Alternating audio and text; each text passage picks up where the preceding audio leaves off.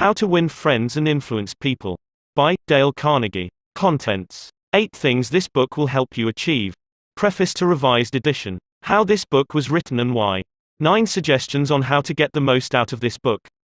A shortcut to distinction. Part 1, Fundamental Techniques in Handling People. 1. If you want to gather honey, don't kick over the beehive.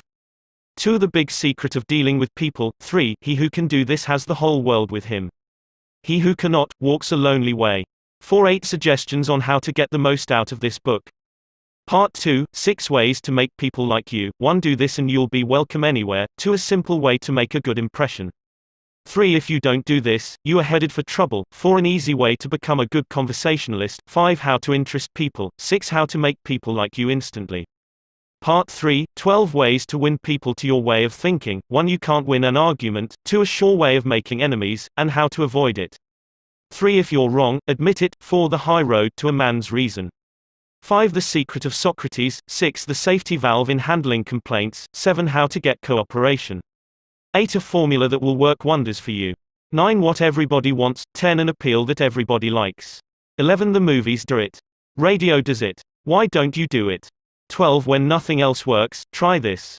Part 4, 9 ways to change people without giving offense or arousing resentment. 1. If you must find fault, this is the way to begin.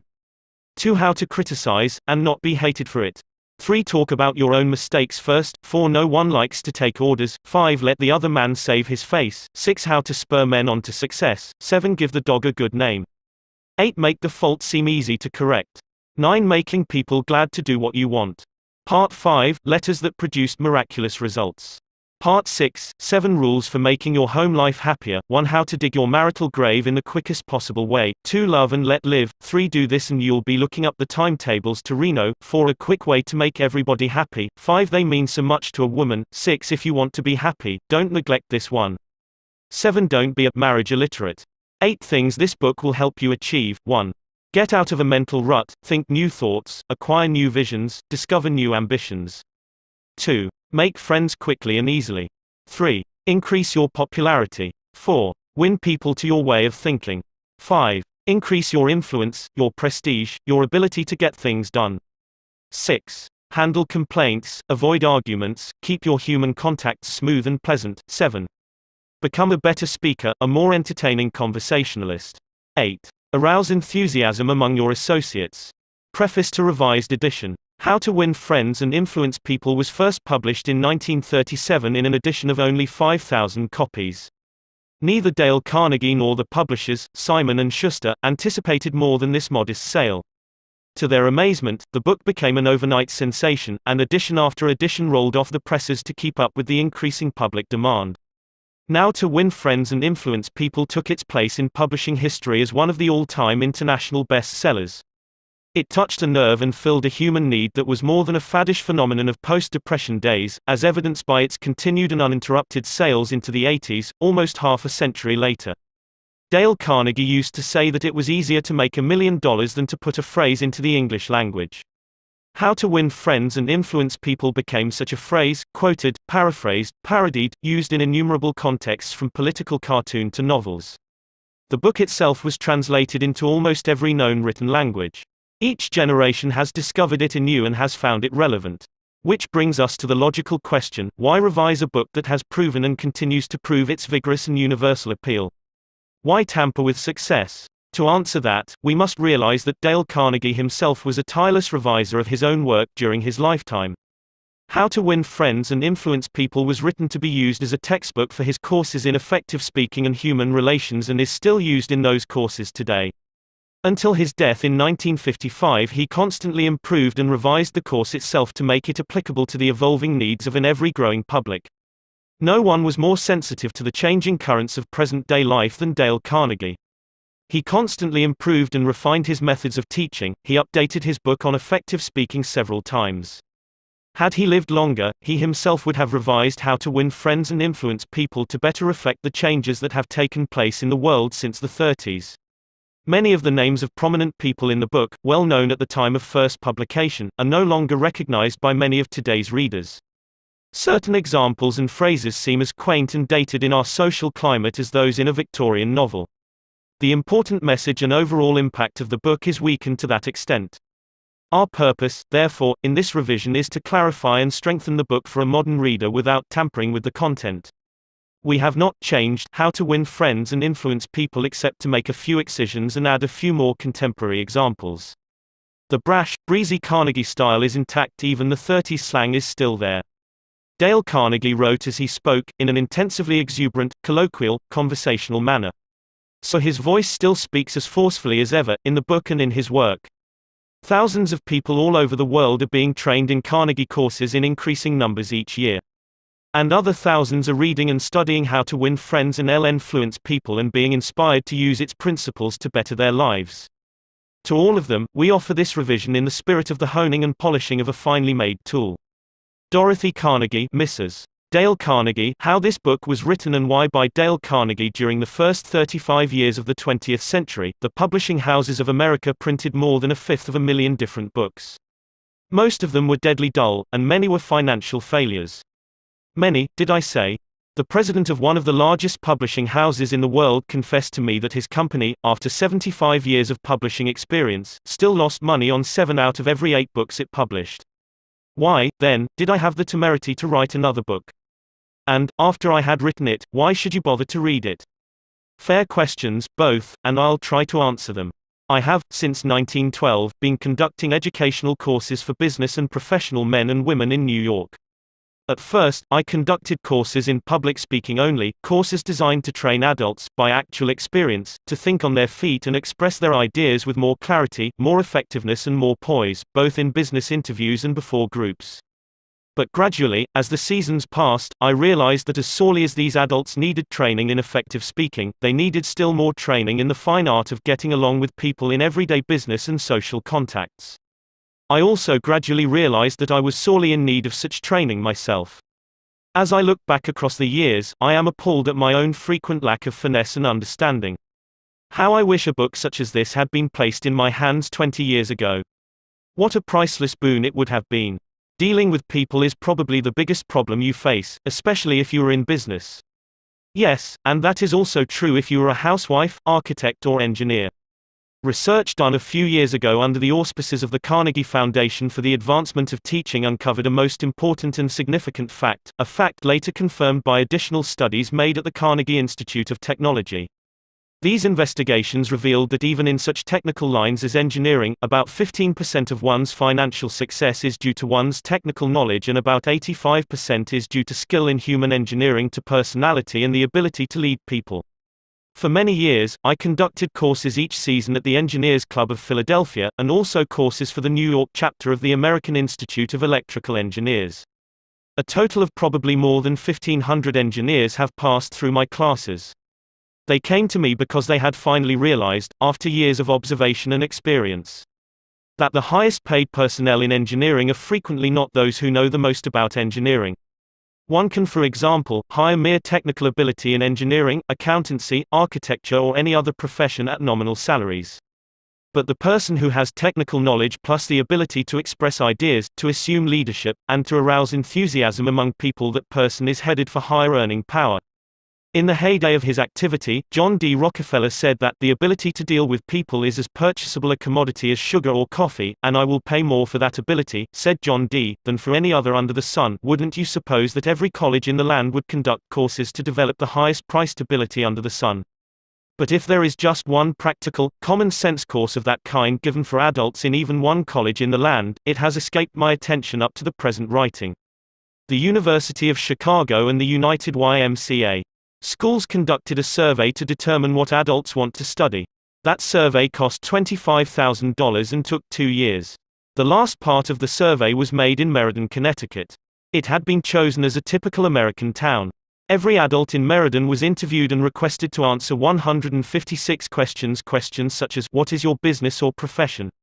Your education? How do you spend your spare time? What is your income? Your hobbies? Your ambitions? Your problems? What subjects are you most interested in studying? And so on. That survey revealed that health is the prime interest of adults and that the second interest is people, how to understand and get along with people, how to make people like you, and how to win others to your way of thinking. So the committee conducting this survey resolved to conduct such a course for adults in Meriden. They searched diligently for a practical textbook on the subject and found not one. Finally, they approached one of the world's outstanding authorities on adult education and asked him if he knew of any book that met the needs of this group. No, he replied, I know what those adults want. But the book they need has never been written. I knew from experience that this statement was true, for I myself had been searching for years to discover a practical, working handbook on human relations. Since no such book existed, I have tried to write one for use in my own courses. And here it is. I hope you like it. In preparation for this book, I read everything that I could find on the subject, everything from newspaper columns, magazine articles, records of the family courts, the writings of the old philosophers and the new psychologists. In addition, I hired a trained researcher to spend 1.5 years in various libraries reading everything I had missed, plowing through erudite tomes on psychology, poring over hundreds of magazine articles, searching through countless biographies, trying to ascertain how the great leaders of all ages had dealt with people. We read their biographies, we read the life stories of all great leaders from Julius Caesar to Thomas Edison. I recall that we read over 100 biographies of Theodore Roosevelt alone. We were determined to spare no time, no expense, to discover every practical idea that anyone had ever used throughout the ages for winning friends and influencing people. I personally interviewed scores of successful people, some of them world-famous inventors like Marconi and Edison, political leaders like Franklin D. Roosevelt and James Farley, business leaders like Owen D. Young, movie stars like Clark Gable and Mary Pickford, and explorers like Martin Johnson, and tried to discover the techniques they used in human relations. From all this material, I prepared a short talk. I called it, How to Win Friends and Influence People. I say, short. It was short in the beginning, but it soon expanded to a lecture that consumed 1 hour and 30 minutes. For years, I gave this talk each season to the adults in the Carnegie Institute courses in New York. I gave the talk and urged the listeners to go out and test it in the business and social contacts, and then come back to class and speak about their experiences and the results they had achieved. What an interesting assignment. These men and women, hungry for self-improvement, were fascinated by the idea of working in a new kind of laboratory, the first and only laboratory of human relationships for adults that had ever existed. This book wasn't written in the usual sense of the word. It grew as a child grows. It grew and developed out of that laboratory, out of the experiences of thousands of adults. Years ago, we started with a set of rules printed on a card no larger than a postcard. The next season we printed a larger card, then a leaflet, then a series of booklets, each one expanding in size and scope. After 15 years of experiment and research came this book. The rules we have set down here are not mere theories or guesswork. They work like magic. Incredible as it sounds, I have seen the application of these principles literally revolutionize the lives of many people. To illustrate, a man with 314 employees joined one of these courses. For years, he had driven and criticized and condemned his employees without stint or discretion. Kindness, words of appreciation and encouragement were alien to his lips. After studying the principles discussed in this book, this employer sharply altered his philosophy of life. His organization is now inspired with a new loyalty, a new enthusiasm, a new spirit of teamwork. 314 enemies have been turned into 314 friends. As he proudly said in a speech before the class, when I used to walk through my establishment, no one greeted me. My employees actually looked the other way when they saw me approaching. But now they are all my friends, and even the janitor calls me by my first name. This employer gained more profit, more leisure, and what is infinitely more important, he found far more happiness in his business and in his home. Countless numbers of salespeople have sharply increased their sales by the use of these principles. Many have opened up new accounts that they had formerly solicited in vain. Executives have been given increased authority, increased pay. One executive reported a large increase in salary because he applied these truths. Another, an executive in the Philadelphia Gas Works Company, was slated for demotion when he was 65 because of his belligerence, because of his inability to lead people skillfully. This training not only saved him from the demotion but brought him a promotion with increased pay. On innumerable occasions, spouses attending the banquet given at the end of the course have told me that their homes have been much happier since their husbands or wives started this training. People are frequently astonished at the new results they achieve. It all seems like magic. In some cases, in their enthusiasm, they have telephoned me at my home on Sundays because they couldn't wait 48 hours to report their achievements at the regular session of the course. One man was so stirred by a talk on these principles that he sat a day far into the night discussing them with other members of the class. At 3 o'clock in the morning, the others went home. But he was so shaken by a realization of his own mistakes, so inspired by the vista of a new and richer world opening before him, that he was unable to sleep. He didn't sleep that night or the next day or the next night. Who was he? A naive, untrained individual ready to gush over any new theory that came along? No, far from it. He was a sophisticated dealer in art, very much the man about town, who spoke 3 languages fluently and was a graduate of 2 European universities. While writing this chapter, I received a letter from a German of the old school, an aristocrat whose forebears had served for generations as professional army officers under the Hohenzollerns. His letter, written from a transatlantic steamer, telling about the application of these principles, rose almost to a religious fervor.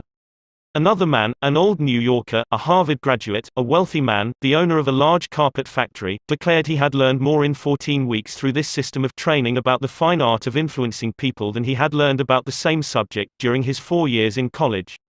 Absurd, laughable, fantastic. Of course, you are privileged to dismiss this statement with whatever adjective you wish. I am merely reporting, without comment, a declaration made by a conservative and eminently successful Harvard graduate in a public address to approximately 600 people at the Yale Club in New York on the evening of Thursday, February 23, 1933. Compared to what we ought to be, said the famous Professor William James of Harvard, compared to what we ought to be, we are only half awake. We are making use of only a small part of our physical and mental resources. Stating the thing broadly, the human individual thus lives far within his limits. He possesses powers of various sorts which he habitually fails to use, those powers which you habitually fail to use. The sole purpose of this book is to help you discover, develop and profit by those dormant and unused assets. Education, said Dr. John G. Hibben, former president of Princeton University, is the ability to meet life's situations. If by the time you have finished reading the first 3 chapters of this book if you aren't then a little better equipped to meet life's situations, then I shall consider this book to be a total failure so far as you are concerned. For, the great aim of education, said Herbert Spencer, is not knowledge but action, and this is an action book.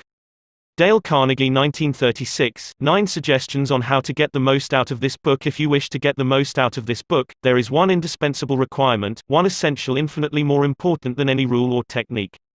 Unless you have this one fundamental requisite, 1,000 rules on how to study will avail little, and if you do have this cardinal endowment, then you can achieve wonders without reading any suggestions for getting the most out of a book. What is this magic requirement? Just this, a deep, driving desire to learn, a vigorous determination to increase your ability to deal with people. How can you develop such an urge?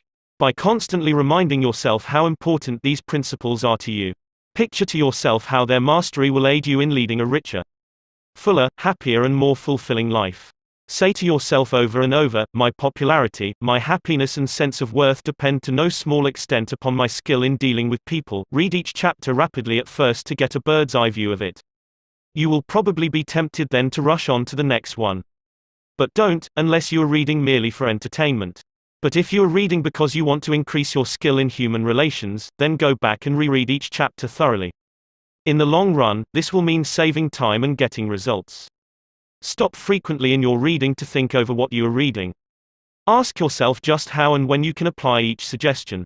Read with a crayon, pencil, pen, magic marker or highlighter in your hand. When you come across a suggestion that you feel you can use, draw a line beside it. If it is a 4-star suggestion, then underscore every sentence or highlight it, or mark it with ********. Marking and underscoring a book makes it more interesting, and far easier to review rapidly. I knew a woman who had been office manager for a large insurance concern for 15 years. Every month, she read all the insurance contracts her company had issued that month. Yes, she read many of the same contracts over month after month, year after year. Why? Because experience had taught her that that was the only way she could keep the provisions clearly in mind. I once spent almost 2 years writing a book on public speaking, and yet I found I had to keep going back over it from time to time in order to remember what I had written in my own book. The rapidity with which we forget is astonishing. So, if you want to get a real, lasting benefit out of this book, don't imagine that skimming through it once will suffice. After reading it thoroughly, you ought to spend a few hours reviewing it every month. Keep it on your desk in front of you every day. Glance through it often. Keep constantly impressing yourself with the rich possibilities for improvement that still lie in the offing. Remember that the use of these principles can be made habitual only by a constant and vigorous campaign of review and application. There is no other way. Bernard Shaw once remarked, "If you teach a man anything, he will never learn." Shaw was right. Learning is an active process. We learn by doing. So, if you desire to master the principles you are studying in this book, do something about them. Apply these rules at every opportunity. If you don't, you will forget them quickly. Only knowledge that is used sticks in your mind. You will probably find it difficult to apply these suggestions all the time. I know because I wrote the book, and yet frequently I found it difficult to apply everything I advocated. For example, when you are displeased, it is much easier to criticize and condemn than it is to try to understand the other person's viewpoint. It is frequently easier to find fault than to find praise. It is more natural to talk about what we want than to talk about what the other person wants. And so on. So, as you read this book, remember that you are not merely trying to acquire information. You are attempting to form new habits. Yes, you are attempting a new way of life. That will require time and persistence and daily application. So refer to these pages often. Regard this as a working handbook on human relations, and whenever you are confronted with some specific problem, such as handling a child, winning your spouse to your way of thinking, or satisfying an irritated customer, hesitate about doing the natural thing, the impulsive thing. This is usually wrong. Instead, turn to these pages and review the paragraphs you have underscored. Then try these new ways and watch them achieve magic for you. Offer your spouse, your child, or some business associate a dime or a dollar every time he or she catches you violating a certain principle. Make a lively game out of mastering these rules. The president of an important Wall Street bank once described, in a talk before one of my classes, a highly efficient system he used for self-improvement. This man had little formal schooling, yet he had become one of the most important financiers in America, and he confessed that he owed most of his success to the constant application of his homemade system. This is what he does. I'll put it in his own words as accurately as I can remember. For years I have kept an engagement book showing all the appointments I had during the day. My family never made any plans for me on Saturday night, for the family knew that I devoted a part of each Saturday evening to the illuminating process of self-examination and review and appraisal. After dinner I went off by myself, opened my engagement book, and thought over all the interviews, discussions and meetings that had taken place during the week.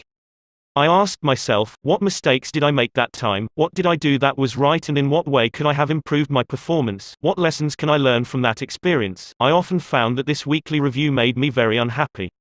I was frequently astonished at my own blunders. Of course, as the years passed, these blunders became less frequent. Sometimes I was inclined to pat myself on the back a little after one of these sessions. This system of self-analysis, self-education, continued year after year, did more for me than any other one thing I have ever attempted. It helped me improve my ability to make decisions, and it aided me enormously in all my contacts with people. I cannot recommend it too highly. Why not use a similar system to check up on your application of the principles discussed in this book? If you do, two things will result. First, you will find yourself engaged in an educational process that is both intriguing and priceless. Second, you will find that your ability to meet and deal with people will grow enormously. You will find at the end of this book several blank pages on which you should record your triumphs in the application of these principles. Be specific. Give names, dates, results. Keeping such a record will inspire you to greater efforts, and how fascinating these entries will be when you chance upon them some evening years from now. In order to get the most out of this book, A. Develop a deep, driving desire to master the principles of human relations. B. Read each chapter twice before going on to the next one. C. As you read, stop frequently to ask yourself how you can apply each suggestion. D. Underscore each important idea. E. Review this book each month. F. Apply these principles at every opportunity. Use this volume as a working handbook to help you solve your daily problems. G. Make a lively game out of your learning by offering some friend a dime or a dollar every time he or she catches you violating one of these principles. H. Check up each week on the progress you are making. Ask yourself what mistakes you have made, what improvement, what lessons you have learned for the future. I. Keep notes in the back of this book showing how and when you have applied these principles. A Shortcut to Distinction by Lowell Thomas. This biographical information about Dale Carnegie was written as an introduction to the original edition of How to Win Friends and Influence People. It is reprinted in this edition to give the readers additional background on Dale Carnegie. It was a cold January night in 1935, but the weather couldn't keep them away. 2,500 men and women thronged into the grand ballroom of the Hotel Pennsylvania in New York. Every available seat was filled by 7:30. At 8 o'clock, the eager crowd was still pouring in. The spacious balcony was soon jammed. Presently even standing space was at a premium, and hundreds of people, tired after navigating a day in business, stood up for an hour and a half that night to witness, what? A fashion show, a 6-day bicycle race, or a personal appearance by Clark Gable. No, these people had been lured there by a newspaper ad. 2 evenings previously, they had seen this full-page announcement in the New York Sun staring them in the face: learn to speak effectively, prepare for leadership. Old stuff. Yes, but believe it or not, in the most sophisticated town on earth, during a depression with 20% of the population on relief, 2,500 people had left their homes and hustled to the hotel in response to that ad. The people who responded were of the upper economic strata, executives, employers and professionals. These men and women had come to hear the opening gun of an ultra-modern, ultra-practical course in Effective Speaking and Influencing Men in Business, a course given by the Dale Carnegie Institute of Effective Speaking and Human Relations. Why were they there, these 2,500 businessmen and women? Because of a sudden hunger for more education because of the Depression? Apparently not, for this same course had been playing to packed houses in New York City every season for the preceding 24 years. During that time, more than 15,000 business and professional people had been trained by Dale Carnegie. Even large, skeptical, conservative organizations such as the Westinghouse Electric Company, the McGraw-Hill Publishing Company, the Brooklyn Union Gas Company, the Brooklyn Chamber of Commerce, the American Institute of Electrical Engineers and the New York Telephone Company have had this training conducted in their own offices for the benefit of their members and executives. The fact that these people, 10 or 20 years after leaving grade school, high school or college, come and take this training is a glaring commentary on the shocking deficiencies of our educational system. What do adults really want to study? That is an important question, and in order to answer it, the University of Chicago, the American Association for Adult Education, and the United YMCA Schools made a survey over a 2-year period. That survey revealed that the prime interest of adults is health. It also revealed that the second interest is in developing skill in human relationships. They want to learn the technique of getting along with and influencing other people. They don't want to become public speakers, and they don't want to listen to a lot of high-sounding talk about psychology. They want suggestions they can use immediately in business, in social contacts and in the home. So that was what adults wanted to study, was it? All right, said the people making the survey. Fine. If that is what they want, we'll give it to them. Looking around for a textbook, they discovered that no working manual had ever been written to help people solve their daily problems in human relationships. Here was a fine kettle of fish. For hundreds of years, learned volumes had been written on Greek and Latin and higher mathematics, topics about which the average adult doesn't give two hoots. But on the one subject on which he has a thirst for knowledge, a veritable passion for guidance and help, nothing. This explained the presence of 2,500 eager adults crowding into the grand ballroom of the Hotel Pennsylvania in response to a newspaper advertisement. Here, apparently, at last was the thing for which they had long been seeking. Back in high school and college, they had pored over books, believing that knowledge alone was the open sesame to financial and professional rewards. But a few years in the rough and tumble of business and professional life had brought sharp disillusionment. They had seen some of the most important business successes won by men who possessed, in addition to their knowledge, the ability to talk well, to win people to their way of thinking, and to sell themselves and their ideas. They soon discovered that if one aspired to wear the captain's cap and navigate the ship of business, personality and the ability to talk are more important than a knowledge of Latin verbs or a sheepskin from Harvard. The advertisement in the New York Sun promised that the meeting would be highly entertaining. It was. 18 people who had taken the course were marshaled in front of the loudspeaker, and 15 of them were given precisely 75 seconds each to tell his or her story. Only 75 seconds of talk, then, bang, went the gavel, and the chairman shouted, "Time." Next speaker. The affair moved with the speed of a herd of buffalo thundering across the plains. Spectators stood for an hour and a half to watch the performance. The speakers were a cross-section of life: several sales representatives, a chain store executive, a baker, the president of a trade association, 2 bankers, an insurance agent, an accountant, a dentist, an architect, a druggist who had come from Indianapolis to New York to take the course, a lawyer who had come from Havana in order to prepare himself to give one important 3-minute speech. The first speaker bore the Gaelic name Patrick J. O'Hare. Born in Ireland, he attended school for only 4 years, drifted to America, worked as a mechanic, then as a chauffeur. Now, however, he was 40, he had a growing family and needed more money, so he tried selling trucks. Suffering from an inferiority complex that, as he put it, was eating his heart out, he had to walk up and down in front of an office half a dozen times before he could summon up enough courage to open the door. He was so discouraged as a salesman that he was thinking of going back to working with his hands in a machine shop, when one day he received a letter inviting him to an organization meeting of the Dale Carnegie course in effective speaking. He didn't want to attend. He feared he would have to associate with a lot of college graduates, that he would be out of place. His despairing wife insisted that he go, saying, "It may do you some good, Pat. God knows you need it." He went down to the place where the meeting was to be held and stood on the sidewalk for 5 minutes before he could generate enough self-confidence to enter the room. The first few times he tried to speak in front of the others, he was dizzy with fear. But as the weeks drifted by, he lost all fear of audiences and soon found that he loved to talk. The bigger the crowd, the better. And he also lost his fear of individuals and of his superiors. He presented his ideas to them, and soon he had been advanced into the sales department. He had become a valued and much liked member of his company. This night, in the Hotel Pennsylvania, Patrick O'Hare stood in front of 2,500 people and told a gay, rollicking story of his achievements.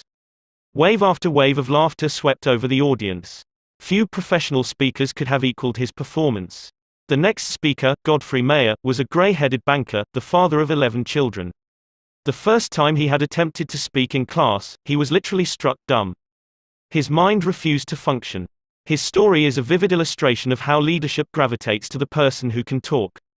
He worked on Wall Street, and for 25 years he had been living in Clifton, New Jersey.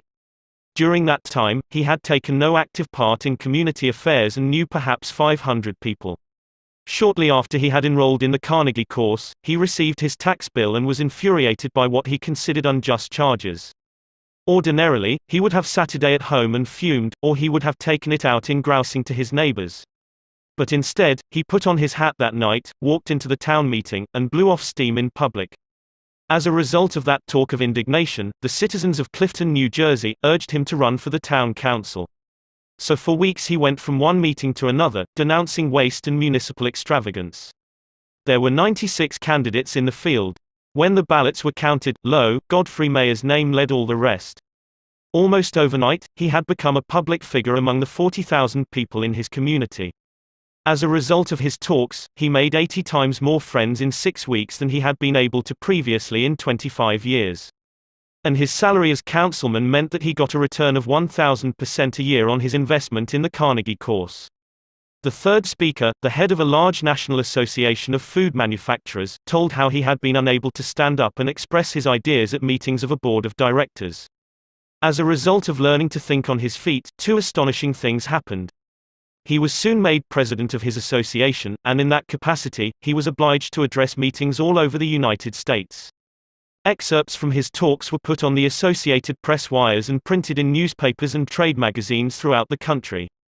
In 2 years, after learning to speak more effectively, he received more free publicity for his company and its products than he had been able to get previously with $250,000 spent in direct advertising.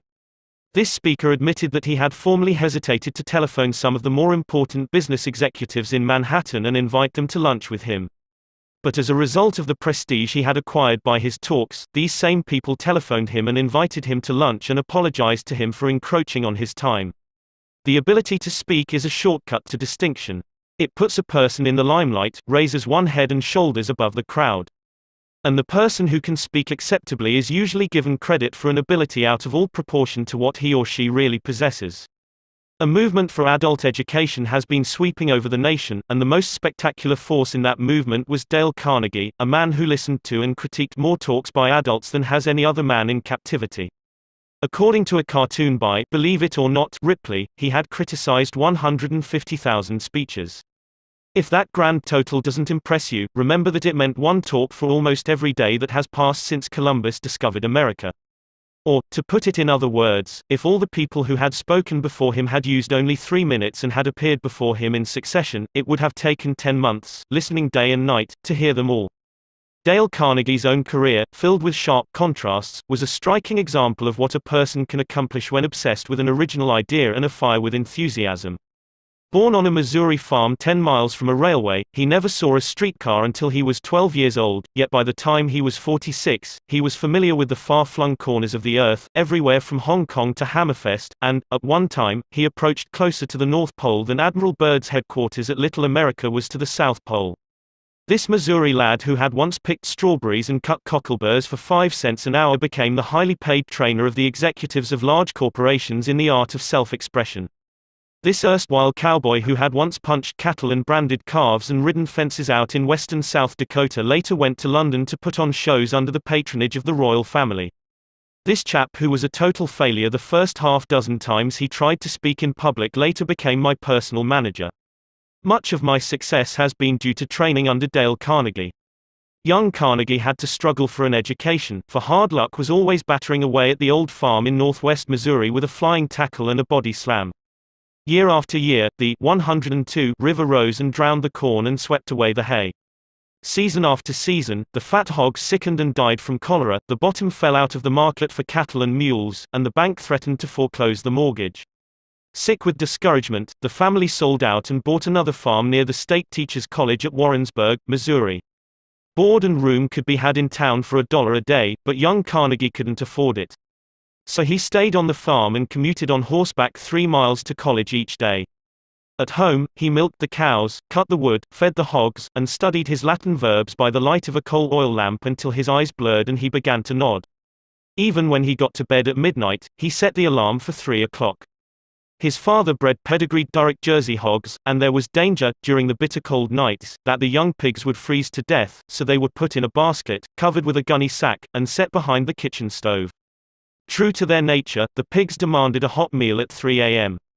So when the alarm went off, Dale Carnegie crawled out of the blankets, took the basket of pigs out to their mother, waited for them to nurse, and then brought them back to the warmth of the kitchen stove. There were 600 students in State Teachers College, and Dale Carnegie was one of the isolated half dozen who couldn't afford to board in town. He was ashamed of the poverty that made it necessary for him to ride back to the farm and milk the cows every night. He was ashamed of his coat, which was too tight, and his trousers, which were too short. Rapidly developing an inferiority complex, he looked about for some shortcut to distinction. He soon saw that there were certain groups in college that enjoyed influence and prestige, the football and baseball players and the chaps who won the debating and public speaking contests. Realizing that he had no flair for athletics, he decided to win one of the speaking contests. He spent months preparing his talks. He practiced as he Saturday in the saddle galloping to college and back, he practiced his speeches as he milked the cows, and then he mounted a bale of hay in the barn and with great gusto and gestures harangued the frightened pigeons about the issues of the day. But in spite of all his earnestness and preparation, he met with defeat after defeat. He was 18 at the time, sensitive and proud. He became so discouraged, so depressed, that he even thought of suicide. And then suddenly he began to win, not one contest, but every speaking contest in college. Other students pleaded with him to train them, and they won also. After graduating from college, he started selling correspondence courses to the ranchers among the sandhills of western Nebraska and eastern Wyoming. In spite of all his boundless energy and enthusiasm, he couldn't make the grade. He became so discouraged that he went to his hotel room in Alliance, Nebraska, in the middle of the day, threw himself across the bed, and wept in despair. He longed to go back to college, he longed to retreat from the harsh battle of life, but he couldn't. So he resolved to go to Omaha and get another job. He didn't have the money for a railroad ticket, so he traveled on a freight train, feeding and watering 2 carloads of wild horses in return for his passage. After landing in South Omaha, he got a job selling bacon and soap and lard for Armour and Company. His territory was up among the Badlands and the cow and Indian country of western South Dakota. He covered his territory by freight train and stage coach and horseback and slept in pioneer hotels where the only partition between the rooms was a sheet of muslin. He studied books on salesmanship, rode bucking broncos, played poker with the Indians, and learned how to collect money. And when, for example, an inland storekeeper couldn't pay cash for the bacon and hams he had ordered, Dale Carnegie would take a dozen pairs of shoes off his shelf, sell the shoes to the railroad men, and forward the receipts to Armour and Company. He would often ride a freight train 100 miles a day. When the train stopped to unload freight, he would dash uptown, see 3 or 4 merchants, get his orders, and when the whistle blew, he would dash down the street again lickety-split and swing onto the train while it was moving. Within 2 years, he had taken an unproductive territory that had stood in the 25th place and had boosted it to first place among all the 29 car routes leading out of South Omaha. Armour and Company offered to promote him, saying, "You have achieved what seemed impossible." But he refused the promotion and resigned, went to New York, studied at the American Academy of Dramatic Arts, and toured the country, playing the role of Dr. Hartley in Polly of the Circus. He would never be a Booth or a Barrymore. He had the good sense to recognize that, so back he went to sales work, selling automobiles and trucks for the Packard Motor Car Company. He knew nothing about machinery and cared nothing about it. Dreadfully unhappy, he had to scourge himself to his task each day. He longed to have time to study, to write the books he had dreamed about writing back in college. So he resigned. He was going to spend his days writing stories and novels and support himself by teaching in a night school. Teaching what? As he looked back and evaluated his college work, he saw that his training in public speaking had done more to give him confidence, courage, poise and the ability to meet and deal with people in business than had all the rest of his college courses put together, so he urged the YMCA schools in New York to give him a chance to conduct courses in public speaking for people in business. What? Make orators out of business people?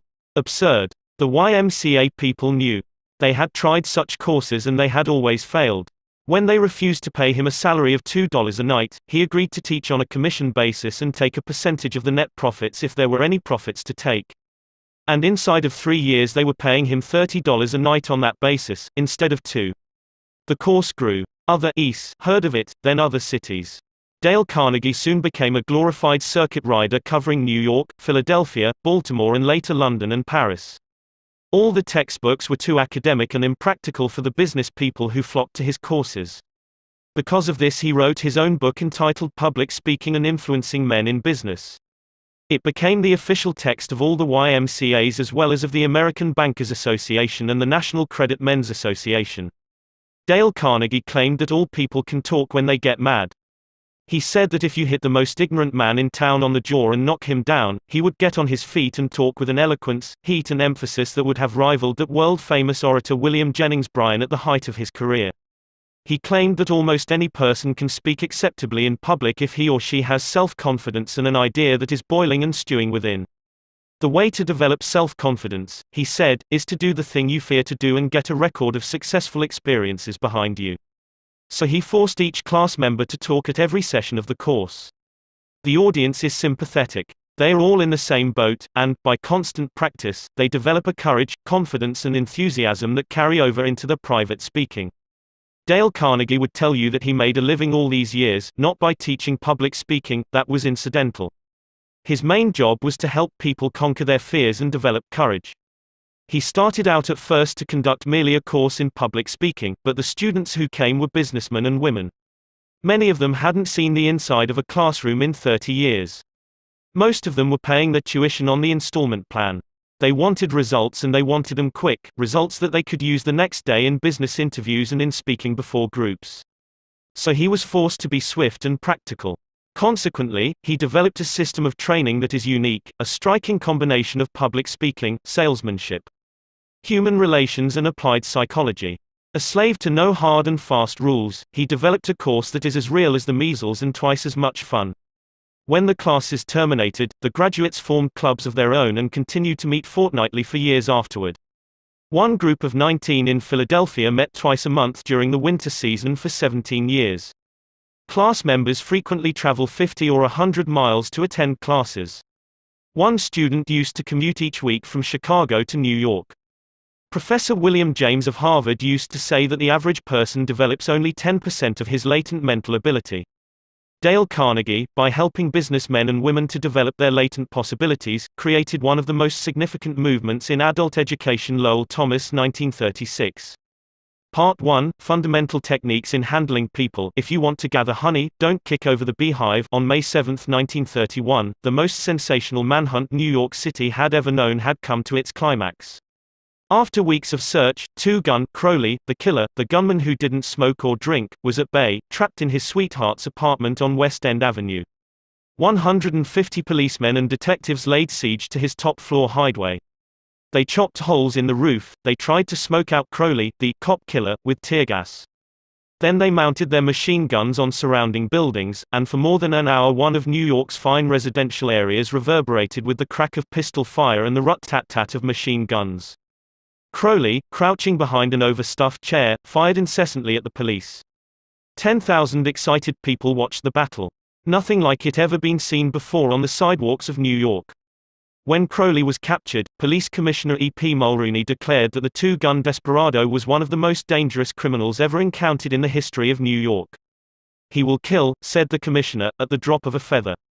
But how did two-gun Crowley regard himself?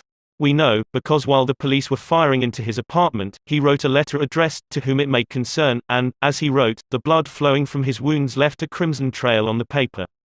In this letter Crowley said, "Under my coat is a weary heart, but a kind one, one that would do nobody any harm." A short time before this, Crowley had been having a necking party with his girlfriend on a country road out on Long Island.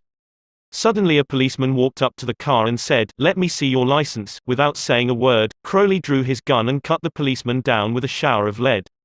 As the dying officer fell, Crowley leaped out of the car, grabbed the officer's revolver, and fired another bullet into the prostrate body. And that was the killer who said, "Under my coat is a weary heart, but a kind one, one that would do nobody any harm." Crowley was sentenced to the electric chair. When he arrived at the death house in Sing Sing, did he say, "This is what I get for killing people"? No, he said, "This is what I get for defending myself." The point of the story is this: two-gun Crowley didn't blame himself for anything. Is that an unusual attitude among criminals? If you think so, listen to this. "I have spent the best years of my life giving people the lighter pleasures, helping them have a good time, and all I get is abuse, the existence of a hunted man." That's Al Capone speaking. Yes, America's most notorious public enemy, the most sinister gang leader who ever shot up Chicago. Capone didn't condemn himself. He actually regarded himself as a public benefactor, an unappreciated and misunderstood public benefactor. And so did Dutch Schultz before he crumpled up under gangster bullets in Newark. Dutch Schultz, one of New York's most notorious rats, said in a newspaper interview that he was a public benefactor. And he believed it. I have had some interesting correspondence with Lewis Laws, who was warden of New York's infamous Sing Sing prison for many years, on this subject, and he declared that few of the criminals in Sing Sing regard themselves as bad men. They are just as human as you and I, so they rationalize, they explain. They can tell you why they had to crack a safe or be quick on the trigger finger. Most of them attempt by a form of reasoning, fallacious or logical, to justify their antisocial acts even to themselves, consequently stoutly maintaining that they should never have been imprisoned at all. If Al Capone, two-gun Crowley, Dutch Schultz, and the desperate men and women behind prison walls don't blame themselves for anything, what about the people with whom you and I come in contact? John Wanamaker, founder of the stores that bear his name, once confessed, "I learned 30 years ago that it is foolish to scold. I have enough trouble overcoming my own limitations without fretting over the fact that God has not seen fit to distribute evenly the gift of intelligence." Wanamaker learned this lesson early, but I personally had to blunder through this old world for a third of a century before it even began to dawn upon me that 99 times out of 100, people don't criticize themselves for anything, no matter how wrong it may be. Criticism is futile because it puts a person on the defensive and usually makes him strive to justify himself. Criticism is dangerous, because it wounds a person's precious pride, hurts his sense of importance, and arouses resentment. B.F. Skinner, the world-famous psychologist, proved through his experiments that an animal rewarded for good behavior will learn much more rapidly and retain what it learns far more effectively than an animal punished for bad behavior. Later studies have shown that the same applies to humans. By criticizing, we do not make lasting changes and often incur resentment. Hans Selye, another great psychologist, said, "As much as we thirst for approval, we dread condemnation." The resentment that criticism engenders can demoralize employees, family members and friends, and still not correct the situation that has been condemned. George B. Johnston of Enid, Oklahoma, is the safety coordinator for an engineering company. One of his responsibilities is to see that employees wear their hard hats whenever they are on the job in the field. He reported that whenever he came across workers who were not wearing hard hats, he would tell them with a lot of authority of the regulation and that they must comply. As a result, he would get sullen acceptance, and often after he left, the workers would remove the hats. He decided to try a different approach. The next time he found some of the workers not wearing their hard hat, he asked if the hats were uncomfortable or did not fit properly. Then he reminded the men in a pleasant tone of voice that the hat was designed to protect them from injury and suggested that it always be worn on the job. The result was increased compliance with the regulation with no resentment or emotional upset. You will find examples of the futility of criticism bristling on 1,000 pages of history. Take, for example, the famous quarrel between Theodore Roosevelt and President Taft, a quarrel that split the Republican Party, put Woodrow Wilson in the White House, and wrote bold, luminous lines across the First World War and altered the flow of history. Let's review the facts quickly. When Theodore Roosevelt stepped out of the White House in 1908, he supported Taft, who was elected president. Then Theodore Roosevelt went off to Africa to shoot lions. When he returned, he exploded.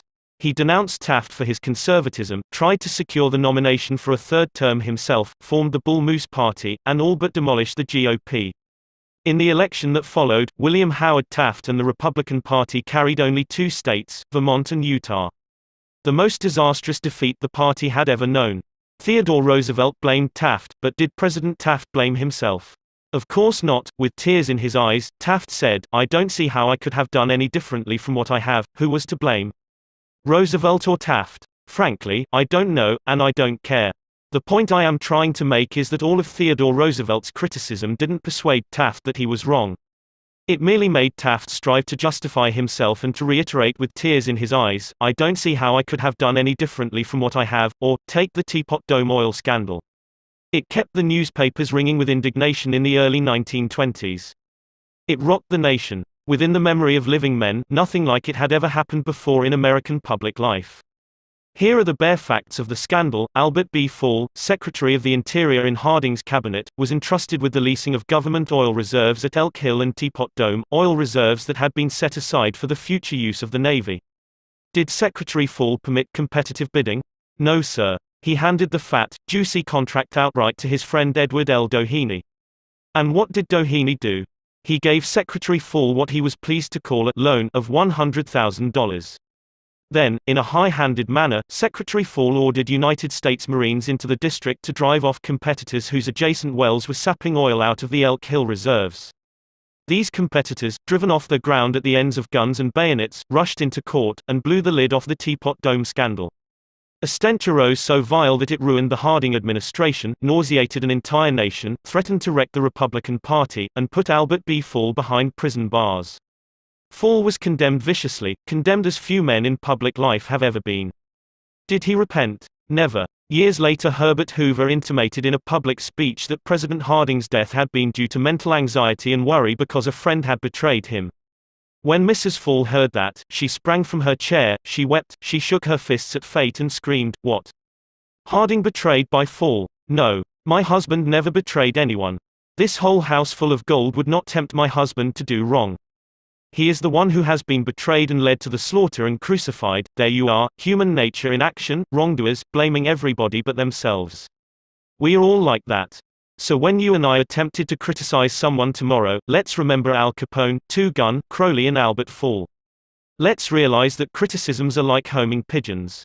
They always return home. Let's realize that the person we are going to correct and condemn will probably justify himself or herself, and condemn us in return, or, like the gentle Taft, will say, "I don't see how I could have done any differently from what I have." On the morning of April 15, 1865, Abraham Lincoln lay dying in a hall bedroom of a cheap lodging house directly across the street from Ford's Theater, where John Wilkes Booth had shot him. Lincoln's long body lay stretched diagonally across a sagging bed that was too short for him. A cheap reproduction of Rosa Bonheur's famous painting The Horsefair hung above the bed, and a dismal gas jet flickered yellow light. As Lincoln lay dying, Secretary of War Stanton said, "There lies the most perfect ruler of men that the world has ever seen." What was the secret of Lincoln's success in dealing with people? I studied the life of Abraham Lincoln for 10 years and devoted all of 3 years to writing and rewriting a book entitled Lincoln the Unknown. I believe I have made as detailed and exhaustive a study of Lincoln's personality and home life as it is possible for any being to make. I made a special study of Lincoln's method of dealing with people. Did he indulge in criticism? Oh, yes. As a young man in the Pigeon Creek Valley of Indiana, he not only criticized but he wrote letters and poems ridiculing people and dropped these letters on the country roads where they were sure to be found. One of these letters aroused resentments that burned for a lifetime. Even after Lincoln had become a practicing lawyer in Springfield, Illinois, he attacked his opponents openly in letters published in the newspapers.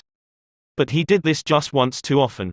In the autumn of 1842 he ridiculed a vain, pugnacious politician by the name of James Shields.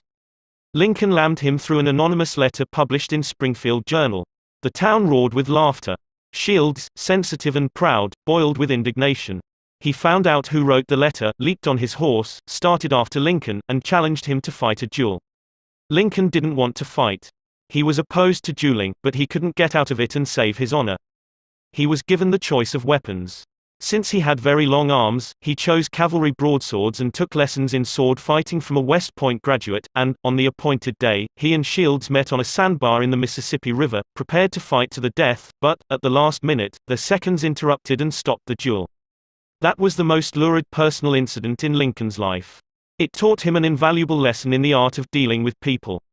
Never again did he write an insulting letter. Never again did he ridicule anyone.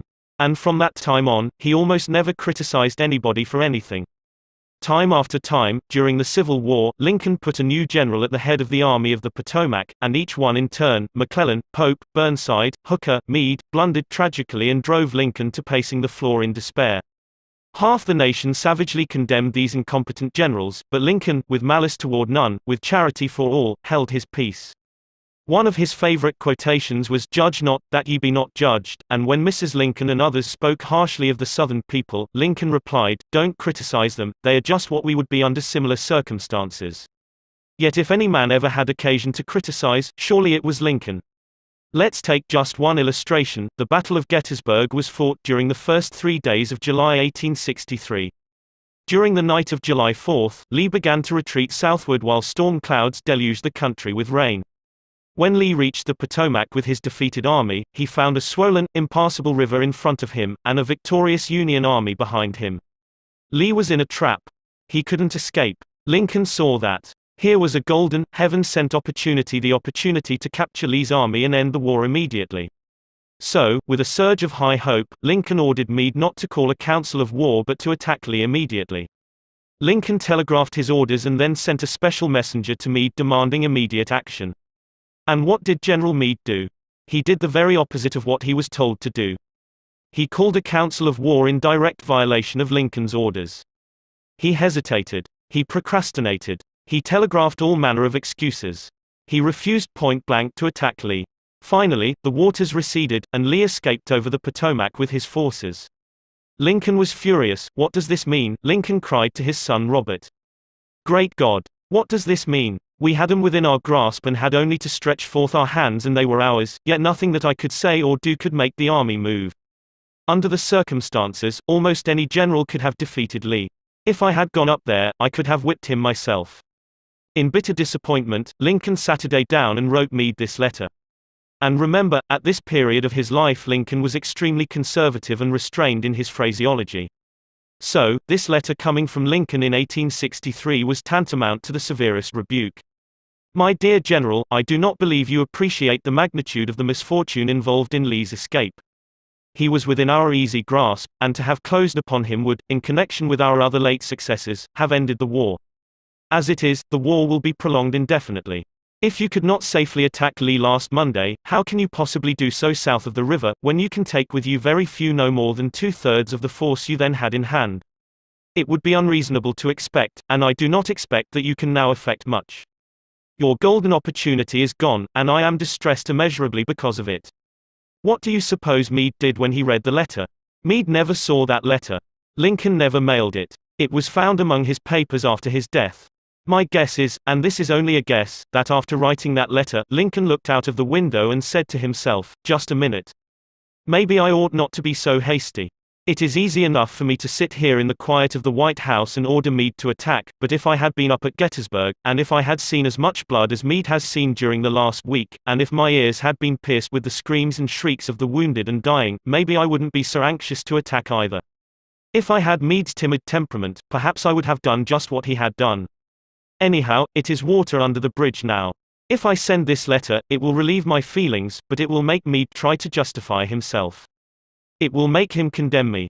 It will arouse hard feelings, impair all his further usefulness as a commander, and perhaps force him to resign from the army. So, as I have already said, Lincoln put the letter aside, for he had learned by bitter experience that sharp criticisms and rebukes almost invariably end in futility. Theodore Roosevelt said that when he, as president, was confronted with a perplexing problem, he used to lean back and look up at a large painting of Lincoln which hung above his desk in the White House and ask himself, what would Lincoln do if he were in my shoes? How would he solve this problem? The next time we attempted to admonish somebody, let's pull a $5 bill out of our pocket, look at Lincoln's picture on the bill, and ask, how would Lincoln handle this problem if he had it? Mark Twain lost his temper occasionally and wrote letters that turned the paper brown. For example, he once wrote to a man who had aroused his ire, the thing for you is a burial permit. You have only to speak and I will see that you get it. On another occasion he wrote to an editor about a proofreader's attempts to improve my spelling and punctuation. He ordered, set the matter according to my copy hereafter and see that the proofreader retains his suggestions in the mush of his decayed brain. The writing of these stinging letters made Mark Twain feel better. They allowed him to blow off steam, and the letters didn't do any real harm, because Mark's wife secretly lifted them out of the mail. They were never sent. Do you know someone you would like to change and regulate and improve? Good. That is fine. I am all in favor of it, but why not begin on yourself? From a purely selfish standpoint, that is a lot more profitable than trying to improve others, yes, and a lot less dangerous. Don't complain about the snow on your neighbor's roof, said Confucius, when your own doorstep is unclean. When I was still young and trying hard to impress people, I wrote a foolish letter to Richard Harding Davis, an author who once loomed large on the literary horizon of America. I was preparing a magazine article about authors, and I asked Davis to tell me about his method of work. A few weeks earlier, I had received a letter from someone with this notation at the bottom, dictated but not read. I was quite impressed. I felt that the writer must be very big and busy and important. I wasn't the slightest bit busy, but I was eager to make an impression on Richard Harding Davis, so I ended my short note with the words, dictated but not read. He never troubled to answer the letter. He simply returned it to me with this scribbled across the bottom, your bad manners are exceeded only by your bad manners. True, I had blundered, and perhaps I deserved this rebuke. But, being human, I resented it. I resented it so sharply that when I read of the death of Richard Harding Davis 10 years later, the one thought that still persisted in my mind, I am ashamed to admit, was the hurt he had given me. If you and I want to stir up a resentment tomorrow that may rankle across the decades and endure until death, just let us indulge in a little stinging criticism no matter how certain we are that it is justified.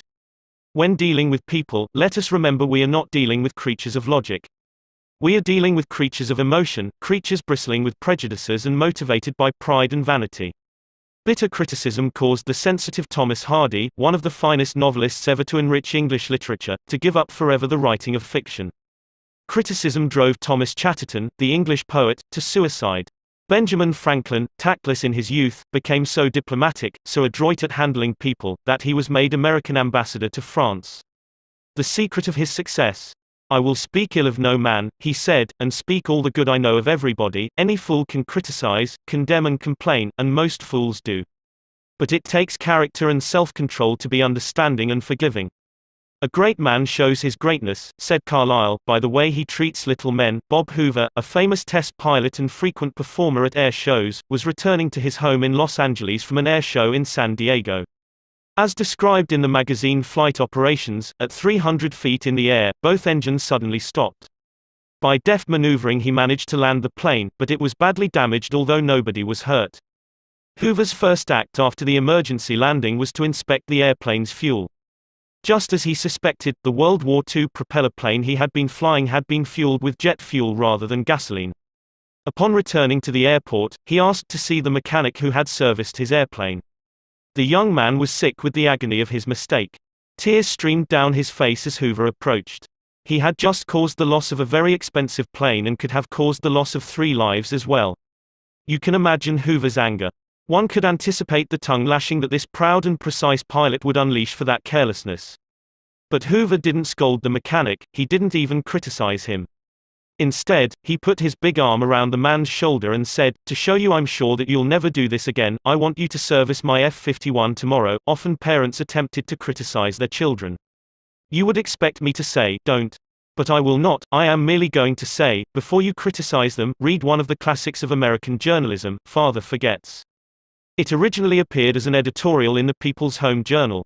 We are reprinting it here with the author's permission, as condensed in the Reader's Digest. Father Forgets is one of those little pieces which, dashed off in a moment of sincere feeling, strikes an echoing chord in so many readers as to become a perennial reprint favorite. Since its first appearance, Father Forgets has been reproduced, writes the author, W. Livingston Land, in hundreds of magazines and house organs, and in newspapers the country over. It has been reprinted almost as extensively in many foreign languages. I have given personal permission to thousands who wish to read it from school, church, and lecture platforms. It has been on the air on countless occasions and programs. Oddly enough, college periodicals have used it, and high school magazines. Sometimes a little piece seems mysteriously to click. This one certainly did. Father Forgets. W. Livingston Land. Listen, son, I am saying this as you lie asleep, one little paw crumpled under your cheek and the blonde curls stickily wet on your damp forehead. I have stolen into your room alone. Just a few minutes ago, as I sat reading my paper in the library, a stifling wave of remorse swept over me. Guiltily I came to your bedside. There are the things I was thinking, son. I had been cross with you. I scolded you as you were dressing for school because you gave your face merely a dab with a towel. I took you to task for not cleaning your shoes. I called out angrily when you threw some of your things on the floor. At breakfast I found fault, too. You spilled things. You gulped down your food. You put your elbows on the table. You spread butter too thick on your bread. And as you started off to play and I made for my train, you turned and waved a hand and called, "Goodbye, Daddy," and I frowned, and said in reply, "Hold your shoulders back." Then it began all over again in the late afternoon. As I came up the road, I spied you, down on your knees, playing marbles. There were holes in your stockings. I humiliated you before your boyfriends by marching you ahead of me to the house. Stockings were expensive, and if you had to buy them you would be more careful. Imagine that, son, from a father. Do you remember, later, when I was reading in the library, how you came in timidly, with a sort of hurt look in your eyes? When I glanced up over my paper, impatient at the interruption, you hesitated at the door. "What is it you want?" I snapped. You said nothing, but ran across in one tempestuous plunge, and threw your arms around my neck and kissed me, and your small arms tightened with an affection that God had set blooming in your heart and which even neglect could not wither. And then you were gone, pattering up the stairs. Well, son, it was shortly afterwards that my paper slipped from my hands and a terrible sickening fear came over me. What has habit been doing to me? The habit of finding fault, of reprimanding. This was my reward to you for being a boy. It was not that I did not love you, it was that I expected too much of youth. I was measuring you by the yardstick of my own years. And there was so much that was good and fine and true in your character. The little heart of you was as big as the dawn itself over the wide hills. This was shown by your spontaneous impulse to rush in and kiss me good night. Nothing else matters tonight, son. I have come to your bedside in the darkness, and I have knelt there, ashamed. It is a feeble atonement. I know you would not understand these things if I told them to you during your waking hours. But tomorrow I will be a real daddy.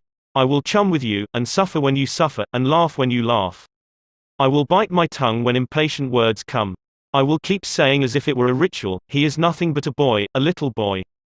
I am afraid I have visualized you as a man. Yet as I see you now, son, crumpled and weary in your cot, I see that you are still a baby. Yesterday you were in your mother's arms, your head on her shoulder. I have asked too much, too much. Instead of condemning people, let's try to understand them. Let's try to figure out why they do what they do. That's a lot more profitable and intriguing than criticism, and it breeds sympathy, tolerance and kindness. To know all is to forgive all. As Dr. Johnson said, God himself, sir, does not propose to judge man until the end of his days. Why should you and I? Principle 1. Don't criticize, condemn or complain with a well thought out and educated way to add a solution. The big secret of dealing with people: there is only one way under high heaven to get anybody to do anything. Did you ever stop to think of that? Yes, just one way. And that is by making the other person want to do it. Remember, there is no other way. Of course, you can make someone want to give you his watch by sticking a revolver in his ribs. You can make your employees give you cooperation, until your back is turned, by threatening to fire them. You can make a child do what you want it to do by a whip or a threat. But these crude methods have sharply undesirable repercussions. The only way I can get you to do anything is by giving you what you want. What do you want? Sigmund Freud said that everything you and I do springs from two motives, the sex urge and the desire to be great. John Dewey, one of America's most profound philosophers, phrased it a bit differently. Dr. Dewey said that the deepest urge in human nature is the desire to be important. Remember that phrase, the desire to be important. It is significant. You are going to hear a lot about it in this book. What do you want? Not many things, but the few that you do wish, you crave with an insistence that will not be denied. Some of the things most people want include 1. Health and the preservation of life. 2. Food. 3. Sleep. 4. Money and the things money will buy. 5. Life in the hereafter. 6. Sexual gratification. 7. The well-being of our children. 8.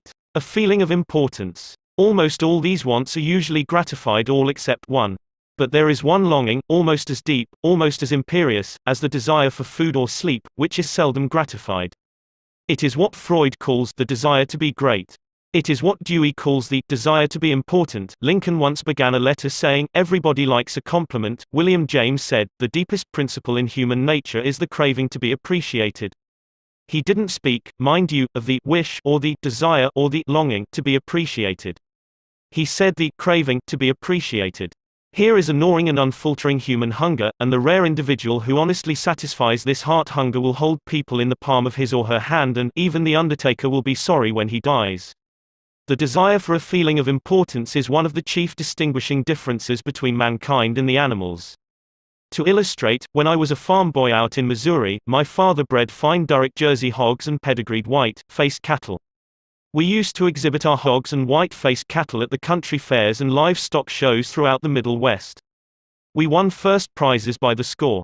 My father pinned his blue ribbons on a sheet of white muslin, and when friends or visitors came to the house, he would get out the long sheet of muslin. He would hold one end and I would hold the other while he exhibited the blue ribbons. The hogs didn't care about the ribbons they had won.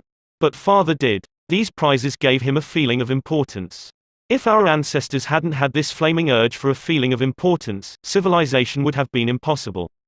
Without it, we should have been just about like animals.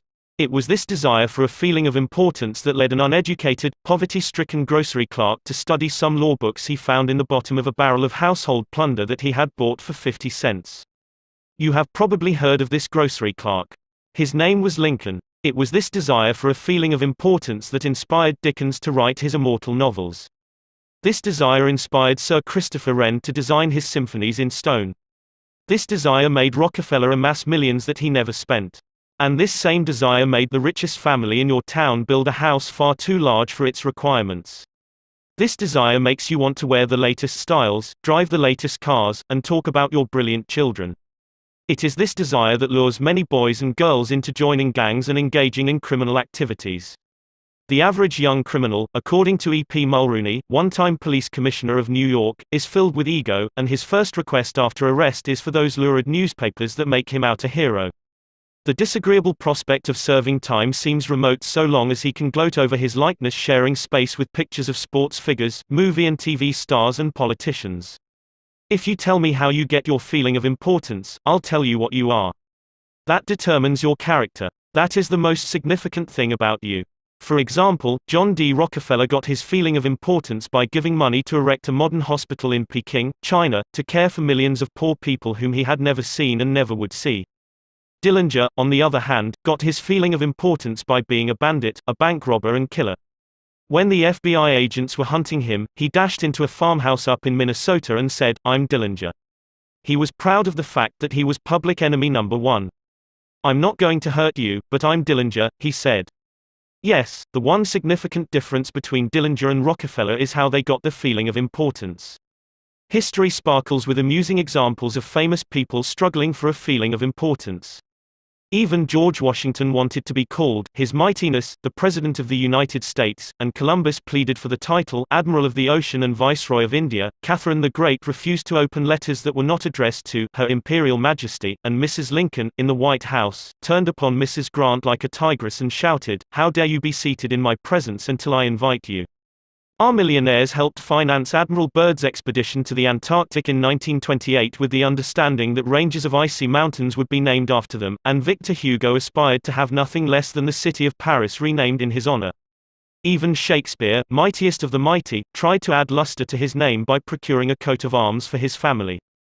People sometimes became invalids in order to win sympathy and attention and get a feeling of importance. For example, take Mrs. McKinley. She got a feeling of importance by forcing her husband, the President of the United States, to neglect important affairs of state while he reclined on the bed beside her for hours at a time, his arm about her, soothing her to sleep. She fed her gnawing desire for attention by insisting that he remain with her while she was having her teeth fixed, and once created a stormy scene when he had to leave her alone with the dentist while he kept an appointment with John Hay, his Secretary of State. The writer Mary Roberts Rinehart once told me of a bright, vigorous young woman who became an invalid in order to get a feeling of importance. One day, said Mrs. Rinehart, this woman had been obliged to face something, her age perhaps. The lonely years were stretching ahead and there was little left for her to anticipate. She took to her bed, and for 10 years her old mother traveled to the 3rd floor and back, carrying trays, nursing her. Then one day the old mother, weary with service, lay down and died. For some weeks, the invalid languished, then she got up, put on her clothing, and resumed living again. Some authorities declare that people may actually go insane in order to find, in the dreamland of insanity, the feeling of importance that has been denied them in the harsh world of reality. There are more patients suffering from mental diseases in the United States than from all other diseases combined. What is the cause of insanity? Nobody can answer such a sweeping question, but we know that certain diseases, such as syphilis, break down and destroy the brain cells and result in insanity. In fact, about 1/2 of all mental diseases can be attributed to such physical causes as brain lesions, alcohol, toxins and injuries. But the other half, and this is the appalling part of the story, the other half of the people who go insane apparently have nothing organically wrong with their brain cells. In post-mortem examinations, when the brain tissues are studied under the highest-powered microscopes, these tissues are found to be apparently just as healthy as yours and mine. Why do these people go insane? I put that question to the head physician of one of our most important psychiatric hospitals. This doctor, who has received the highest honors and the most coveted awards for his knowledge of this subject, told me frankly that he didn't know why people went insane. Nobody knows for sure, but he did say that many people who go insane find in insanity a feeling of importance that they were unable to achieve in the world of reality. Then he told me this story. I have a patient right now whose marriage proved to be a tragedy. She wanted love, sexual gratification, children and social prestige, but life blasted all her hopes. Her husband didn't love her. He refused even to eat with her and forced her to serve his meals in his room upstairs. She had no children, no social standing. She went insane, and, in her imagination, she divorced her husband and resumed her maiden name. She now believes she has married into English aristocracy, and she insists on being called Lady Smith. And as for children, she imagines now that she has had a new child every night. Each time I call on her she says, "Doctor, I had a baby last night." Life once wrecked all her dream ships on the sharp rocks of reality, but in the sunny, fantasy isles of insanity, all her barkentines race into port with canvas billowing and wind singing through the masts. Tragic. Oh, I don't know. Her physician said to me, if I could stretch out my hand and restore her sanity, I wouldn't do it. She's much happier as she is. If some people are so hungry for a feeling of importance that they actually go insane to get it, imagine what miracle you and I can achieve by giving people honest appreciation this side of insanity. One of the first people in American business to be paid a salary of over $1 million a year when there was no income tax and a person earning $50 a week was considered well off was Charles Schwab. He had been picked by Andrew Carnegie to become the first president of the newly formed United States Steel Company in 1921, when Schwab was only 38 years old. Schwab later left U.S. Steel to take over the then troubled Bethlehem Steel Company, and he rebuilt it into one of the most profitable companies in America. Why did Andrew Carnegie pay $1 million a year, or more than $3,000 a day, to Charles Schwab? Why? Because Schwab was a genius? No. Because he knew more about the manufacture of steel than other people. Nonsense. Charles Schwab told me himself that he had many men working for him who knew more about the manufacture of steel than he did. Schwab says that he was paid this salary largely because of his ability to deal with people. I asked him how he did it. Here is his secret set down in his own words, words that ought to be cast in eternal bronze and hung in every home and school, every shop and office in the land, words that children ought to memorize instead of wasting their time memorizing the conjugation of Latin verbs or the amount of the annual rainfall in Brazil, words that will all but transform your life and mine if we will only live them. I consider my ability to arouse enthusiasm among my people, said Schwab, the greatest asset I possess, and the way to develop the best that is in a person is by appreciation and encouragement. There is nothing else that so kills the ambitions of a person as criticisms from superiors. I never criticize anyone. I believe in giving a person incentive to work. So, I am anxious to praise but loath to find fault. If I like anything, I am hearty in my approbation and lavish in my praise. That is what Schwab did. But what do average people do? The exact opposite. If they don't like a thing, they bawl out their subordinates. If they do like it, they say nothing. As the old couplet says, once I did bad and that I heard ever, twice I did good, but that I heard never. In my wide association in life, meeting with many and great people in various parts of the world, Schwab declared, I have yet to find the person, however great or exalted his station, who did not do better work and put forth greater effort under a spirit of approval than he would ever do under a spirit of criticism. That, he said, frankly, was one of the outstanding reasons for the phenomenal success of Andrew Carnegie. Carnegie praised his associates publicly as well as privately. Carnegie wanted to praise his assistants even on his tombstone. He wrote an epitaph for himself which read, "Here lies one who knew how to get around him men who were cleverer than himself." Sincere appreciation was one of the secrets of the first John D. Rockefeller's success in handling men. For example, when one of his partners, Edward T. Bedford, lost $1 million for the firm by a bad buy in South America, John D. might have criticized, but he knew Bedford had done his best, and the incident was closed. So, Rockefeller found something to praise. He congratulated Bedford because he had been able to save 60% of the money he had invested. "That's splendid," said Rockefeller. "We don't always do as well as that upstairs. I have among my clippings a story that I know never happened, but it illustrates a truth, so I'll repeat it. According to this silly story, a farm woman, at the end of a heavy day's work, set before her menfolks a heaping pile of hay. And when they indignantly demanded whether she had gone crazy, she replied, 'Why, how did I know you'd notice? I've been cooking for you men for the last 20 years and in all that time I ain't heard no word to let me know you wasn't just eating hay.'" When a study was made a few years ago on runaway wives, what do you think was discovered to be the main reason wives ran away? It was lack of appreciation. And I'd bet that a similar study made of runaway husbands would come out the same way. We often take our spouses so much for granted that we never let them know we appreciate them. A member of one of our classes told of a request made by his wife. She and a group of other women in her church were involved in a self-improvement program. She asked her husband to help her by listing 6 things he believed she could do to help her become a better wife. He reported to the class, "I was surprised by such a request. Frankly, it would have been easy for me to list 6 things I would like to change about her. My heavens, she could have listed 1,000 things she would like to change about me, but I didn't. I said to her, 'Let me think about it and give you an answer in the morning.' The next morning I got up very early and called the florist and had him send 6 red roses to my wife with a note saying, 'I can't think of 6 things I would like to change about you. I love you the way you are.' When I arrived at home that evening, who do you think greeted me at the door? That's right. My wife. She was almost in tears. Needless to say, I was extremely glad I had not criticized her as she had requested. The following Sunday at church, after she had reported the results of her assignment, several women with whom she had been studying came up to me and said, 'That was the most considerate thing I have ever heard.' It was then I realized the power of appreciation." Florence Ziegfeld, the most spectacular producer who ever dazzled Broadway, gained his reputation by his subtle ability to glorify the American girl. Time after time, he took drab little creatures that no one ever looked at twice and transformed them on the stage into glamorous visions of mystery and seduction. Knowing the value of appreciation and confidence, he made women feel beautiful by the sheer power of his gallantry and consideration.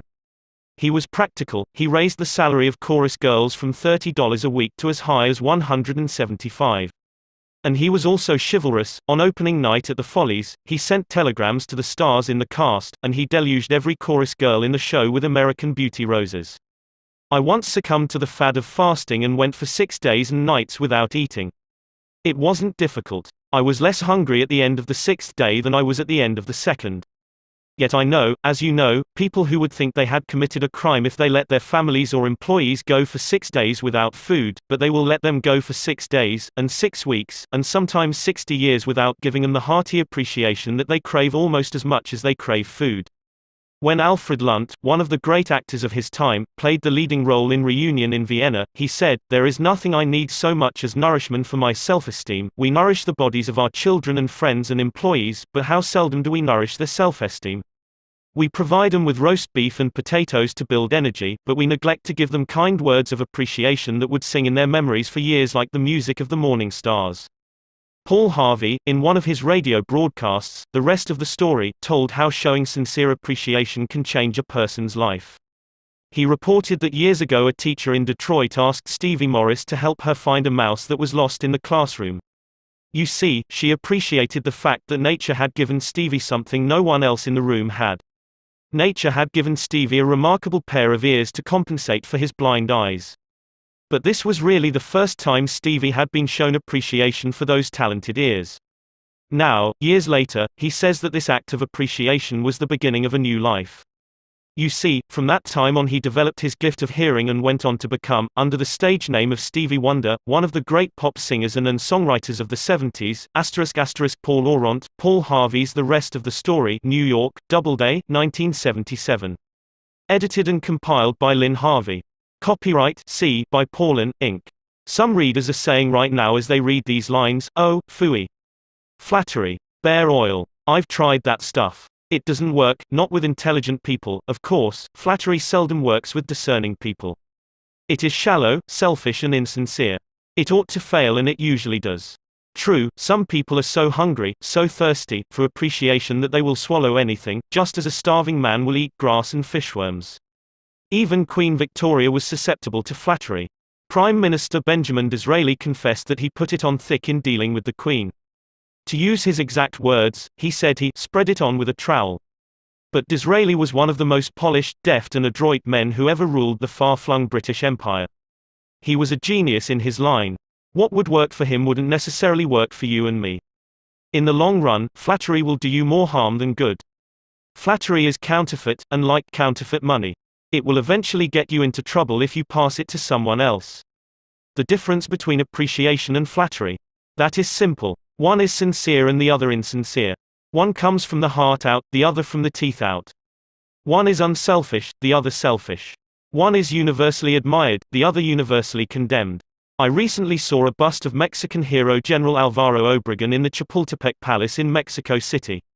Below the bust are carved these wise words from General Obregón's philosophy: don't be afraid of enemies who attack you. Be afraid of the friends who flatter you. No, no, no, I am not suggesting flattery. Far from it. I'm talking about a new way of life. Let me repeat. I am talking about a new way of life. King George V had a set of 6 maxims displayed on the walls of his study at Buckingham Palace.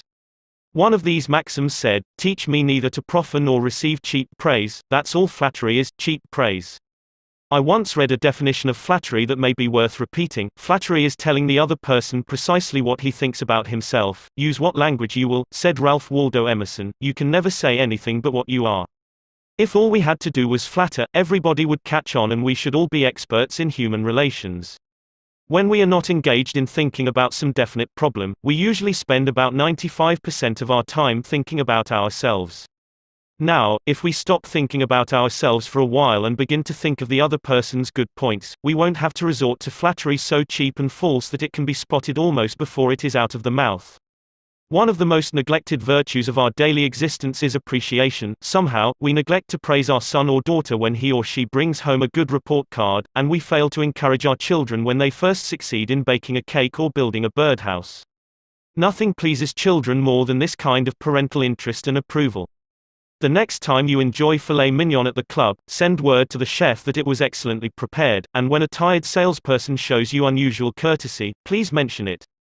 Every minister, lecturer and public speaker knows the discouragement of pouring himself or herself out to an audience and not receiving a single ripple of appreciative comment. What applies to professionals applies doubly to workers in offices, shops and factories and our families and friends. In our interpersonal relations we should never forget that all our associates are human beings and hunger for appreciation. It is the legal tender that all souls enjoy. Try leaving a friendly trail of little sparks of gratitude on your daily trips. You will be surprised how they will set small flames of friendship that will be rose beacons on your next visit. Pamela Dunham of New Fairfield, Connecticut, had among her responsibilities on her job the supervision of a janitor who was doing a very poor job. The other employees would jeer at him and litter the hallways to show him what a bad job he was doing. It was so bad, productive time was being lost in the shop. Without success, Pam tried various ways to motivate this person. She noticed that occasionally he did a particularly good piece of work. She made a point to praise him for it in front of the other people. Each day the job he did all around got better, and pretty soon he started doing all his work efficiently. Now he does an excellent job and other people give him appreciation and recognition. Honest appreciation got results where criticism and ridicule failed. Hurting people not only does not change them, it is never called for. There is an old saying that I have cut out and pasted on my mirror where I cannot help but see it every day: I shall pass this way but once, any good, therefore, that I can do or any kindness that I can show to any human being, let me do it now. Let me not defer nor neglect it, for I shall not pass this way again. Emerson said, "Every man I meet is my superior in some way, in that, I learn of him." If that was true of Emerson, isn't it likely to be 1,000 times more true of you and me? Let's cease thinking of our accomplishments, our wants. Let's try to figure out the other person's good points. Then forget flattery. Give honest, sincere appreciation. Be hearty in your approbation and lavish in your praise, and people will cherish your words and treasure them and repeat them over a lifetime, repeat them years after you have forgotten them. Principle 2: Give honest and sincere appreciation. He who can do this has the whole world with him. He who cannot walks a lonely way. I often went fishing up in Maine during the summer. Personally, I am very fond of strawberries and cream, but I have found that for some strange reason, fish prefer worms.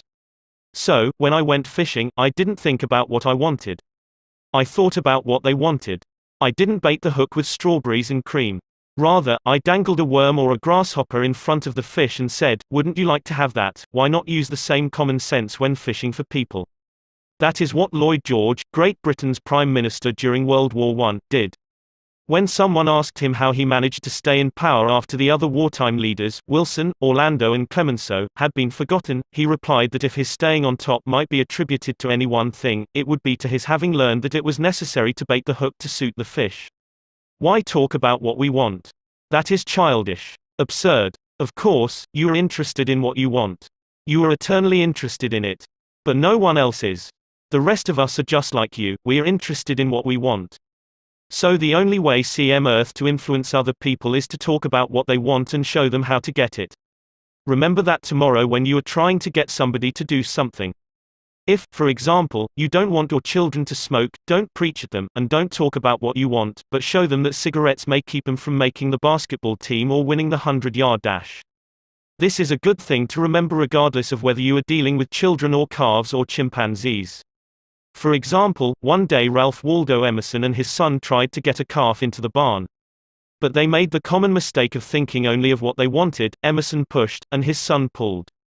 But the calf was doing just what they were doing, he was thinking only of what he wanted, so, he stiffened his legs and stubbornly refused to leave the pasture. The Irish housemaid saw their predicament. She couldn't write essays and books, but, on this occasion at least, she had more horse sense, or calf sense, than Emerson had. She thought of what the calf wanted, so she put her maternal finger in the calf's mouth and let the calf suck her finger as she gently led him into the barn. Every act you have ever performed since the day you were born was performed because you wanted something. How about the time you gave a large contribution to the Red Cross? Yes, that is no exception to the rule. You gave the Red Cross the donation because you wanted to lend a helping hand, you wanted to do a beautiful, unselfish, divine act, inasmuch as ye have done it unto one of the least of these my brethren, ye have done it unto me. If you hadn't wanted that feeling more than you wanted your money, you would not have made the contribution. Of course, you might have made the contribution because you were ashamed to refuse or because a customer asked you to do it. But one thing is certain. You made the contribution because you wanted something. Harry A. Overstreet in his illuminating book Influencing Human Behavior said, "Action springs out of what we fundamentally desire, and the best piece of advice which can be given to would-be persuaders, whether in business, in the home, in the school, in politics, is, first, arouse in the other person an eager want. He who can do this has the whole world with him. He who cannot walks a lonely way. Andrew Carnegie, the poverty-stricken Scotch lad who started to work at 2 cents an hour and finally gave away $365 million, learned early in life that the only way to influence people is to talk in terms of what the other person wants. He attended school only 4 years, yet he learned how to handle people. To illustrate, his sister-in-law was worried sick over her 2 boys. They were at Yale, and they were so busy with their own affairs that they neglected to write home and paid no attention whatever to their mother's frantic letters.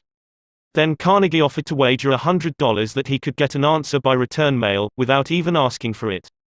Someone called his bet, so he wrote his nephews a chatty letter, mentioning casually in a postscript that he was sending each one a $5 bill. He neglected, however, to enclose the money.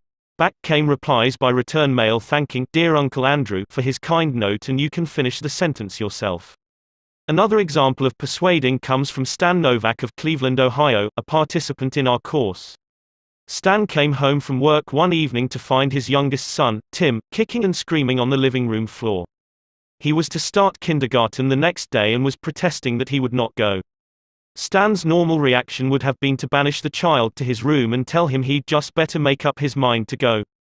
He had no choice. But tonight, recognizing that this would not really help Tim start kindergarten in the best frame of mind, Stan Saturday down and thought, if I were Tim, why would I be excited about going to kindergarten?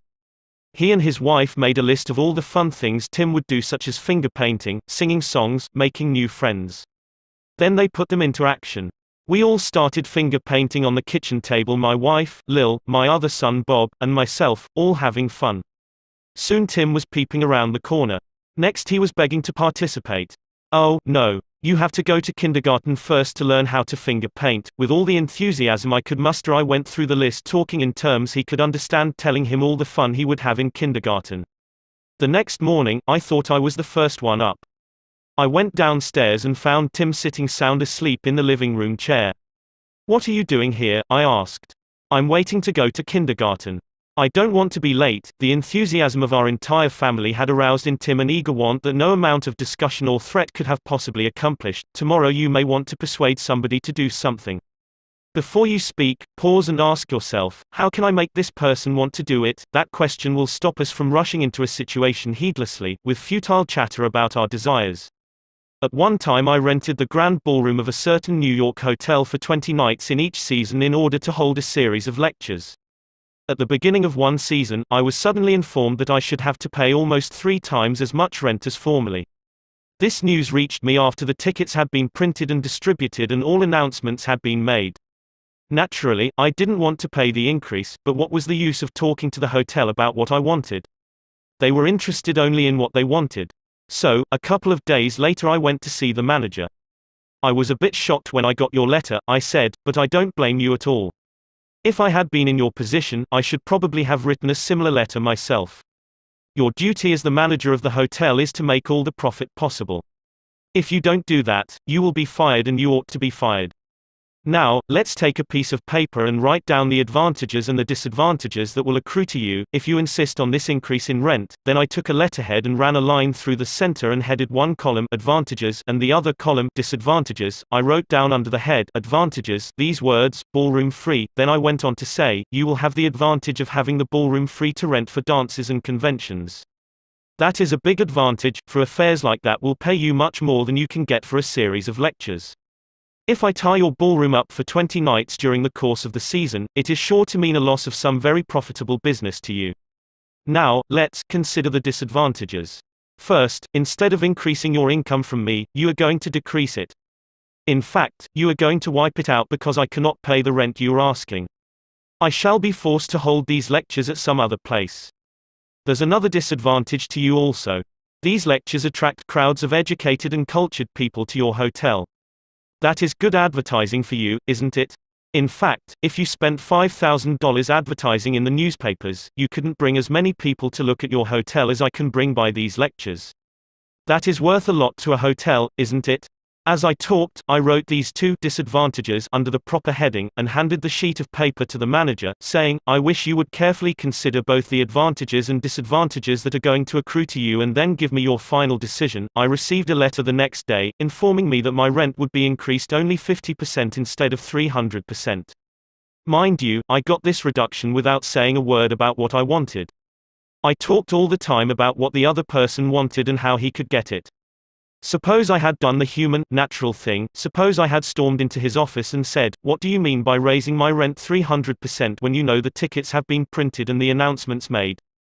300%. Ridiculous. Absurd. I won't pay it." What would have happened then? An argument would have begun to steam and boil and sputter, and you know how arguments end. Even if I had convinced him that he was wrong, his pride would have made it difficult for him to back down and give in. Here is one of the best bits of advice ever given about the fine art of human relationships. "If there is any one secret of success," said Henry Ford, "it lies in the ability to get the other person's point of view and see things from that person's angle as well as from your own." That is so good, I want to repeat it. If there is any one secret of success, it lies in the ability to get the other person's point of view and see things from that person's angle as well as from your own. That is so simple, so obvious, that anyone ought to see the truth of it at a glance, yet 90% of the people on this earth ignore it 90% of the time. An example: look at the letters that come across your desk tomorrow morning, and you will find that most of them violate this important canon of common sense. Take this one, a letter written by the head of the radio department of an advertising agency with offices scattered across the continent. This letter was sent to the managers of local radio stations throughout the country. I have set down, in brackets, my reactions to each paragraph. Mr. John Blank, Blankville, Indiana. Dear Mr. Blank, the company desires to retain its position in advertising agency leadership in the radio field. Who cares what your company desires? I am worried about my own problems. The bank is foreclosing the mortgage on my house, the bugs are destroying the hollyhocks, the stock market tumbled yesterday. I missed the 8:15 this morning, I wasn't invited to the Joneses dance last night, the doctor tells me I have high blood pressure and neuritis and dandruff. And then what happens? I come down to the office this morning worried, open my mail and here is some little whippersnapper off in New York yapping about what his company wants. BAH. If he only realized what sort of impression his letter makes, he would get out of the advertising business and start manufacturing sheep dip. This agency's national advertising accounts were the bulwark of the network. Our subsequent clearances of station time have kept us at the top of agencies year after year. You are big and rich and right at the top, are you? So what? I don't give two whoops in Hades if you are as big as General Motors and General Electric and the general staff of the US Army all combined. If you had as much sense as a half-witted hummingbird, you would realize that I am interested in how big I am, not how big you are. All this talk about your enormous success makes me feel small and unimportant. We desire to service our accounts with the last word on radio station information. You desire, you unmitigated ass. I'm not interested in what you desire or what the President of the United States desires. Let me tell you once and for all that I am interested in what I desire, and you haven't said a word about that yet in this absurd letter of yours. Will you, therefore, put the company on your preferred list for weekly station information, every single detail that will be useful to an agency in intelligently booking time? Preferred list. You have your nerve. You make me feel insignificant by your big talk about your company, and then you ask me to put you on a preferred list, and you don't even say, please, when you ask it. A prompt acknowledgement of this letter, giving us your latest doings, will be mutually helpful. You fool. You mail me a cheap form letter, a letter scattered far and wide like the autumn leaves, and you have the gall to ask me, when I am worried about the mortgage and the hollyhocks and my blood pressure, to sit down and dictate a personal note acknowledging your form letter, and you ask me to do it promptly. What do you mean, promptly? Don't you know I am just as busy as you are, or, at least, I like to think I am. And while we are on the subject, who gave you the lordly right to order me around? You say it will be mutually helpful. At last, you have begun to see my viewpoint. But you are vague about how it will be to my advantage. Very truly yours, John Doe, Manager, Radio Department. P.S. The enclosed reprint from the Blankville Journal will be of interest to you, and you may want to broadcast it over your station. Finally, down here in the postscript, you mention something that may help me solve one of my problems. Why didn't you begin your letter with, "But what's the use?" Any advertising man who is guilty of perpetrating such drivel as you have sent me has something wrong with his medulla oblongata. You don't need a letter giving our latest doings. What you need is a quart of iodine in your thyroid gland. Now, if people who devote their lives to advertising and who pose as experts in the art of influencing people to buy, if they write a letter like that, what can we expect from the butcher and baker or the auto mechanic? Here is another letter, written by the superintendent of a large freight terminal to a student of this course, Edward Vermeulen. What effect did this letter have on the man to whom it was addressed? Read it and then I'll tell you. A. Zoragas Sons, Inc., 28 Front Street, Brooklyn, New York, 11201. Attention, Mr. Edward Vermeulen. Gentlemen, the operations at our outbound rail receiving station are handicapped because a material percentage of the total business is delivered us in the late afternoon. This condition results in congestion, overtime on the part of our forces, delays to trucks, and in some cases delays to freight. On November 10, we received from your company a lot of 510 pieces, which reached here at 4:20 p.m. We solicit your cooperation toward overcoming the undesirable effects arising from late receipt of freight. May we ask that, on days on which you ship the volume which was received on the above date, effort be made either to get the truck here earlier or to deliver us part of the freight during the morning. The advantage that would accrue to you under such an arrangement would be that of more expeditious discharge of your trucks and the assurance that your business would go forward on the date of its receipt. Very truly yours, J. B. Supt.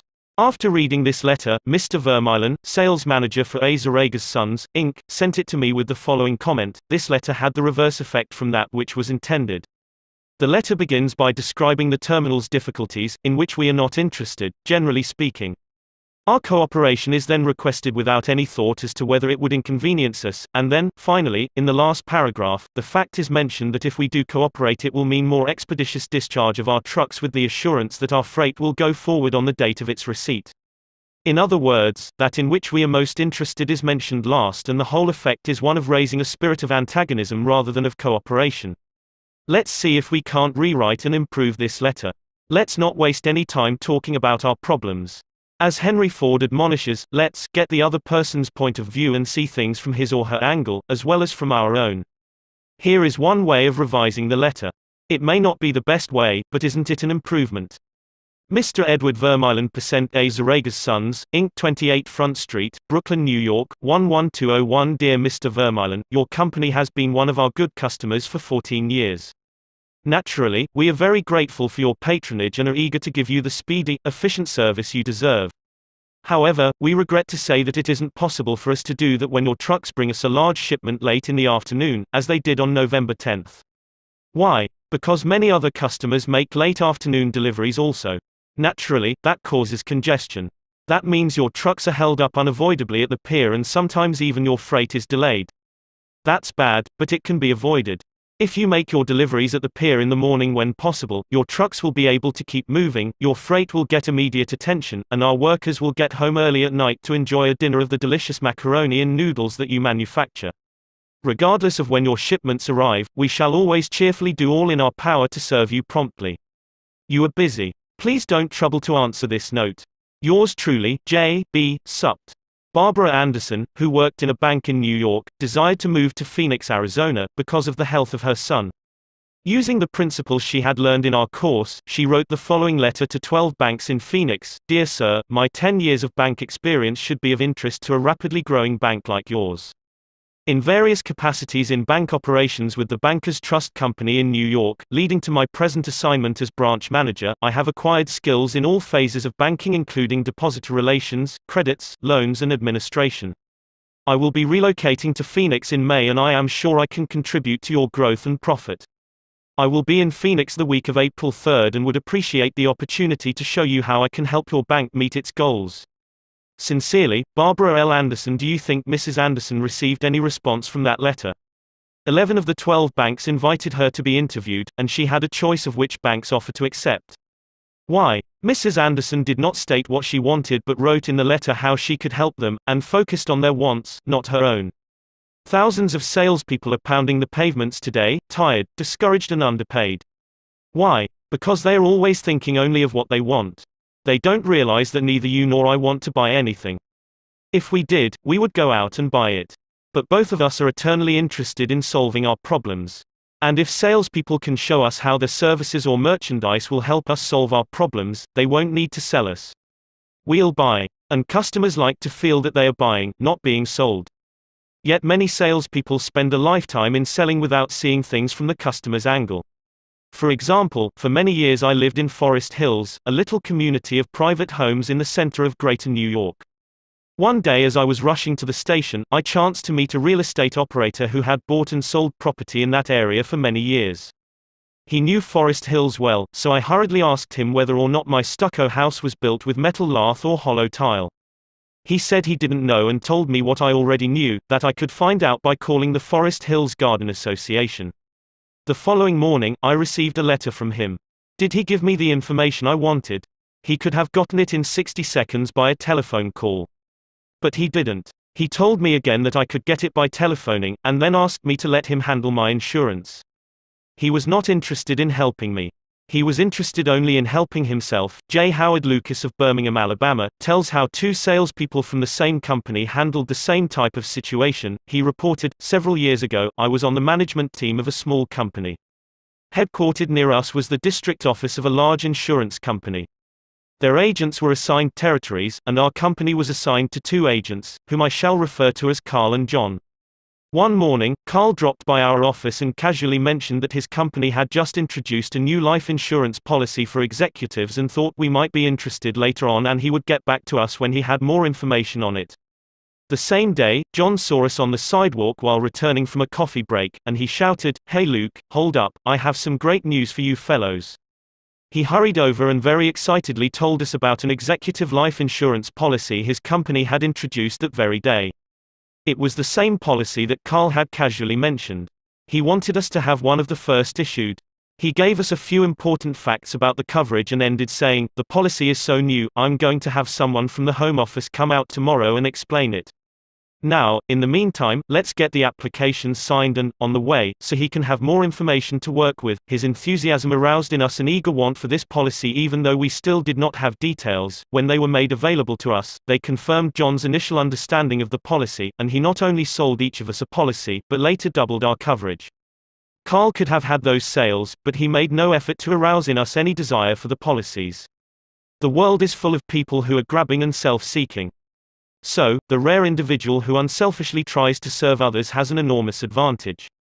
He has little competition. Owen D. Young, a noted lawyer and one of America's great business leaders, once said, "People who can put themselves in the place of other people who can understand the workings of their minds, need never worry about what the future has in store for them."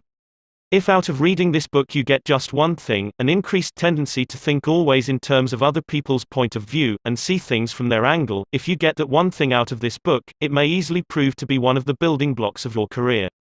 Looking at the other person's point of view and arousing in him an eager want for something is not to be construed as manipulating that person so that he will do something that is only for your benefit and his detriment. Each party should gain from the negotiation. In the letters to Mr. Vermeulen, both the sender and the receiver of the correspondence gained by implementing what was suggested.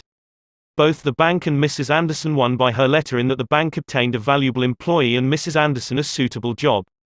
And in the example of John's sale of insurance to Mr. Lucas, both gained through this transaction. Another example in which everybody gains through this principle of arousing an eager want comes from Michael E. Whidden of Warwick, Rhode Island, who is a territory salesman for the Shell Oil Company. Mike wanted to become the #1 salesperson in his district, but one service station was holding him back. It was run by an older man who could not be motivated to clean up his station. It was in such poor shape that sales were declining significantly. This manager would not listen to any of Mike's pleas to upgrade the station. After many exhortations and heart-to-heart talks, all of which had no impact, Mike decided to invite the manager to visit the newest Shell station in his territory. The manager was so impressed by the facilities at the new station that when Mike visited him the next time, his station was cleaned up and had recorded a sales increase. This enabled Mike to reach the #1 spot in his district. All his talking and discussion hadn't helped, but by arousing an eager want in the manager, by showing him the modern station, he had accomplished his goal, and both the manager and Mike benefited. Most people go through college and learn to read Virgil and master the mysteries of calculus without ever discovering how their own minds function. For instance, I once gave a course in effective speaking for the young college graduates who were entering the employ of the Carrier Corporation, the large air conditioner manufacturer. One of the participants wanted to persuade the others to play basketball in their free time, and this is about what he said: "I want you to come out and play basketball.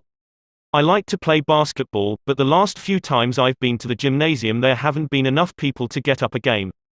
2 or 3 of us got to throwing the ball around the other night, and I got a black eye. I wish all of you would come down tomorrow night. I want to play basketball. Did he talk about anything you want? You don't want to go to a gymnasium that no one else goes to, do you? You don't care about what he wants. You don't want to get a black eye. Could he have shown you how to get the things you want by using the gymnasium? Surely. More pep, keener edge to the appetite. Clearer brain. Fun, games. Basketball. To repeat Professor Overstreet's wise advice, first, arouse in the other person an eager want. He who can do this has the whole world with him. He who cannot walks a lonely way. One of the students in the author's training course was worried about his little boy. The child was underweight and refused to eat properly. His parents used the usual method. They scolded and nagged. Mother wants you to eat this and that, father wants you to grow up to be a big man. Did the boy pay any attention to these pleas? Just about as much as you pay to one fleck of sand on a sandy beach. No one with a trace of horse sense would expect a child 3 years old to react to the viewpoint of a father 30 years old. Yet that was precisely what that father had expected. It was absurd. He finally saw that. So he said to himself, what does that boy want? How can I tie up what I want to what he wants? It was easy for the father when he started thinking about it. His boy had a tricycle that he loved to ride up and down the sidewalk in front of the house in Brooklyn. A few doors down the street lived a bully, a bigger boy who would pull the little boy off his tricycle and ride it himself. Naturally, the little boy would run screaming to his mother, and she would have to come out and take the bully off the tricycle and put her little boy on again. This happened almost every day. What did the little boy want? It didn't take a Sherlock Holmes to answer that one. His pride, his anger, his desire for a feeling of importance, all the strongest emotions in his makeup, goaded him to get revenge, to smash the bully in the nose. And when his father explained that the boy would be able to wallop the daylights out of the bigger kid someday if he would only eat the things his mother wanted him to eat, when his father promised him that there was no longer any problem of dietetics. That boy would have eaten spinach, sauerkraut, salt mackerel, anything in order to be big enough to whip the bully who had humiliated him so often. After solving that problem, the parents tackled another. The little boy had the unholy habit of wetting his bed. He slept with his grandmother. In the morning, his grandmother would wake up and feel the sheet and say, "Look, Johnny, what you did again last night." He would say, "No, I didn't do it." "You did it," scolding, spanking, shaming him, reiterating that the parents didn't want him to do it. None of these things kept the bed dry. So, the parents asked, how can we make this boy want to stop wetting his bed? What were his wants? First, he wanted to wear pajamas like Daddy instead of wearing a nightgown like Grandmother. Grandmother was getting fed up with his nocturnal iniquities, so she gladly offered to buy him a pair of pajamas if he would reform. Second, he wanted a bed of his own. Grandma didn't object. His mother took him to a department store in Brooklyn, winked at the salesgirl, and said, "Here is a little gentleman who would like to do some shopping." The salesgirl made him feel important by saying, "Young man, what can I show you?" He stood a couple of inches taller and said, "I want to buy a bed for myself." When he was shown the one his mother wanted him to buy, she winked at the salesgirl and the boy was persuaded to buy it. The bed was delivered the next day, and that night, when father came home, the little boy ran to the door shouting, "Daddy! Daddy! Come upstairs and see my bed that I bought." The father, looking at the bed, obeyed Charles Schwab's injunction. He was hearty in his approbation and lavish in his praise. "You are not going to wet this bed, are you?" The father said. "Oh, no, no. I am not going to wet this bed." The boy kept his promise, for his pride was involved. That was his bed. He and he alone had bought it. And he was wearing pajamas now like a little man. He wanted to act like a man. And he did. Another father, K.T. Dutchman, a telephone engineer, a student of this course, couldn't get his 3-year-old daughter to eat breakfast food. The usual scolding, pleading, coaxing methods had all ended in futility. So the parents asked themselves, how can we make her want to do it? The little girl loved to imitate her mother, to feel big and grown up, so one morning they put her on a chair and let her make the breakfast food. At just the psychological moment, father drifted into the kitchen while she was stirring the cereal and she said, "Oh, look, Daddy, I am making the cereal this morning." She ate 2 helpings of the cereal without any coaxing, because she was interested in it. She had achieved a feeling of importance. She had found in making the cereal an avenue of self-expression. William Winter once remarked that, "Self-expression is the dominant necessity of human nature. Why can't we adapt this same psychology to business dealings? When we have a brilliant idea, instead of making others think it is ours, why not let them cook and stir the idea themselves? They will then regard it as their own, they will like it and maybe eat a couple of helpings of it. Remember, first, arouse in the other person an eager want. He who can do this has the whole world with him. He who cannot walks a lonely way. Principle 3. Arouse in the other person an eager want. In a nutshell, fundamental techniques in handling people. Principle 1. Don't criticize, condemn or complain. Principle 2. Give honest and sincere appreciation. Principle 3. Arouse in the other person an eager want. Part 2. Ways to make people like you. 1. Do this and you'll be welcome anywhere. Why read this book to find out how to win friends? Why not study the technique of the greatest winner of friends the world has ever known? Who is he? You may meet him tomorrow coming down the street. When you get within 10 feet of him, he will begin to wag his tail. If you stop and pat him, he will almost jump out of his skin to show you how much he likes you. And you know that behind this show of affection on his part, there are no ulterior motives. He doesn't want to sell you any real estate, and he doesn't want to marry you. Did you ever stop to think that a dog is the only animal that doesn't have to work for a living? A hen has to lay eggs, a cow has to give milk, and a canary has to sing. But a dog makes his living by giving you nothing but love. When I was 5 years old, my father bought a little yellow-haired pup for 50 cents. He was the light and joy of my childhood. Every afternoon about 4:30, he would sit in the front yard with his beautiful eyes staring steadfastly at the path, and as soon as he heard my voice or saw me swinging my dinner pail through the buckbrush, he was off like a shot, racing breathlessly up the hill to greet me with leaps of joy and barks of sheer ecstasy. Tippy was my constant companion for 5 years. Then one tragic night, I shall never forget it, he was killed within 10 feet of my head, killed by lightning. Tippy's death was the tragedy of my boyhood. You never read a book on psychology, Tippy. You didn't need to. You knew by some divine instinct that you can make more friends in 2 months by becoming genuinely interested in other people than you can in 2 years by trying to get other people interested in you. Let me repeat that. You can make more friends in 2 months by becoming interested in other people than you can in 2 years by trying to get other people interested in you. Yet I know and you know people who blunder through life trying to wigwag other people into becoming interested in them. Of course, it doesn't work. People are not interested in you. They are not interested in me. They are interested in themselves, morning, noon and after dinner. The New York Telephone Company made a detailed study of telephone conversations to find out which word is the most frequently used. You have guessed it, it is the personal pronoun I. It was used 3,900 times in 500 telephone conversations. I. When you see a group photograph that you are in, whose picture do you look for first? If we merely try to impress people and get people interested in us, we will never have many true, sincere friends. Friends, real friends, are not made that way. Napoleon tried it, and in his last meeting with Josephine he said, "Josephine, I have been as fortunate as any man ever was on this earth, and yet, at this hour, you are the only person in the world on whom I can rely," and historians doubt whether he could rely even on her. Alfred Adler, the famous Viennese psychologist, wrote a book entitled What Life Should Mean to You. In that book he says, "It is the individual who is not interested in his fellow men who has the greatest difficulties in life and provides the greatest injury to others. It is from among such individuals that all human failures spring." You may read scores of erudite tomes on psychology without coming across a statement more significant for you and for me. Adler's statement is so rich with meaning that I am going to repeat it in italics. It is the individual who is not interested in his fellow men who has the greatest difficulties in life and provides the greatest injury to others. It is from among such individuals that all human failures spring. I once took a course in short story writing at New York University, and during that course the editor of a leading magazine talked to our class.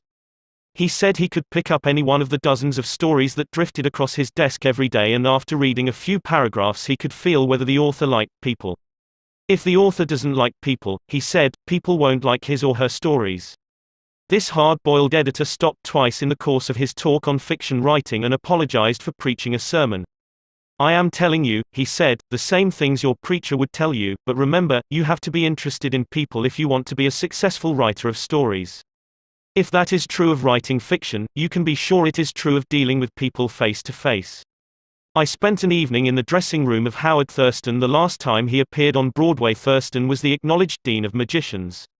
For 40 years he had traveled all over the world, time and again, creating illusions, mystifying audiences, and making people gasp with astonishment. More than 60 million people had paid admission to his show, and he had made almost $2 million in profit. I asked Mr. Thurston to tell me the secret of his success. His schooling certainly had nothing to do with it, for he ran away from home as a small boy, became a hobo, rode in boxcars, slept in haystacks, begged his food from door to door, and learned to read by looking out of boxcars at signs along the railway. Did he have a superior knowledge of magic? No, he told me hundreds of books had been written about legerdemain and scores of people knew as much about it as he did. But he had two things that the others didn't have.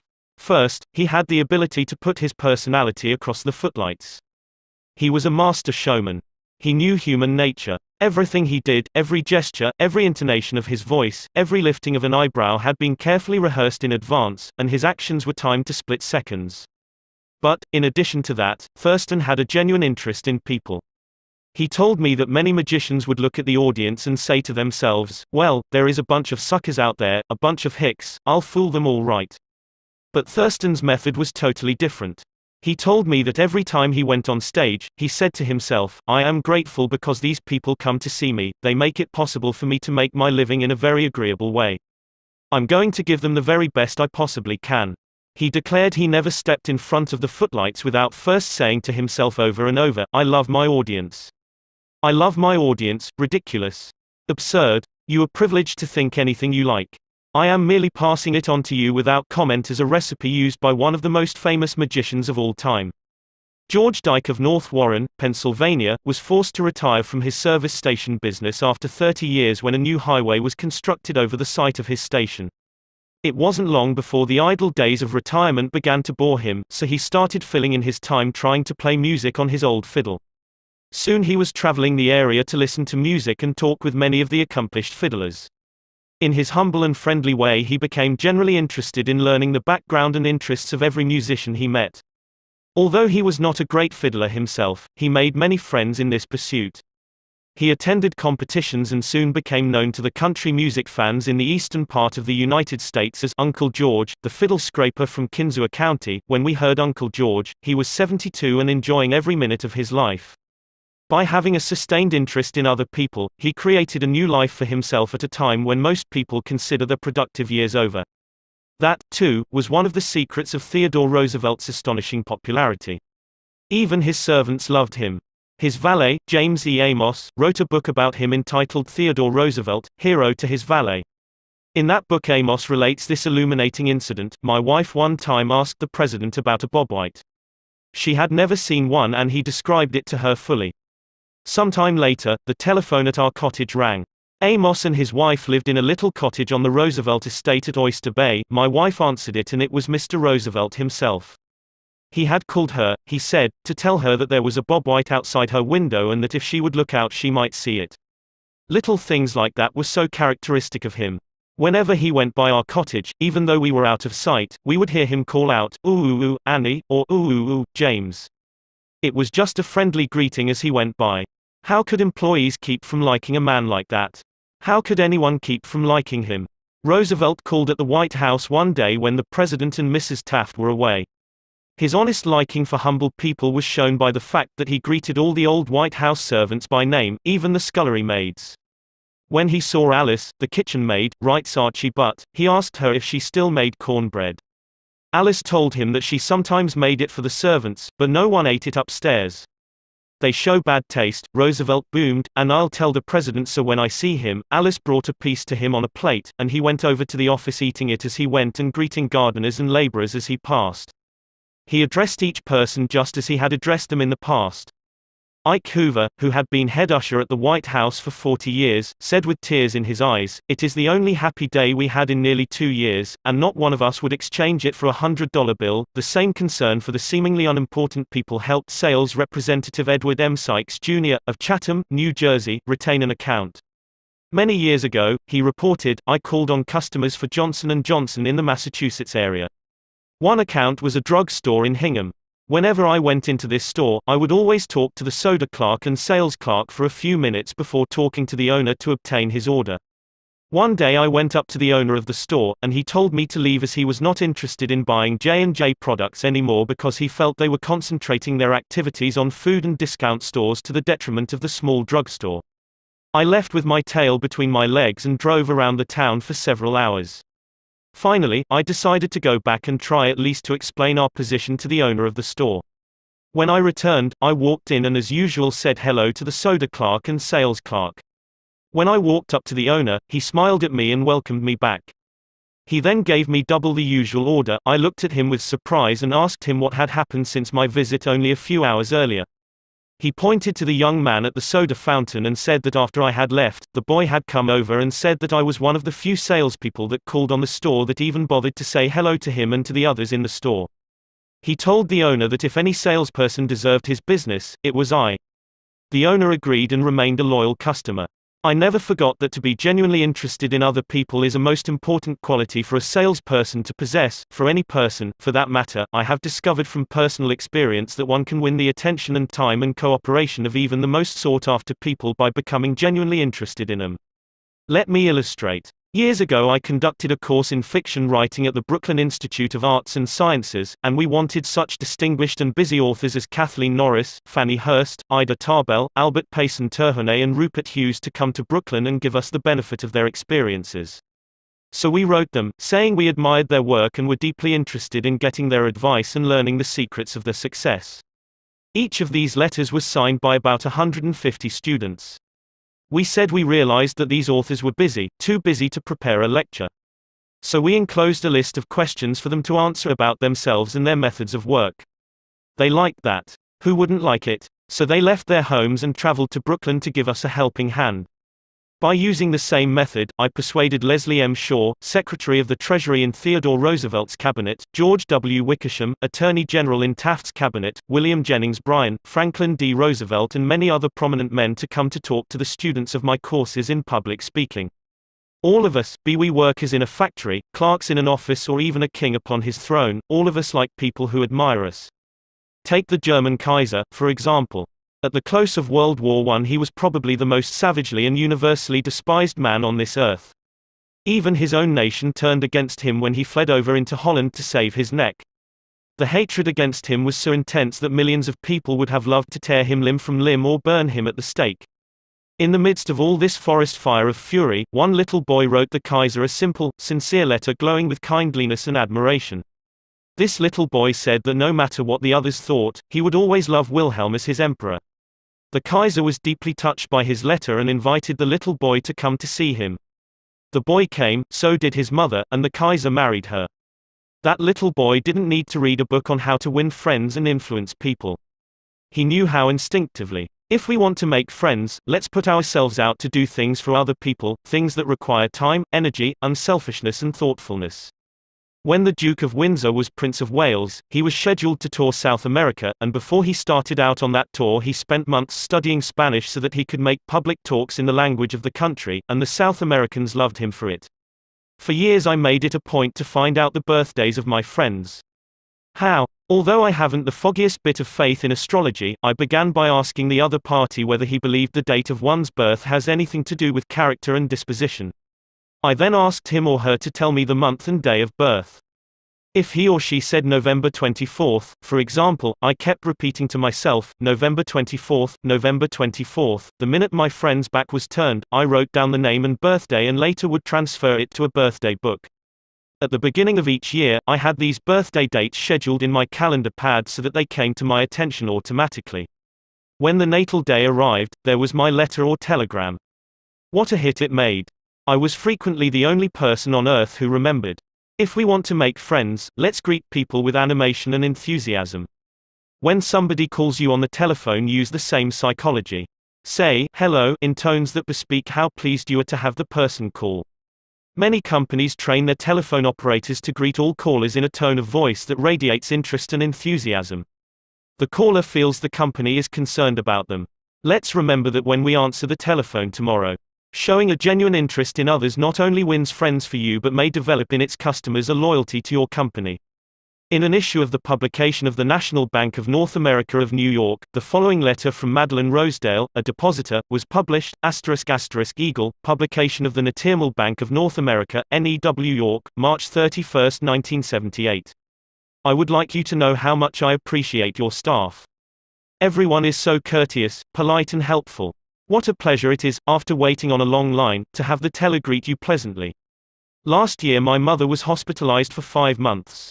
Frequently I went to Marie Petricello, a teller.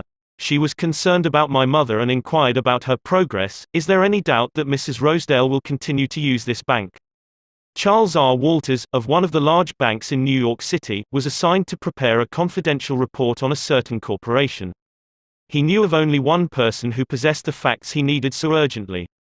As Mr. Walters was ushered into the president's office, a young woman stuck her head through a door and told the president that she didn't have any stamps for him that day. "I am collecting stamps for my 12-year-old son," the president explained to Mr. Walters. Mr. Walters stated his mission and began asking questions. The president was vague, general, nebulous. He didn't want to talk, and apparently nothing could persuade him to talk. The interview was brief and barren. "Frankly, I didn't know what to do," Mr. Walters said as he related the story to the class. "Then I remembered what his secretary had said to him, stamps, 12-year-old son. And I also recalled that the foreign department of our bank collected stamps taken from letters pouring in from every continent washed by the 7 seas. The next afternoon I called on this man and sent in word that I had some stamps for his boy. Was I ushered in with enthusiasm? Yes, sir, he couldn't have shaken my hand with more enthusiasm if he had been running for Congress. He radiated smiles and goodwill. My George will love this one," he kept saying as he fondled the stamps. "And look at this. This is a treasure." We spent half an hour talking stamps and looking at a picture of his boy, and he then devoted more than an hour of his time to giving me every bit of information I wanted, without my even suggesting that he do it. He told me all he knew, and then called in his subordinates and questioned them. He telephoned some of his associates. He loaded me down with facts, figures, reports and correspondence. In the parlance of newspaper reporters, I had a scoop. Here is another illustration. M. Nafley Jr. of Philadelphia had tried for years to sell fuel to a large chain store organization. But the chain store company continued to purchase its fuel from an out-of-town dealer and haul it right past the door of Nal's office. Mr. Nafley made a speech one night before one of my classes, pouring out his hot wrath upon chain stores, branding them as a curse to the nation. And still he wondered why he couldn't sell them. I suggested that he try different tactics. To put it briefly, this is what happened.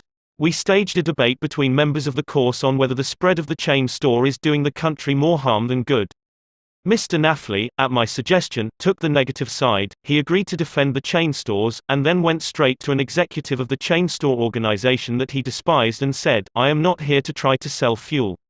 I have come to ask you to do me a favor." He then told about his debate and said, "I have come to you for help because I can't think of anyone else who would be more capable of giving me the facts I want. I'm anxious to win this debate, and I'll deeply appreciate whatever help you can give me." Here is the rest of the story in Mr. Nal's own words. I had asked this man for precisely 1 minute of his time. It was with that understanding that he consented to see me. After I had stated my case, he motioned me to a chair and talked to me for exactly 1 hour and 47 minutes. He called in another executive who had written a book on chain stores. He wrote to the National Chain Store Association and secured for me a copy of a debate on the subject. He feels that the chain store is rendering a real service to humanity. He is proud of what he is doing for hundreds of communities. His eyes fairly glowed as he talked, and I must confess that he opened my eyes to things I had never even dreamed of. He changed my whole mental attitude. As I was leaving, he walked with me to the door, put his arm around my shoulder, wished me well in my debate, and asked me to stop in and see him again and let him know how I made out. The last words he said to me were, "Please see me again later in the spring. I should like to place an order with you for fuel." To me that was almost a miracle. Here he was offering to buy fuel without my even suggesting it. I had made more headway in 2 hours by becoming genuinely interested in him and his problems than I could have made in 10 years trying to get him interested in me and my product.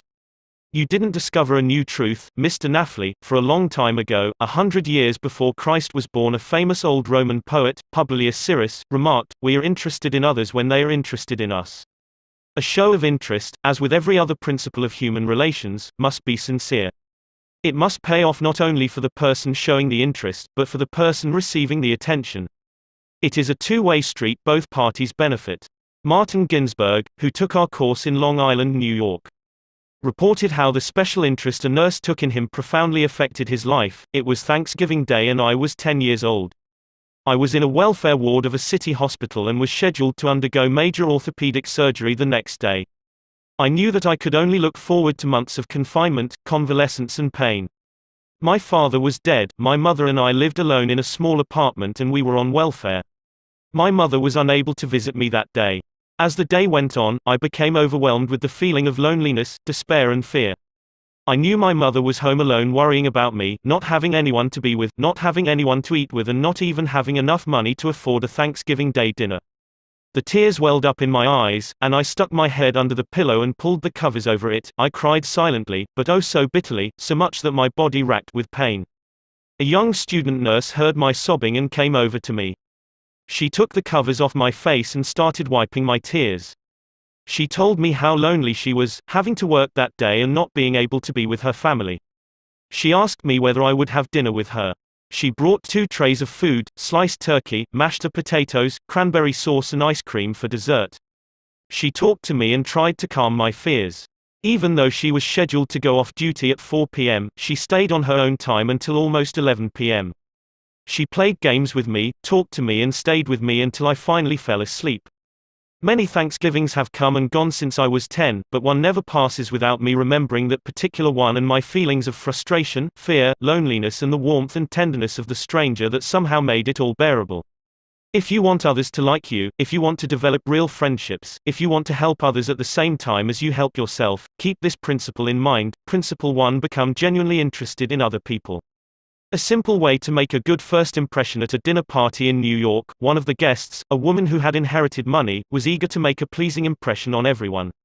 She had squandered a modest fortune on sables, diamonds and pearls. But she hadn't done anything whatever about her face. It radiated soreness and selfishness. She didn't realize what everyone knows, namely, that the expression one wears on one's face is far more important than the clothes one wears on one's back. Charles Schwab told me his smile had been worth $1 million. And he was probably understating the truth. For Schwab's personality, his charm, his ability to make people like him, were almost wholly responsible for his extraordinary success, and one of the most delightful factors in his personality was his captivating smile. Actions speak louder than words, and a smile says, "I like you, you make me happy. I am glad to see you." That is why dogs make such a hit. They are so glad to see us that they almost jump out of their skins. So, naturally, we are glad to see them. A baby's smile has the same effect. Have you ever been in a doctor's waiting room and looked around at all the glum faces waiting impatiently to be seen? Dr. Stephen K. Sproul, a veterinarian in Raytown, Missouri, told of a typical spring day when his waiting room was full of clients waiting to have their pets inoculated. No one was talking to anyone else, and all were probably thinking of a dozen other things they would rather be doing than wasting time sitting in that office. He told one of our classes, there were 6 or 7 clients waiting when a young woman came in with a 9-month-old baby and a kitten. As luck would have it, she sat down next to a gentleman who was more than a little distraught about the long wait for service. The next thing he knew, the baby just looked up at him with that great big smile that is so characteristic of babies. What did that gentleman do? Just what you and I would do, of course. He smiled back at the baby.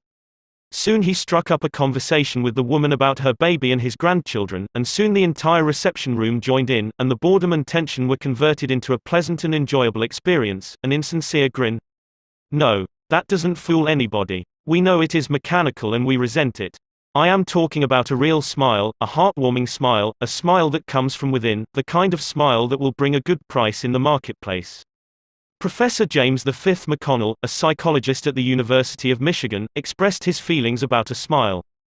People who smile, he said, tend to manage, teach and sell more effectively, and to raise happier children.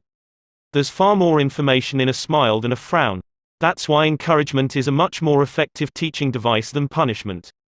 The employment manager of a large New York department store told me she would rather hire a sales clerk who hadn't finished grade school, if he or she has a pleasant smile, than to hire a doctor of philosophy with a somber face.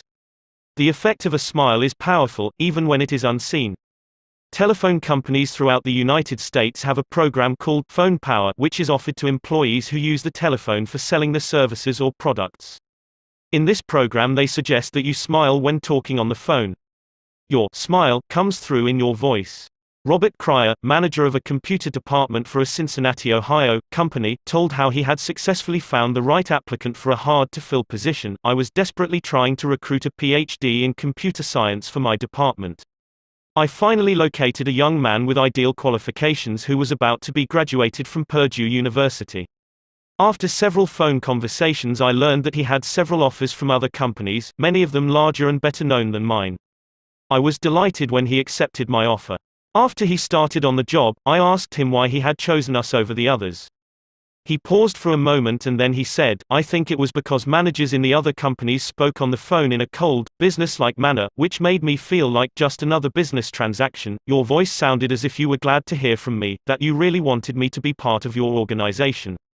You can be assured, I am still answering my phone with a smile." The chairman of the board of directors of one of the largest rubber companies in the United States told me that, according to his observations, people rarely succeed at anything unless they have fun doing it.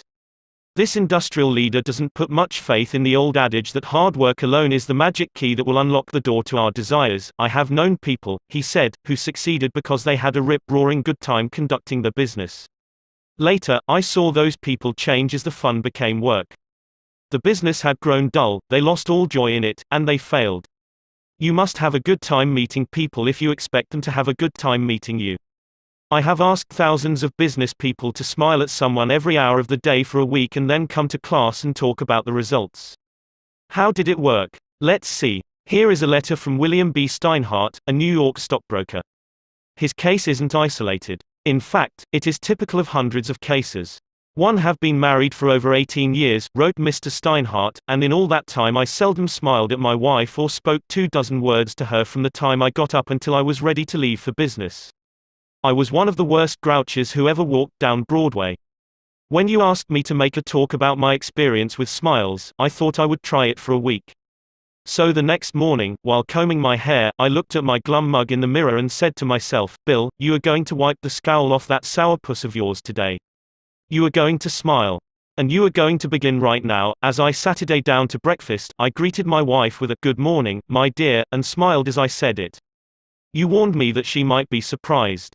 Well, you underestimated her reaction. She was bewildered. She was shocked. I told her that in the future she could expect this as a regular occurrence, and I kept it up every morning. This changed attitude of mine brought more happiness into our home in the 2 months since I started than there was during the last year. As I leave for my office, I greet the elevator operator in the apartment house with a "good morning" and a smile. I greet the doorman with a smile. I smile at the cashier in the subway booth when I ask for change. As I stand on the floor of the stock exchange, I smile at people who until recently never saw me smile. I soon found that everybody was smiling back at me. I treat those who come to me with complaints or grievances in a cheerful manner. I smile as I listen to them, and I find that adjustments are accomplished much easier. I find that smiles are bringing me dollars, many dollars every day. I share my office with another broker. One of his clerks is a likable young chap, and I was so elated about the results I was getting that I told him recently about my new philosophy of human relations. He then confessed that when I first came to share my office with his firm he thought me a terrible grouch, and only recently changed his mind. He said I was really human when I smiled. I have also eliminated criticism from my system. I give appreciation and praise now instead of condemnation. I have stopped talking about what I want. I am now trying to see the other person's viewpoint. And these things have literally revolutionized my life. I am a totally different man, a happier man, a richer man, richer in friendships and happiness, the only things that matter much after all. You don't feel like smiling? Then what? 2 things. First, force yourself to smile. If you are alone, force yourself to whistle or hum a tune or sing. Act as if you were already happy, and that will tend to make you happy.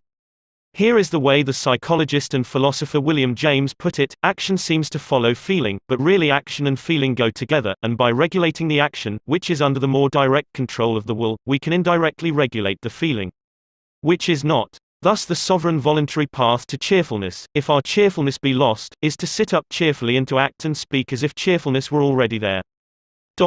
Quote. Everybody in the world is seeking happiness, and there is one sure way to find it. That is by controlling your thoughts. Happiness doesn't depend on outward conditions. It depends on inner conditions. It isn't what you have or who you are or where you are or what you are doing that makes you happy or unhappy. It is what you think about it.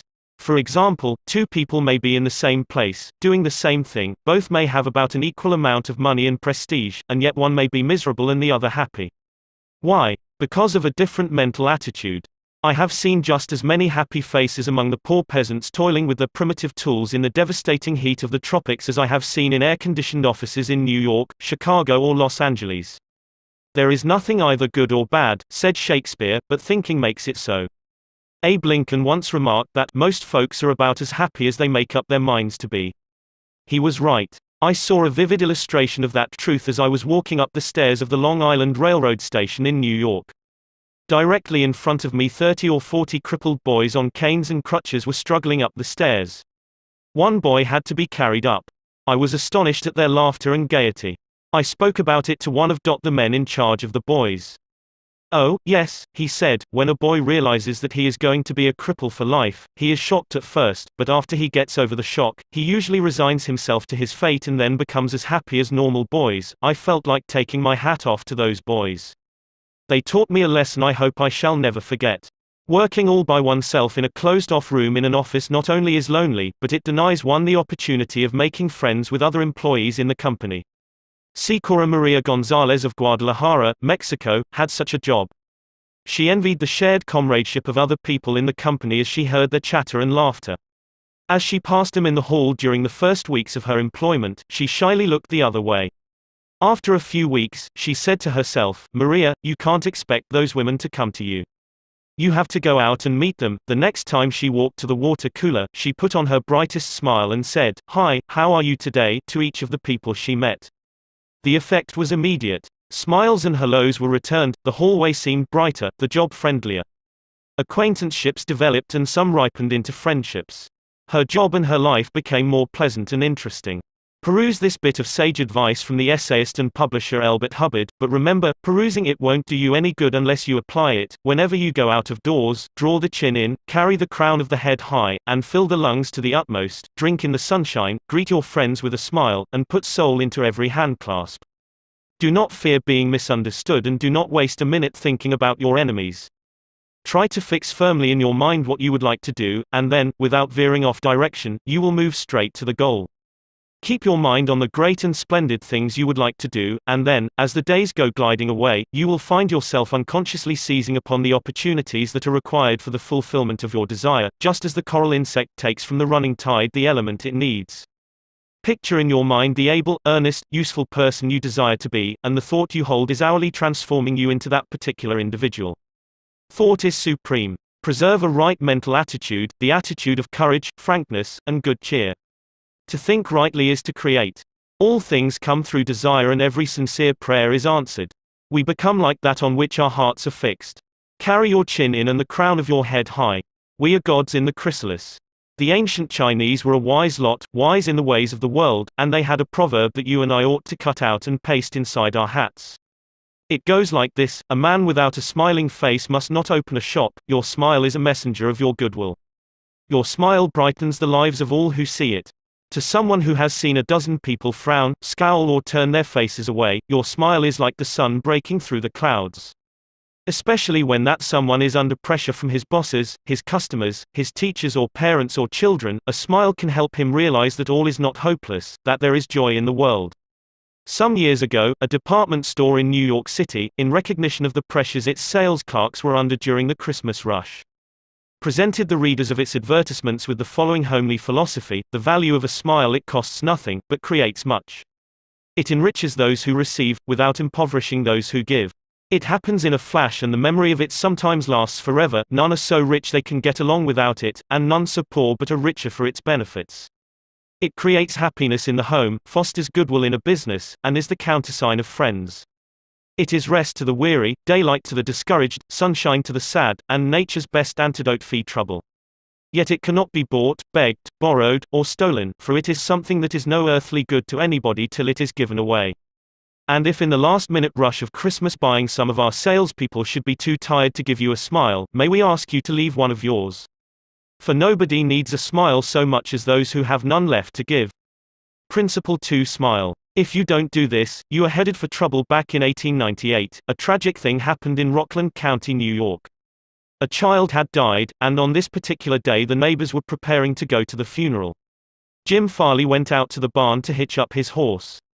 The ground was covered with snow, the air was cold and snappy, the horse hadn't been exercised for days, and as he was led out to the watering trough, he wheeled playfully, clicked both his heels high in the air, and killed Jim Farley. So the little village of Stony Point had 2 funerals that week instead of 1.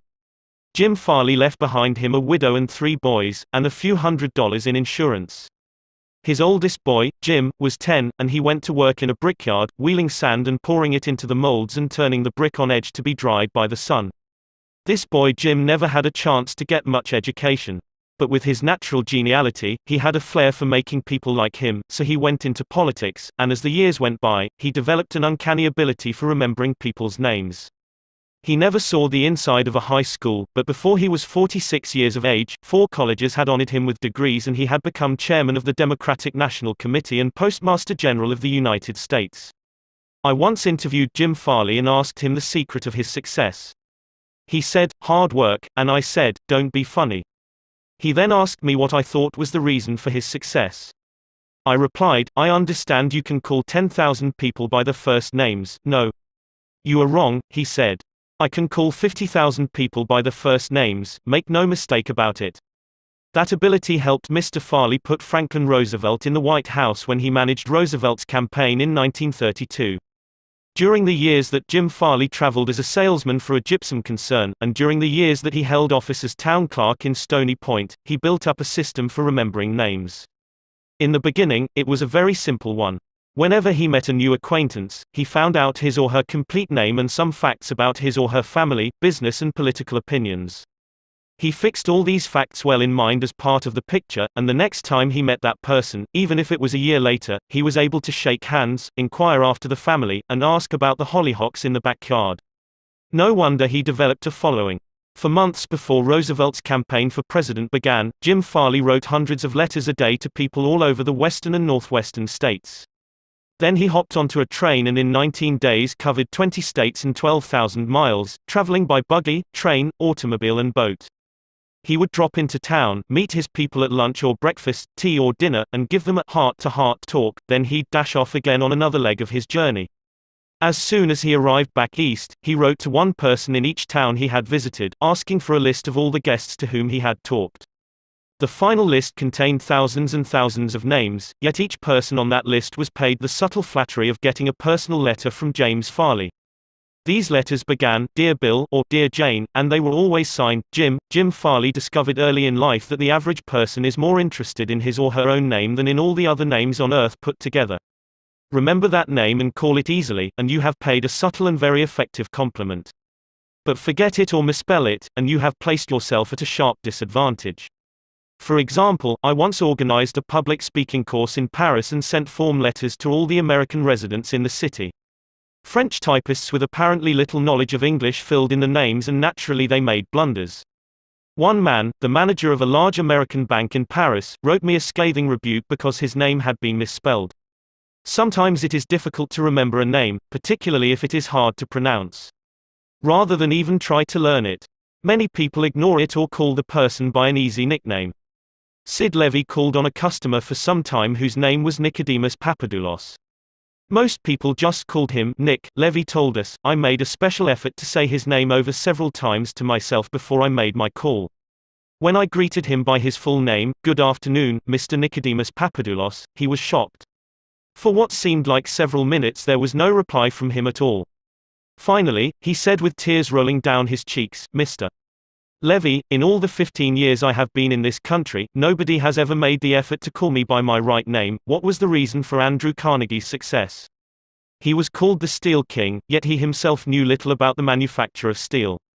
He had hundreds of people working for him who knew far more about steel than he did.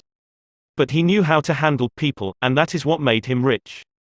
Early in life, he showed a flair for organization, a genius for leadership. By the time he was 10, he too had discovered the astounding importance people place on their own name. And he used that discovery to win cooperation. To illustrate, when he was a boy back in Scotland, he got hold of a rabbit, a mother rabbit. Presto! He soon had a whole nest of little rabbits, and nothing to feed them. But he had a brilliant idea. He told the boys and girls in the neighborhood that if they would go out and pull enough clover and dandelions to feed the rabbits, he would name the bunnies in their honor. The plan worked like magic, and Carnegie never forgot it. Years later, he made millions by using the same psychology in business. For example, he wanted to sell steel rails to the Pennsylvania Railroad. J. Edgar Thomson was the president of the Pennsylvania Railroad then. So Andrew Carnegie built a huge steel mill in Pittsburgh and called it the Edgar Thomson Steel Works. Here is a riddle. See if you can guess it. When the Pennsylvania Railroad needed steel rails, where do you suppose J. Edgar Thomson bought them? From Sears, Roebuck? No, you're wrong. Guess again. When Carnegie and George Pullman were battling each other for supremacy in the railroad sleeping car business, the Steel King again remembered the lesson of the rabbits. The Central Transportation Company, which Andrew Carnegie controlled, was fighting with the company that Pullman owned. Both were struggling to get the sleeping car business of the Union Pacific Railroad, bucking each other, slashing prices, and destroying all chance of profit. Both Carnegie and Pullman had gone to New York to see the board of directors of the Union Pacific. Meeting one evening in the St. Nicholas Hotel, Carnegie said, "Good evening, Mr. Pullman, aren't we making a couple of fools of ourselves?" "What do you mean?" Pullman demanded. Then Carnegie expressed what he had on his mind, a merger of their two interests. He pictured in glowing terms the mutual advantages of working with, instead of against, each other. Pullman listened attentively, but he was not wholly convinced. Finally he asked, "What would you call the new company?" And Carnegie replied promptly, "Why, the Pullman Palace Car Company, of course." Pullman's face brightened. "Come into my room," he said. "Let's talk it over." That talk made industrial history. This policy of remembering and honoring the names of his friends and business associates was one of the secrets of Andrew Carnegie's leadership. He was proud of the fact that he could call many of his factory workers by their first names, and he boasted that while he was personally in charge, no strike ever disturbed his flaming steel mills. Benton Love, chairman of Texas Commerce Bank Shares, believes that the bigger a corporation gets, the colder it becomes. "One way to warm it up," he said, "is to remember people's names. The executive who tells me he can't remember names is at the same time telling me he can't remember a significant part of his business and is operating on quicksand." Karen Kersick of Rancho Palos Verdes, California, a flight attendant for TWA, made it a practice to learn the names of as many passengers in her cabin as possible and use the name when serving them. This resulted in many compliments on her service expressed both to her directly and to the airline. One passenger wrote, "I haven't flown TWA for some time, but I'm going to start flying nothing but TWA from now on. You make me feel that your airline has become a very personalized airline, and that is important to me. People are so proud of their names that they strive to perpetuate them at any cost." Even blustering, hard-boiled old P.T. Barnum, the greatest showman of his time, disappointed because he had no sons to carry on his name, offered his grandson, C.H. Seeley, $25,000 if he would call himself Barnum Seeley. For many centuries, nobles and magnates supported artists, musicians and authors so that their creative works would be dedicated to them. Libraries and museums owe their richest collections to people who cannot bear to think that their names might perish from the memory of the race. The New York Public Library has its Astor and Lenox collections. The Metropolitan Museum perpetuates the names of Benjamin Altman and J.P. Morgan. And nearly every church is beautified by stained glass windows commemorating the names of their donors. Many of the buildings on the campus of most universities bear the names of donors who contributed large sums of money for this honor. Most people don't remember names, for the simple reason that they don't take the time and energy necessary to concentrate and repeat and fix names indelibly in their minds. They make excuses for themselves, they are too busy. But they were probably no busier than Franklin D. Roosevelt, and he took time to remember and recall even the names of mechanics with whom he came into contact. To illustrate, the Chrysler organization built a special car for Mr. Roosevelt, who could not use a standard car because his legs were paralyzed. W.F. Chamberlain and a mechanic delivered it to the White House. I have in front of me a letter from Mr. Chamberlain relating his experiences.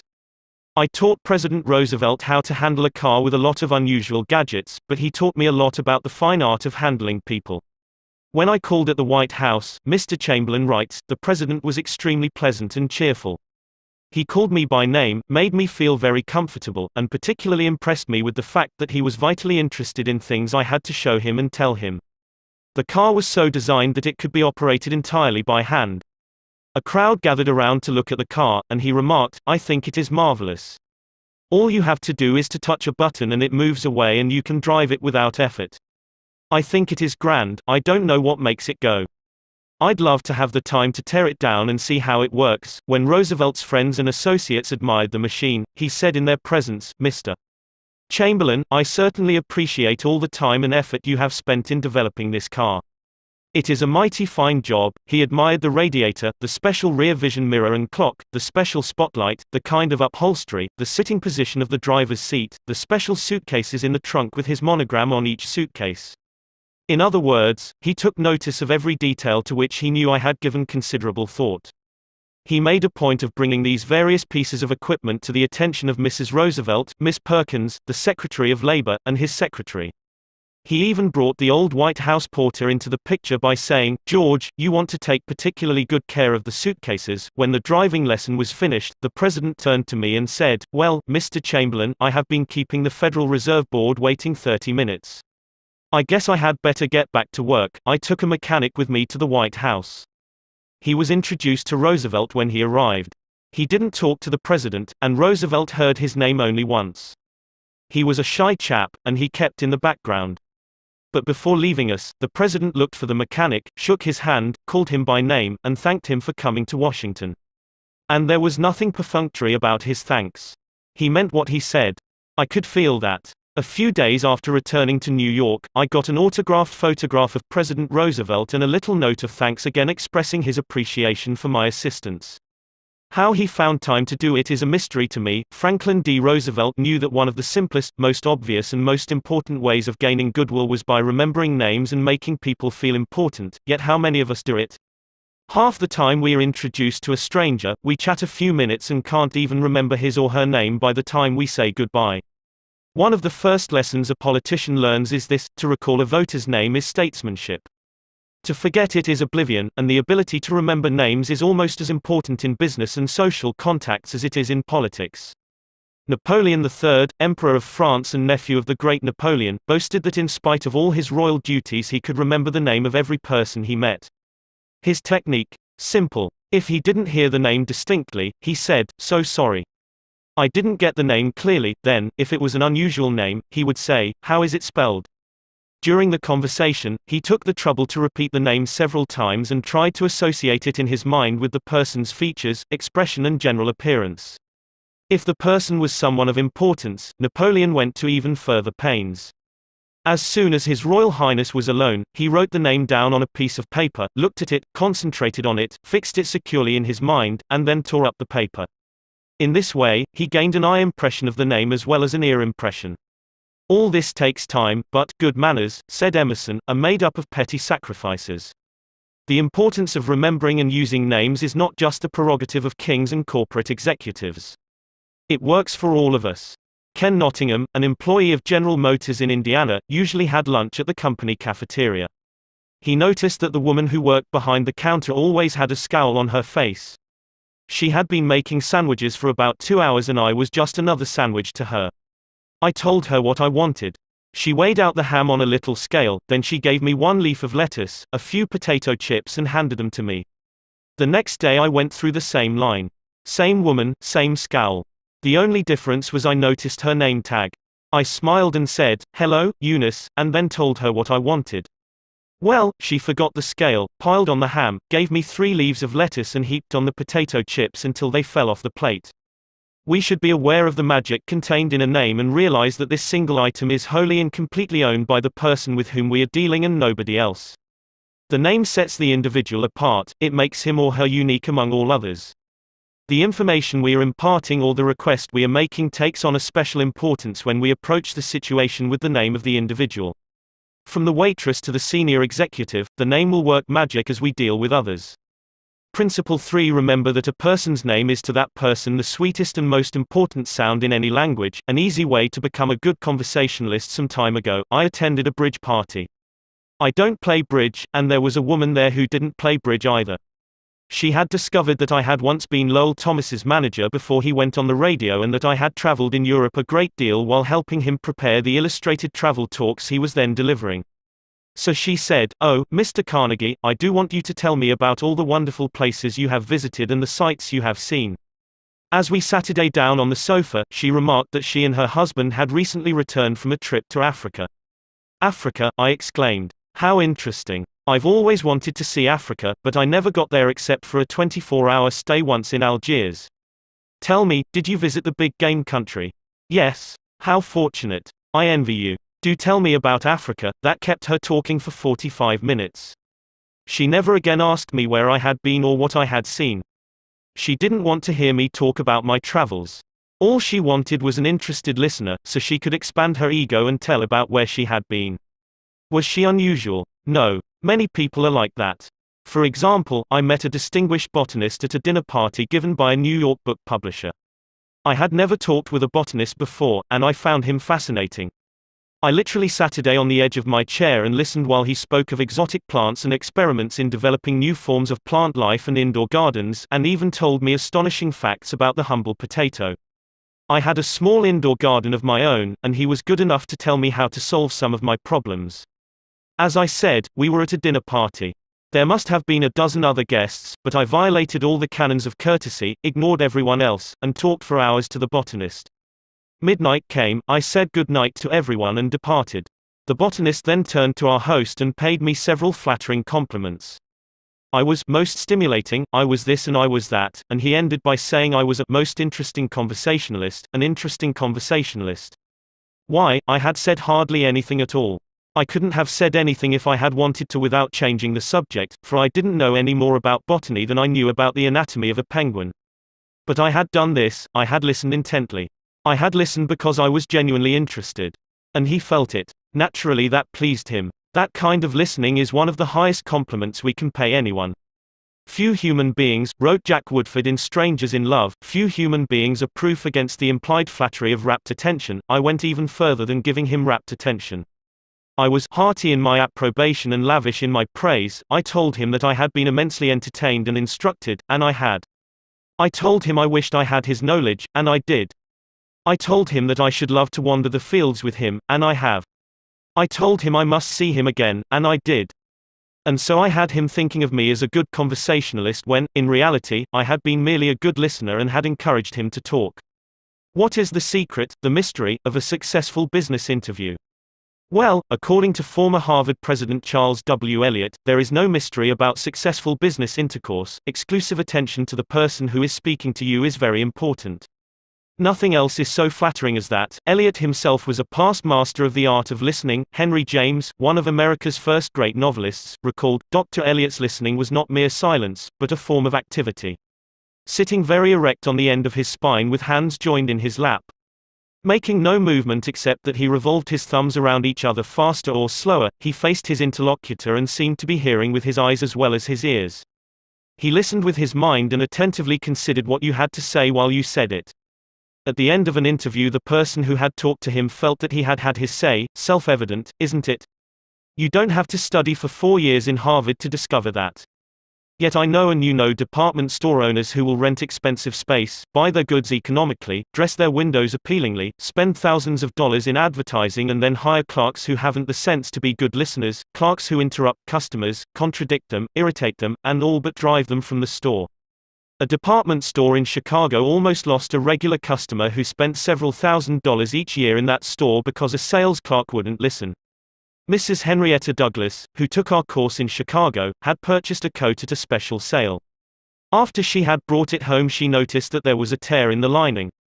She came back the next day and asked the sales clerk to exchange it. The clerk refused even to listen to her complaint.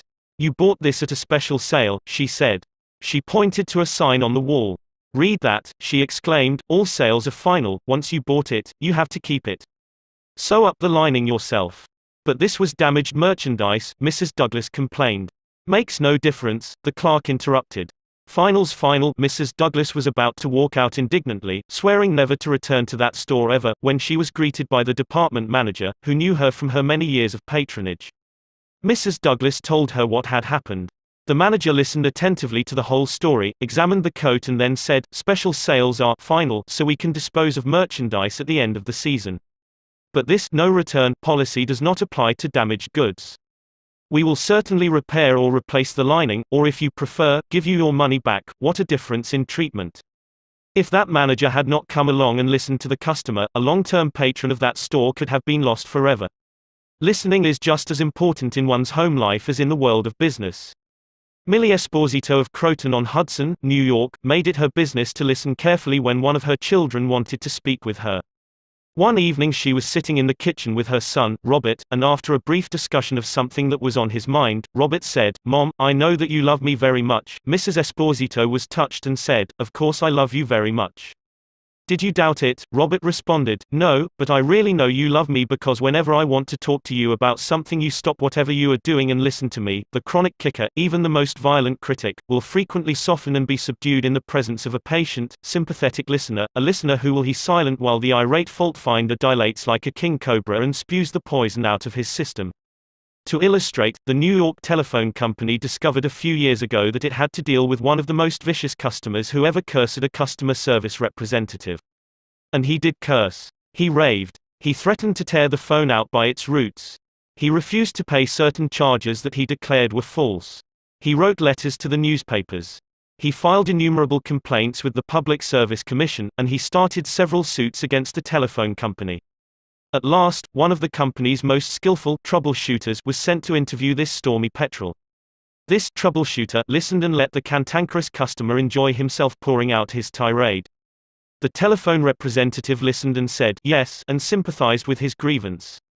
He raved on and I listened for near 3 hours, the troubleshooter said as he related his experiences before one of the author's classes. Then I went back and listened some more. I interviewed him 4 times, and before the 4th visit was over I had become a charter member of an organization he was starting.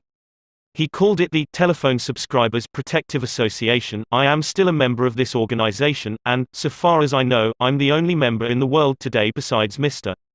I listened and sympathized with him on every point that he made during these interviews. He had never had a telephone representative talk with him that way before, and he became almost friendly.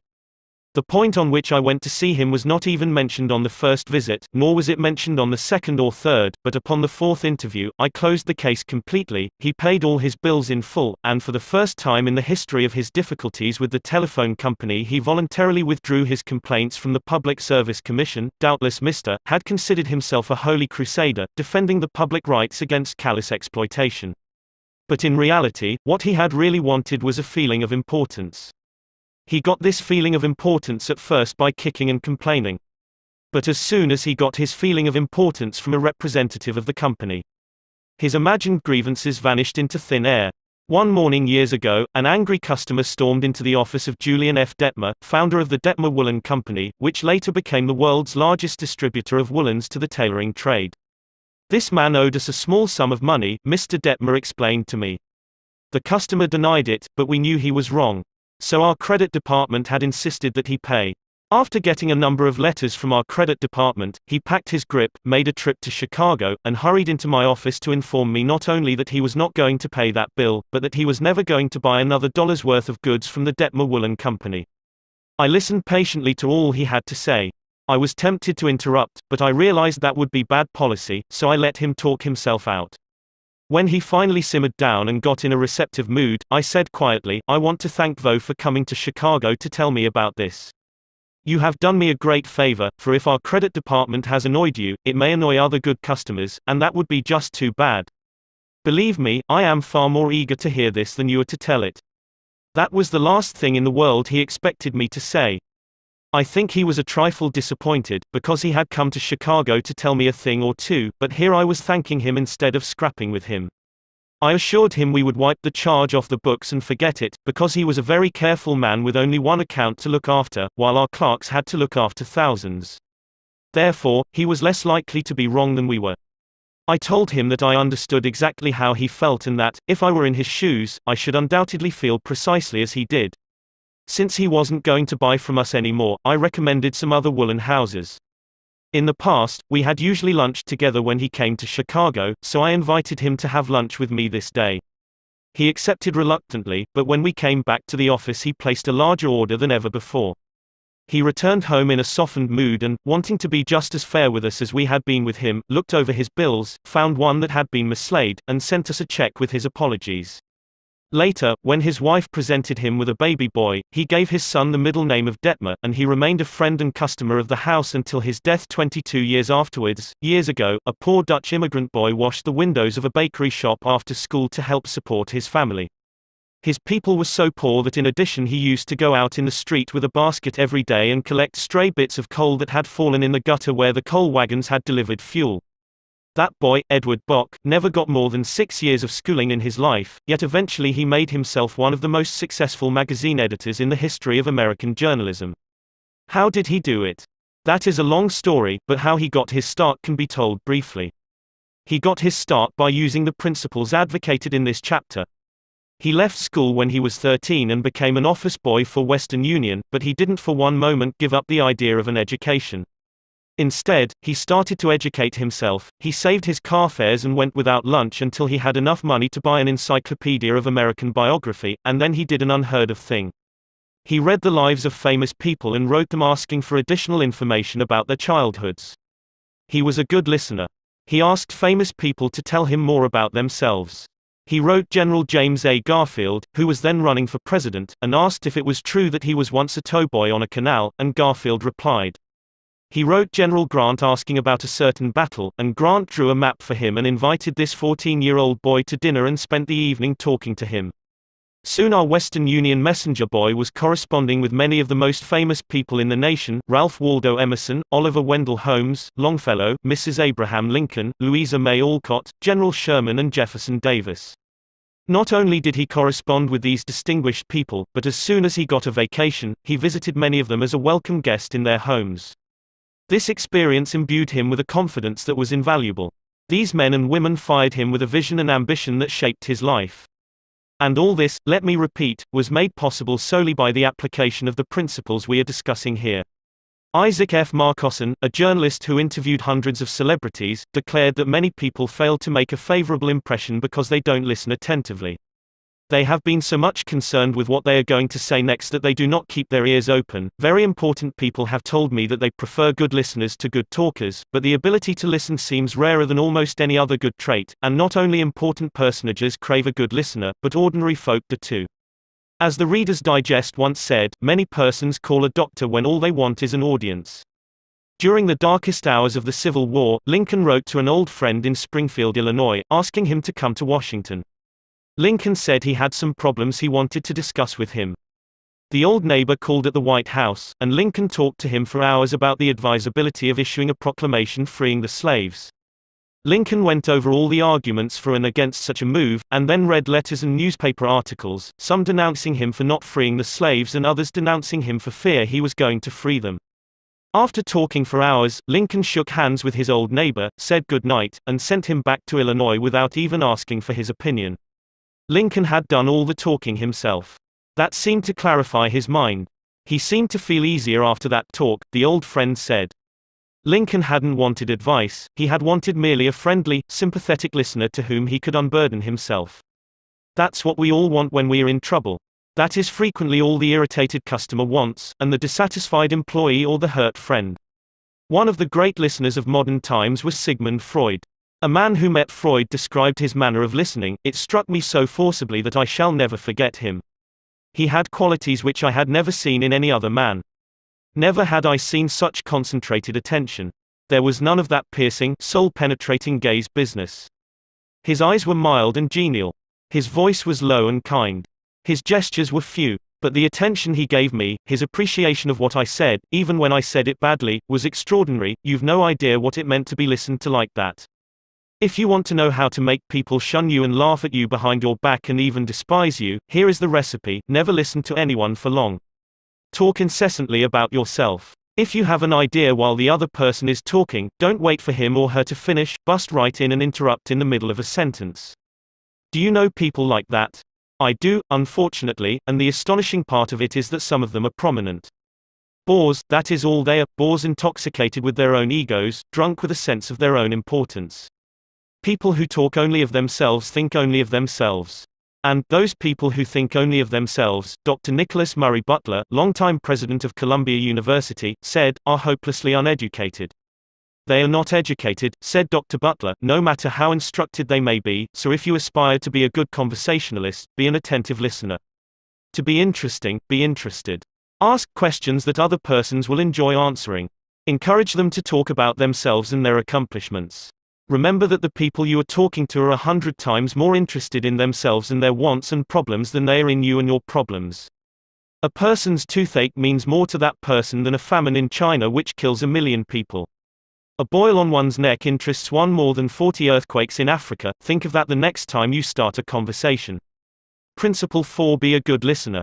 How to interest people. Everyone who was ever a guest of Theodore Roosevelt was astonished at the range and diversity of his knowledge.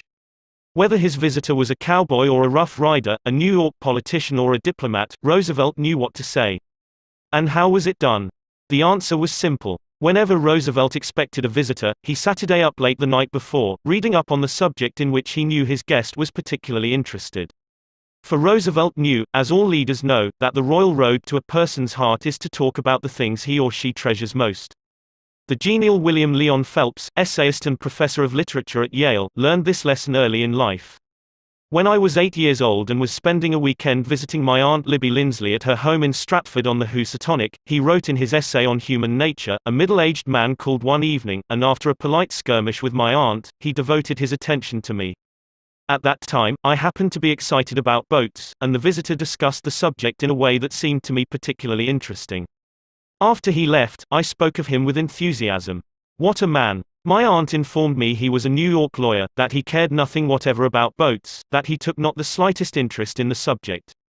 But why then did he talk all the time about boats? Because he is a gentleman. He saw you were interested in boats, and he talked about the things he knew would interest and please you. He made himself agreeable, and William Leon Phelps added, first never forgot my aunt's remark. As I write this chapter, I have before me a letter from Edward L. Challiff, who was active in Boy Scout work. One day I found I needed a favor, wrote Mr. Challiff. A big Scout jamboree was coming off in Europe. And I wanted the president of one of the largest corporations in America to pay the expenses of one of my boys for the trip. Fortunately, just before I went to see this man, I heard that he had drawn a check for $1 million, and that after it was cancelled, he had had it framed. So the first thing I did when I entered his office was to ask to see the check. A check for $1 million. I told him I never knew that anybody had ever written such a check, and that I wanted to tell my boys that I had actually seen a check for $1 million.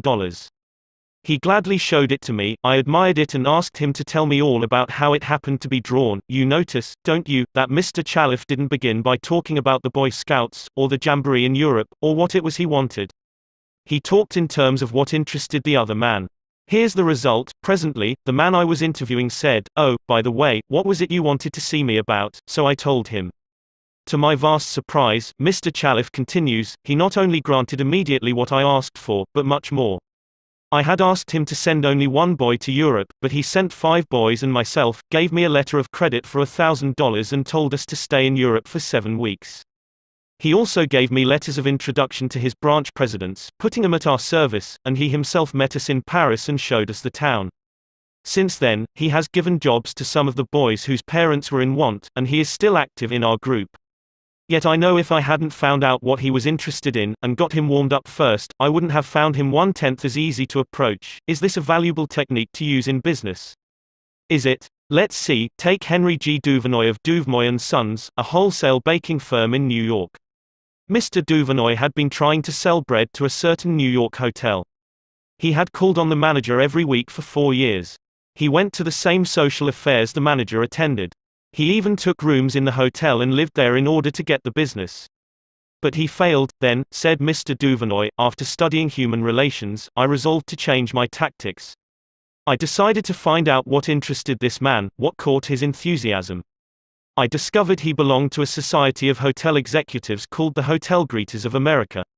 He not only belonged, but his bubbling enthusiasm had made him president of the organization, and president of the International Greeters.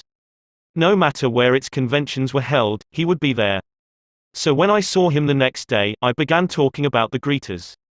What a response I got! What a response! He talked to me for half an hour about the greeters, his tones vibrant with enthusiasm. I could plainly see that this society was not only his hobby, it was the passion of his life. Before I left his office, he had sold me a membership in his organization. In the meantime, I had said nothing about bread. But a few days later, the steward of his hotel phoned me to come over with samples and prices. I don't know what you did to the old boy, the steward greeted me, but he sure is sold on you, think of it.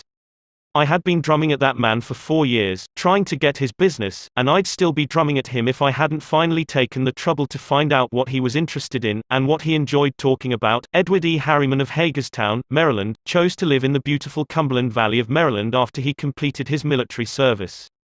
Unfortunately, at that time there were few jobs available in the area. A little research uncovered the fact that a number of companies in the area were either owned or controlled by an unusual business maverick, R.J. Funkhauser, whose rise from poverty to riches intrigued Mr. Harriman. However, he was known for being inaccessible to job seekers. Mr. Harriman wrote, "I interviewed a number of people and found that his major interest was anchored in his drive for power and money. Since he protected himself from people like me by use of a dedicated and stern secretary, I studied her interests and goals, and only then I paid an unannounced visit at her office. She had been Mr. Funkhauser's orbiting satellite for about 15 years. When I told her I had a proposition for him which might translate itself into financial and political success for him, she became enthused. I also conversed with her about her constructive participation in his success. After this conversation, she arranged for me to meet Mr. Funkhauser. I entered his huge and impressive office determined not to ask directly for a job. He was seated behind a large carved desk and thundered at me. "How about it, young man?" I said. "Mr. Funkhauser, I believe I can make money for you." He immediately rose and invited me to sit in one of the large upholstered chairs. I enumerated my ideas and the qualifications I had to realize these ideas, as well as how they would contribute to his personal success and that of his businesses. R.J., as he became known to me, hired me at once, and for over 20 years I have grown in his enterprises and we both have prospered. Talking in terms of the other person's interests pays off for both parties. Howard Z. Herzig, a leader in the field of employee communications, has always followed this principle. When asked what reward he got from it, Mr. Herzig responded that he not only received a different reward from each person, but that in general the reward had been an enlargement of his life each time he spoke to someone. Principle 5. Talk in terms of the other person's interests. How to make people like you instantly. I was waiting in line to register a letter in the post office at 33rd Street and 8th Avenue in New York. I noticed that the clerk appeared to be bored with the job, weighing envelopes, handing out stamps, making change, issuing receipts, the same monotonous grind year after year. So I said to myself, I am going to try to make that clerk like me. Obviously, to make him like me, I must say something nice, not about myself, but about him. So I asked myself, what is there about him that I can honestly admire? That is sometimes a hard question to answer, especially with strangers, but, in this case, it happened to be easy. I instantly saw something I admired no end. So while he was weighing my envelope, I remarked with enthusiasm, "I certainly wish I had your head of hair." He looked up, half startled, his face beaming with smiles. "Well, it isn't as good as it used to be," he said modestly. I assured him that although it might have lost some of its pristine glory, nevertheless it was still magnificent. He was immensely pleased. We carried on a pleasant little conversation, and the last thing he said to me was, "Many people have admired my hair. I'll bet that person went out to lunch that day walking on air. I'll bet he went home that night and told his wife about it. I'll bet he looked in the mirror and said, 'It is a beautiful head of hair.'" I told this story once in public, and a man asked me afterwards, "What did you want to get out of him? What was I trying to get out of him? What was I trying to get out of him?" If we are so contemptibly selfish that we can't radiate a little happiness and pass on a bit of honest appreciation without trying to get something out of the other person in return, if our souls are no bigger than sour crab apples, we shall meet with the failure we so richly deserve. Oh yes, I did want something out of that chap. I wanted something priceless. And I got it. I got the feeling that I had done something for him without his being able to do anything whatever in return for me. That is a feeling that flows and sings in your memory long after the incident is past. There is one all-important law of human conduct. If we obey that law, we shall almost never get into trouble. In fact, that law, if obeyed, will bring us countless friends and constant happiness. But the very instant we break the law, we shall get into endless trouble. The law is this: always make the other person feel important. John Dewey, as we have already noted, said that the desire to be important is the deepest urge in human nature, and William James said, the deepest principle in human nature is the craving to be appreciated. As I have already pointed out, it is this urge that differentiates us from the animals. It is this urge that has been responsible for civilization itself. Philosophers have been speculating on the rules of human relationships for thousands of years, and out of all that speculation, there has evolved only one important precept. It is not new. It is as old as history. Zoroaster taught it to his followers in Persia 2500 years ago. Confucius preached it in China 24 centuries ago. Lao Tse, the founder of Taoism, taught it to his disciples in the Valley of the Han. Buddha preached it on the bank of the holy Ganges 500 years before Christ. The sacred books of Hinduism taught it 1,000 years before that. Jesus taught it among the stony hills of Judea 19 centuries ago. Jesus summed it up in one thought, probably the most important rule in the world: do unto others as you would have others do unto you. You want the approval of those with whom you come in contact. You want recognition of your true worth. You want a feeling that you are important in your little world.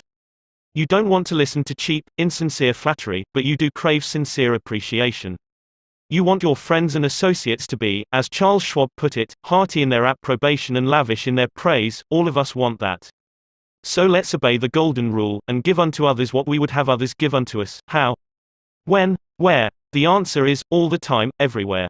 David G. Smith of Eau Claire, Wisconsin, told one of our classes how he handled a delicate situation when he was asked to take charge of the refreshment booth at a charity concert. The night of the concert, I arrived at the park and found two elderly ladies in a very bad humor standing next to the refreshment stand. Apparently, each thought that she was in charge of this project. As I stood there pondering what to do, me of the members of the sponsoring committee appeared and handed me a cash box and thanked me for taking over the project. She introduced Rose and Jane as my helpers and then ran off. A great silence ensued. Realizing that the cash box was a symbol of authority, of sorts, I gave the box to Rose and explained that I might not be able to keep the money straight and that if she took care of it I would feel better. I then suggested to Jane that she show two teenagers who had been assigned to refreshments how to operate the soda machine. And I asked her to be responsible for that part of the project. The evening was very enjoyable, with Rose happily counting the money, Jane supervising the teenagers, and me enjoying the concert. You don't have to wait until you are ambassador to France or chairman of the Clambarquet committee of your lodge before you use this philosophy of appreciation. You can work magic with it almost every day. If, for example, the waitress brings us mashed potatoes when we have ordered French fried, let's say, "I'm sorry to trouble you, but I prefer French fried," she'll probably reply, "No trouble at all," and will be glad to change the potatoes, because we have shown respect for her. Little phrases such as, "I'm sorry to trouble you, would you be so kind as to? Won't you please, would you mind? Thank you." Little courtesies like these oil the cogs of the monotonous grind of everyday life, and, incidentally, they are the hallmark of good breeding. Let's take another illustration. Hall Caine's novels The Christian, The Deemster, The Manxman, among them, were all bestsellers in the early part of this century. Millions of people read his novels, countless millions. He was the son of a blacksmith. He never had more than 8 years schooling in his life, yet when he died he was the richest literary man of his time. The story goes like this: Hall Caine loved sonnets and ballads, so he devoured all of Dante Gabriel Rossetti's poetry. He even wrote a lecture chanting the praises of Rossetti's artistic achievement and sent a copy to Rossetti himself. Rossetti was delighted. "Any young man who has such an exalted opinion of my ability," Rossetti probably said to himself, "must be brilliant." So Rossetti invited this blacksmith's son to come to London and act as his secretary. That was the turning point in Hall Caine's life, for, in his new position, he met the literary artists of the day. Profiting by their advice and inspired by their encouragement, he launched upon a career that emblazoned his name across the sky. His home, Greeba Castle, on the Isle of Man, became a mecca for tourists from the far corners of the world, and he left a multi-million-dollar estate. Yet, who knows, he might have died poor and unknown had he not written an essay expressing his admiration for a famous man. Such is the power, the stupendous power, of sincere, heartfelt appreciation. Rossetti considered himself important. That is not strange, almost everyone considers himself important, very important. The life of many a person could probably be changed if only someone would make him feel important. Ronald J. Rowland, who is one of the instructors of our course in California, is also a teacher of arts and crafts. He wrote to us about a student named Chris in his beginning crafts class. Chris was a very quiet, shy boy lacking in self-confidence, the kind of student that often does not receive the attention he deserves. I also teach an advanced class that had grown to be somewhat of a status symbol and a privilege for a student to have earned the right to be in it. On Wednesday, Chris was diligently working at his desk. I really felt there was a hidden fire deep inside him. I asked Chris if he would like to be in the advanced class. How I wish I could express the look in Chris's face, the emotions in that shy 14-year-old boy, trying to hold back his tears. Who me, Mr. Rowland? Am I good enough? Yes, Chris, you are good enough. I had to leave at that point because tears were coming to my eyes. As Chris walked out of class that day, seemingly 2 inches taller, he looked at me with bright blue eyes and said in a positive voice, "Thank you, Mr. Rowland. Chris taught me a lesson I will never forget: our deep desire to feel important." To help me never forget this rule, I made a sign which reads, "You are important." This sign hangs in the front of the classroom for all to see and to remind me that each student I face is equally important. The unvarnished truth is that almost all the people you meet feel themselves superior to you in some way, and a sure way to their hearts is to let them realize in some subtle way that you recognize their importance, and recognize it sincerely. Remember what Emerson said, "Every man I meet is my superior in some way." In that, I learn of him, and the pathetic part of it is that frequently those who have the least justification for a feeling of achievement bolster up their egos by a show of tumult and conceit which is truly nauseating. As Shakespeare put it, "Man, proud man, doctorist in a little brief authority, plays such fantastic tricks before high heaven, as make the angels weep." I am going to tell you how business people in my own courses have applied these principles with remarkable results. Let's take the case of a Connecticut attorney. Because of his relatives, he prefers not to have his name mentioned. Shortly after joining the course, Mr. R drove to Long Island with his wife to visit some of her relatives. She left him to chat with an old aunt of hers, and Th rushed off by herself to visit some of the younger relatives. Since he soon had to give a speech professionally on how he applied the principles of appreciation, he thought he would gain some worthwhile experience talking with the elderly lady. So he looked around the house to see what he could honestly admire. "This house was built about 1890, wasn't it?" he inquired. "Yes," she replied, "that is precisely the year it was built. It reminds me of the house I was born in," he said. "It's beautiful. Well built. Roomy. You know, they don't build houses like this anymore." "You're right," the old lady agreed. "The young folks nowadays don't care for beautiful homes. All they want is a small apartment, and then they go off gadding about in their automobiles." "This is a dream house," she said in a voice vibrating with tender memories. "This house was built with love. My husband and I dreamed about it for years before we built it. We didn't have an architect. We planned it all ourselves." She showed Mr. R about the house, and he expressed his hearty admiration for the beautiful treasures she had picked up in her travels and cherished over a lifetime: paisley shawls, an old English tea set, Wedgwood china, French beds and chairs, Italian paintings, and silk draperies that had once hung in a French chateau. After showing Mr. R through the house, she took him out to the garage. There, jacked up on blocks, was a Packard car, in mint condition. "My husband bought that car for me shortly before he passed on," she said softly. "I have never ridden in it since his death. You appreciate nice things, and I'm going to give this car to you." "Why, Auntie," he said, "you overwhelm me. I appreciate your generosity, of course, but I couldn't possibly accept it. I'm not even a relative of yours. I have a new car, and you have many relatives that would like to have that Packard." "Relatives?" she exclaimed. "Yes, I have relatives who are just waiting till I die so they can get that car. But they are not going to get it. If you don't want to give it to them, you can very easily sell it to a second-hand dealer," he told her. "Sell it?" she cried. "Do you think I would sell this car? Do you think I could stand to see strangers riding up and down the street in that car that my husband bought for me? I wouldn't dream of selling it. I'm going to give it to you. You appreciate beautiful things." He tried to get out of accepting the car, but he couldn't without hurting her feelings. This lady, left all alone in a big house with her paisley shawls, her French antiques, and her memories, was starving for a little recognition. She had once been young and beautiful and sought after. She had once built a house warm with love and had collected things from all over Europe to make it beautiful. Now, in the isolated loneliness of old age, she craved a little human warmth, a little genuine appreciation, and no one gave it to her. And when she found it, like a spring in the desert, her gratitude couldn't adequately express itself with anything less than the gift of her cherished Packard. Let's take another case. Donald M. McMahon, who was superintendent of Lewis and Valentine, nurserymen and landscape architects in Rye, New York, related this incident. "Shortly after I attended the talk on how to win friends and influence people, I was landscaping the estate of a famous attorney. The owner came out to give me a few instructions about where he wished to plant a mass of rhododendrons and azaleas. I said, 'Judge, you have a lovely hobby. I've been admiring your beautiful dogs.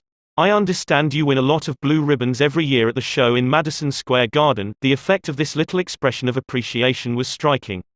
"Yes," the judge replied, "I do have a lot of fun with my dogs. Would you like to see my kennel?" He spent almost an hour showing me his dogs and the prizes they had won. He even brought out their pedigrees and explained about the bloodlines responsible for such beauty and intelligence.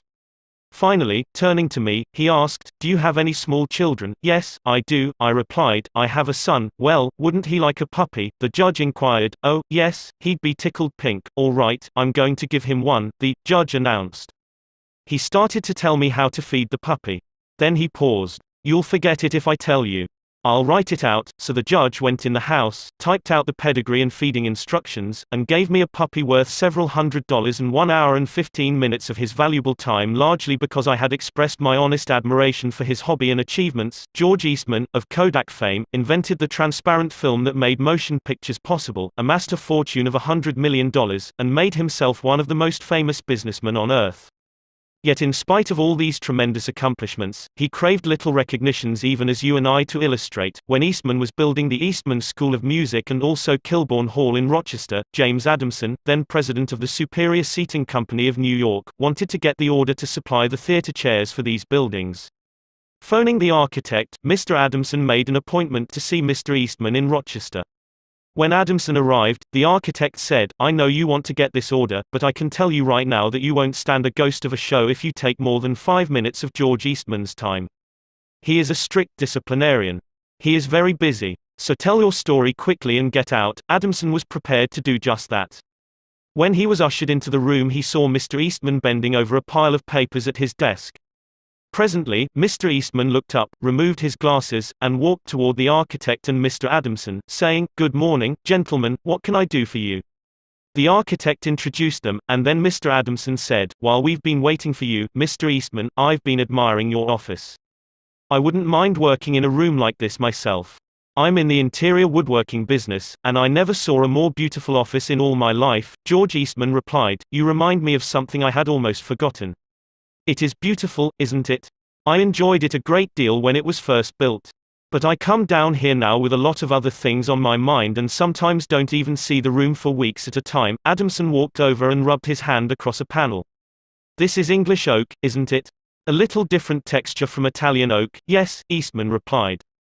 "Imported English oak. It was selected for me by a friend who specializes in fine woods." Then Eastman showed him about the room, commenting on the proportions, the coloring, the hand carving and other effects he had helped to plan and execute. While drifting about the room, admiring the woodwork, they paused before a window, and George Eastman, in his modest, soft-spoken way, pointed out some of the institutions through which he was trying to help humanity: the University of Rochester, the General Hospital, the Homeopathic Hospital, the Friendly Home, the Children's Hospital. Mr. Adamson congratulated him warmly on the idealistic way he was using his wealth to alleviate the sufferings of humanity. Presently, George Eastman unlocked a glass case and pulled out the first camera he had ever owned, an invention he had bought from an Englishman.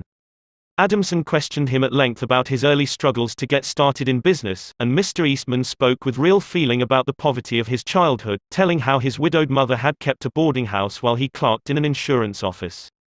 The terror of poverty haunted him day and night, and he resolved to make enough money so that his mother wouldn't have to work. Mr. Adamson drew him out with further questions and listened, absorbed, while he related the story of his experiments with dry photographic plates. He told how he had worked in an office all day, and sometimes experimented all night, taking only brief naps while the chemicals were working, sometimes working and sleeping in his clothes for 72 hours at a stretch. James Adamson had been ushered into Eastman's office at 10:15 and had been warned that he must not take more than 5 minutes, but an hour had passed, then 2 hours passed. And they were still talking.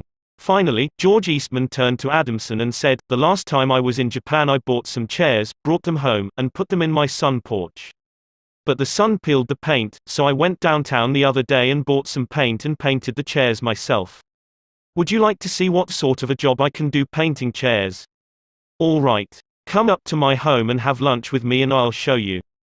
After lunch, Mr. Eastman showed Adamson the chairs he had brought from Japan. They weren't worth more than a few dollars, but George Eastman, now a multimillionaire, was proud of them because he himself had painted them. The order for the seats amounted to $90,000. Who do you suppose got the order, James Adamson or one of his competitors? From the time of this story until Mr. Eastman's death, he and James Adamson were close friends. Claude Marais, a restaurant owner in Rouen, France, used this principle and saved his restaurant the loss of a key employee. This woman had been in his employ for 5 years and was a vital link between M. Marais and his staff of 21 people. He was shocked to receive a registered letter from her advising him of her resignation.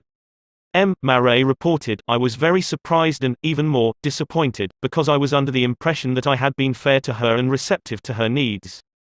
Inasmuch as she was a friend as well as an employee, I probably had taken her too much for granted and maybe was even more demanding of her than of other employees. I could not, of course, accept this resignation without some explanation.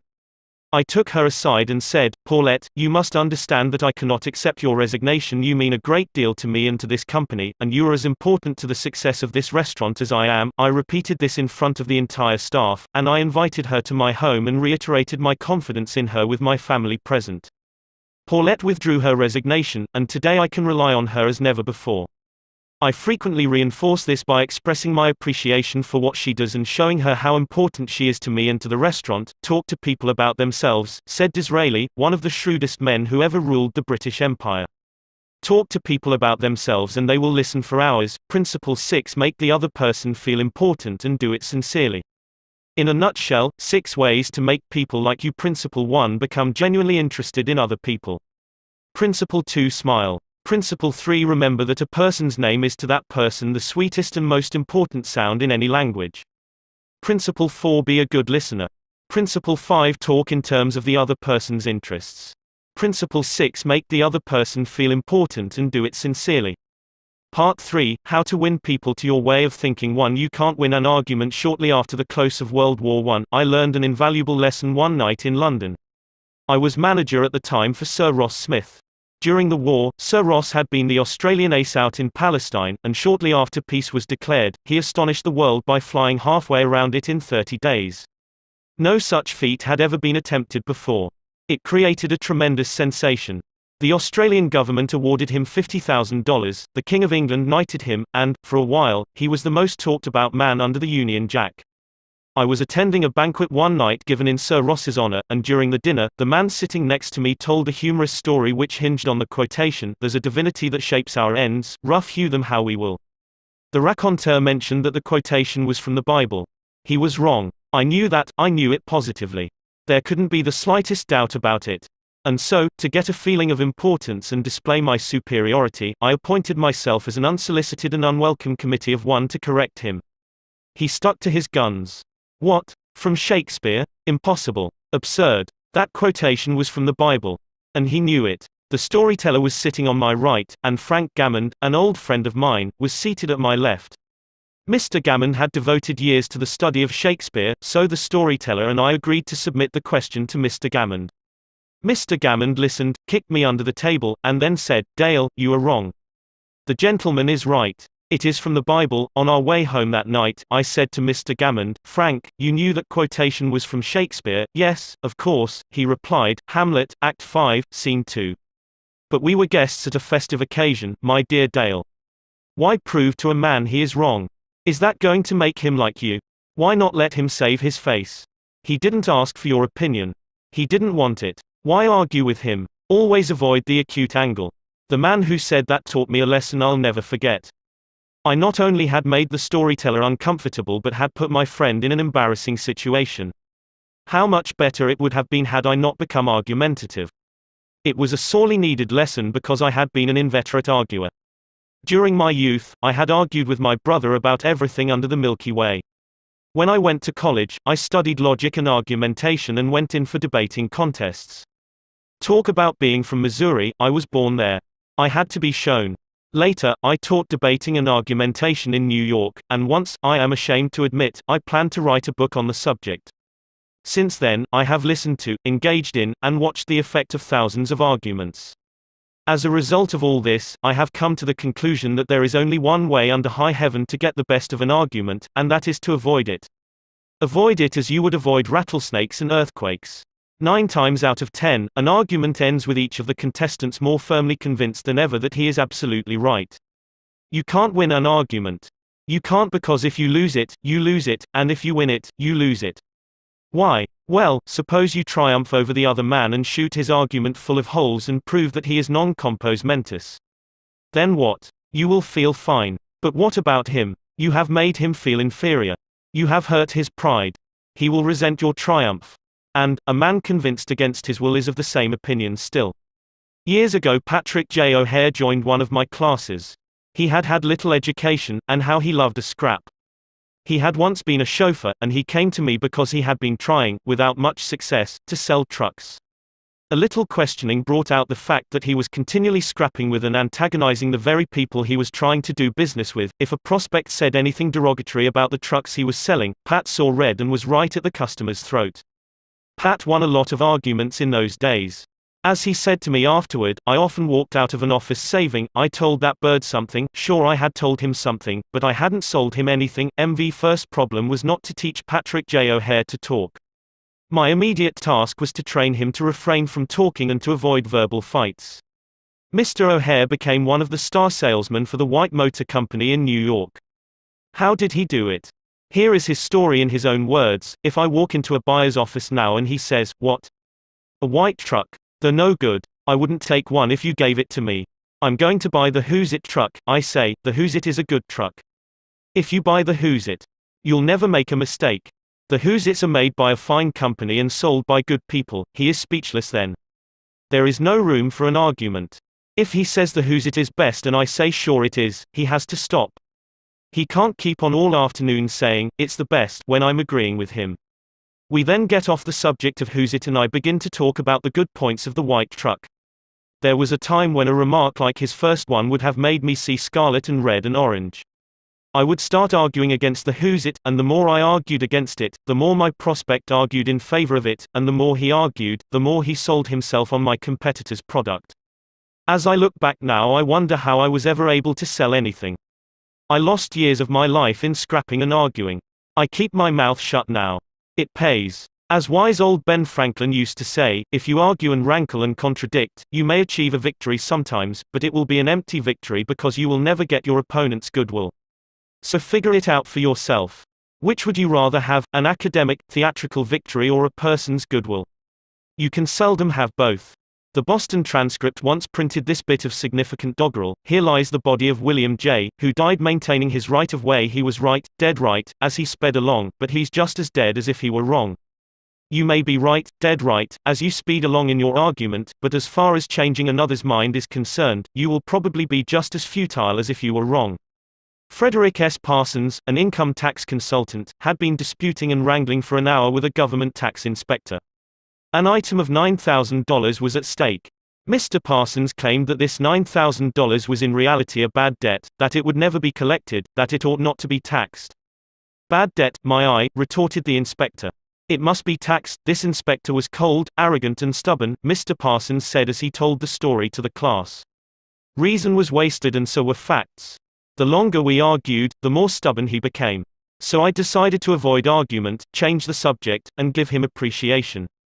I said, "I suppose this is a very petty matter in comparison with the really important and difficult decisions you're required to make. I've made a study of taxation myself. But I've had to get my knowledge from books. You are getting yours from the firing line of experience.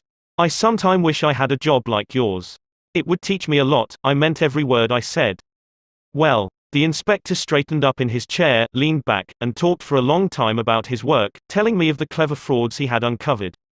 His tone gradually became friendly, and presently he was telling me about his children. As he left, he advised me that he would consider my problem further and give me his decision in a few days. He called at my office 3 days later and informed me that he had decided to leave the tax return exactly as it was filed. This tax inspector was demonstrating one of the most common of human frailties. He wanted a feeling of importance, and as long as Mr. Parsons argued with him, he got his feeling of importance by loudly asserting his authority. But as soon as his importance was admitted and the argument stopped and he was permitted to expand his ego, he became a sympathetic and kindly human being. Buddha said, "Hatred is never ended by hatred but by love, and a misunderstanding is never ended by an argument but by tact, diplomacy, conciliation and a sympathetic desire to see the other person's viewpoint." Lincoln once reprimanded a young Army officer for indulging in a violent controversy with an associate. No man who is resolved to make the most of himself, said Lincoln, can spare time for personal contention. Still less can he afford to take the consequences, including the vitiation of his temper and the loss of self-control. Yield larger things to which you show no more than equal rights, and yield lesser ones though clearly your own. Better give your path to a dog than be bitten by him in contesting for the right. Even killing the dog would not cure the bite. In an article in Bits and Pieces, some suggestions are made on how to keep a disagreement from becoming an argument. Welcome the disagreement. Remember the slogan, when two partners always agree, one of them is not necessary. If there is some point you haven't thought about, be thankful if it is brought to your attention. Perhaps this disagreement is your opportunity to be corrected before you make a serious mistake. Distrust your first instinctive impression. Our first natural reaction in a disagreeable situation is to be defensive. Be careful. Keep calm and watch out for your first reaction. It may be you at your worst, not your best. Control your temper. Remember, you can measure the size of a person by what makes him or her angry. Listen first. Give your opponents a chance to talk. Let them finish. Do not resist, defend or debate. This only raises barriers. Try to build bridges of understanding. Don't build higher barriers of misunderstanding. Look for areas of agreement. When you have heard your opponents out, dwell first on the points and areas on which you agree. Be honest, look for areas where you can admit error and say so. Apologize for your mistakes. It will help disarm your opponents and reduce defensiveness. Promise to think over your opponent's ideas and study them carefully. And mean it. Your opponents may be right. It is a lot easier at this stage to agree to think about the points than to move rapidly ahead and find yourself in a position where your opponents can say, "We tried to tell you, but you wouldn't listen." Thank your opponents sincerely for their interest. Anyone who takes the time to disagree with you is interested in the same things you are. Think of them as people who really want to help you, and you may turn your opponents into friends. Postpone action to give both sides time to think through the problem. Suggest that a new meeting be held later that day or the next day, when all the facts may be brought to bear. In preparation for this meeting, ask yourself some hard questions. Could my opponents be right? Partly right? Is there truth or merit in their position or argument? Is my reaction one that will relieve the problem, or will it just relieve any frustration? Will my reaction drive my opponents further away or draw them closer to me? Will my reaction elevate the estimation good people have of me? Will I win or lose? What price will I have to pay if I win? If I am quiet about it, will the disagreement blow over? Is this difficult situation an opportunity for me? Bits and Pieces, published by the Economics Press, Fairfield, NJ. Opera tenor Jan Pearce, after he was married nearly 50 years, once said, "My wife and I made a pact a long time ago, and we've kept it no matter how angry we've grown with each other. When one yells, the other should listen because when two people yell, there is no communication, just noise and bad vibrations." Principle 1. The only way to get the best of an argument is to avoid it. A sure way of making enemies and how to avoid it. When Theodore Roosevelt was in the White House, he confessed that if he could be right 75% of the time, he would reach the highest measure of his expectation. If that was the highest rating that one of the most distinguished men of the 20th century could hope to obtain, what about you and me? If you can be sure of being right only 55% of the time, you can go down to Wall Street and make $1 million a day. If you can't be sure of being right even 55% of the time, why should you tell other people they are wrong? You can tell people they are wrong by a look or an intonation or a gesture just as eloquently as you can in words, and if you tell them they are wrong, do you make them want to agree with you? Never. For you have struck a direct blow at their intelligence, judgment, pride and self-respect. That will make them want to strike back. But it will never make them want to change their minds. You may then hurl at them all the logic of a Plato or an Immanuel Kant, but you will not alter their opinions, for you have hurt their feelings. Never begin by announcing, "I am going to prove so and so to you." That's bad. That's tantamount to saying, "I'm smarter than you are, I'm going to tell you a thing or two and make you change your mind." That is a challenge. It arouses opposition and makes the listener want to battle with you before you even start. It is difficult, under even the most benign conditions, to change people's minds. So why make it harder? Why handicap yourself? If you are going to prove anything, don't let anybody know it. Do it so subtly, so adroitly, that no one will feel that you are doing it. This was expressed succinctly by Alexander Pope: "Men must be taught as if you taught them not, and things unknown proposed as things forgot." Over 300 years ago Galileo said, "You cannot teach a man anything, you can only help him to find it within himself." As Lord Chesterfield said to his son, "Be wiser than other people if you can, but do not tell them so." Socrates said repeatedly to his followers in Athens, "One thing only I know, and that is that I know nothing." Well, I can't hope to be any smarter than Socrates, so I have quit telling people they are wrong. And I find that it pays. If a person makes a statement that you think is wrong, yes, even that you know is wrong, isn't it better to begin by saying, "Well, now, look, I thought otherwise, but I may be wrong. I frequently am. And if I am wrong, I want to be put right. Let's examine the facts." There's magic, positive magic, in such phrases as, "I may be wrong. I frequently am." Let's examine the facts. Nobody in the heavens above or on earth beneath or in the waters under the earth will ever object to your saying, "I may be wrong." Let's examine the facts. One of our class members who used this approach in dealing with customers was Harold Reinke, a Dodge dealer in Billings, Montana. He reported that because of the pressures of the automobile business, he was often hard-boiled and callous when dealing with customers' complaints. This caused flared tempers, loss of business and general unpleasantness. He told his class, "Recognizing that this was getting me nowhere fast, I tried a new tack. I would say something like this: our dealership has made so many mistakes that I am frequently ashamed. We may have erred in your case. Tell me about it." This approach becomes quite disarming, and by the time the customer releases his feelings, he is usually much more reasonable when it comes to settling the matter. In fact, several customers have thanked me for having such an understanding attitude. And 2 of them have even brought in friends to buy new cars. In this highly competitive market, we need more of this type of customer, and I believe that showing respect for all customers' opinions and treating them diplomatically and courteously will help beat the competition. You will never get into trouble by admitting that you may be wrong. That will stop all argument and inspire your opponent to be just as fair and open and broad-minded as you are. It will make him want to admit that he, too, may be wrong. If you know positively that a person is wrong, and you bluntly tell him or her so, what happens? Let me illustrate. Mr. S., a young New York attorney, once argued a rather important case before the United States Supreme Court, Lustgarten v. Fleet Corporation 280 U.S. 320. The case involved a considerable sum of money and an important question of law. During the argument, one of the Supreme Court justices said to him, "The statute of limitations in admiralty law is 6 years, is it not?" Mr. S. stopped, stared at the justice for a moment, and then said bluntly, "Your Honor, there is no statute of limitations in admiralty." A hush fell on the court, said Mr. S., as he related his experience to one of the author's classes, and the temperature in the room seemed to drop to 0. I was right. Justice was wrong. And I had told him so. But did that make him friendly? No. I still believe that I had the law on my side. And I know that I spoke better than I ever spoke before. But I didn't persuade. I made the enormous blunder of telling a very learned and famous man that he was wrong. Few people are logical. Most of us are prejudiced and biased. Most of us are blighted with preconceived notions, with jealousy, suspicion, fear, envy and pride. And most citizens don't want to change their minds about their religion or their haircut or communism or their favorite movie star. So, if you are inclined to tell people they are wrong, please read the following paragraph every morning before breakfast. It is from James Harvey Robinson's enlightening book The Mind in the Making. We sometimes find ourselves changing our minds without any resistance or heavy emotion, but if we are told we are wrong, we resent the imputation and harden our hearts. We are incredibly heedless in the formation of our beliefs but find ourselves filled with an illicit passion for them when anyone proposes to rob us of their companionship. It is obviously not the ideas themselves that are dear to us, but our self-esteem which is threatened.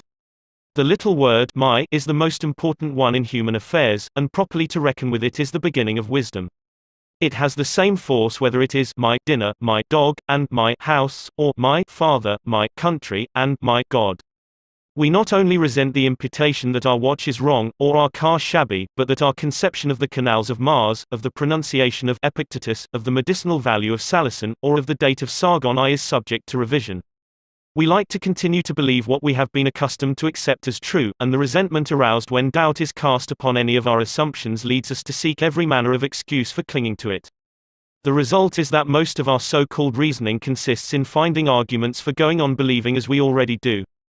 Carl Rogers, the eminent psychologist, wrote in his book On Becoming a Person, "I have found it of enormous value when I can permit myself to understand the other person." The way in which I have worded this statement may seem strange to you. Is it necessary to permit oneself to understand another? I think it is. Our first reaction to most of the statements which we hear from other people is an evaluation or judgment, rather than an understanding of it. When someone expresses some feeling, attitude or belief, our tendency is almost immediately to feel, that's right, or that's stupid, that's abnormal, that's unreasonable, that's incorrect, that's not nice. Very rarely do we permit ourselves to understand precisely what the meaning of the statement is to the other person. Asterisk, adapted from Carl R. Rogers, On Becoming a Person, Boston, Houghton Mifflin, 1961, pp. 18 ff. I once employed an interior decorator to make some draperies for my home. When the bill arrived, I was dismayed. A few days later, a friend dropped in and looked at the draperies. The price was mentioned, and she exclaimed with a note of triumph, "What? That's awful. I am afraid he put one over on you." True. Yes, she had told the truth, but few people like to listen to truths that reflect on their judgment. So, being human, I tried to defend myself. I pointed out that the best is eventually the cheapest, that one can't expect to get quality and artistic taste at bargain basement prices, and so on and on. The next day another friend dropped in, admired the draperies, bubbled over with enthusiasm, and expressed a wish that she could afford such exquisite creations for her home. My reaction was totally different. "Well, to tell the truth," I said, "I can't afford them myself. I paid too much. I'm sorry I ordered them."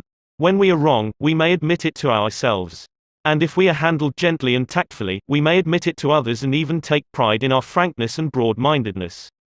But not if someone else is trying to ram the unpalatable fact down our esophagus.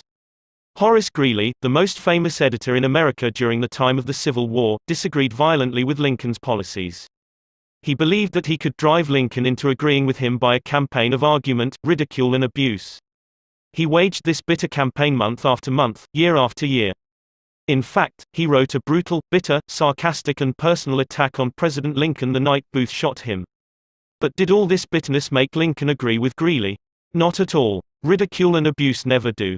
If you want some excellent suggestions about dealing with people and managing yourself and improving your personality, read Benjamin Franklin's autobiography, one of the most fascinating life stories ever written, one of the classics of American literature.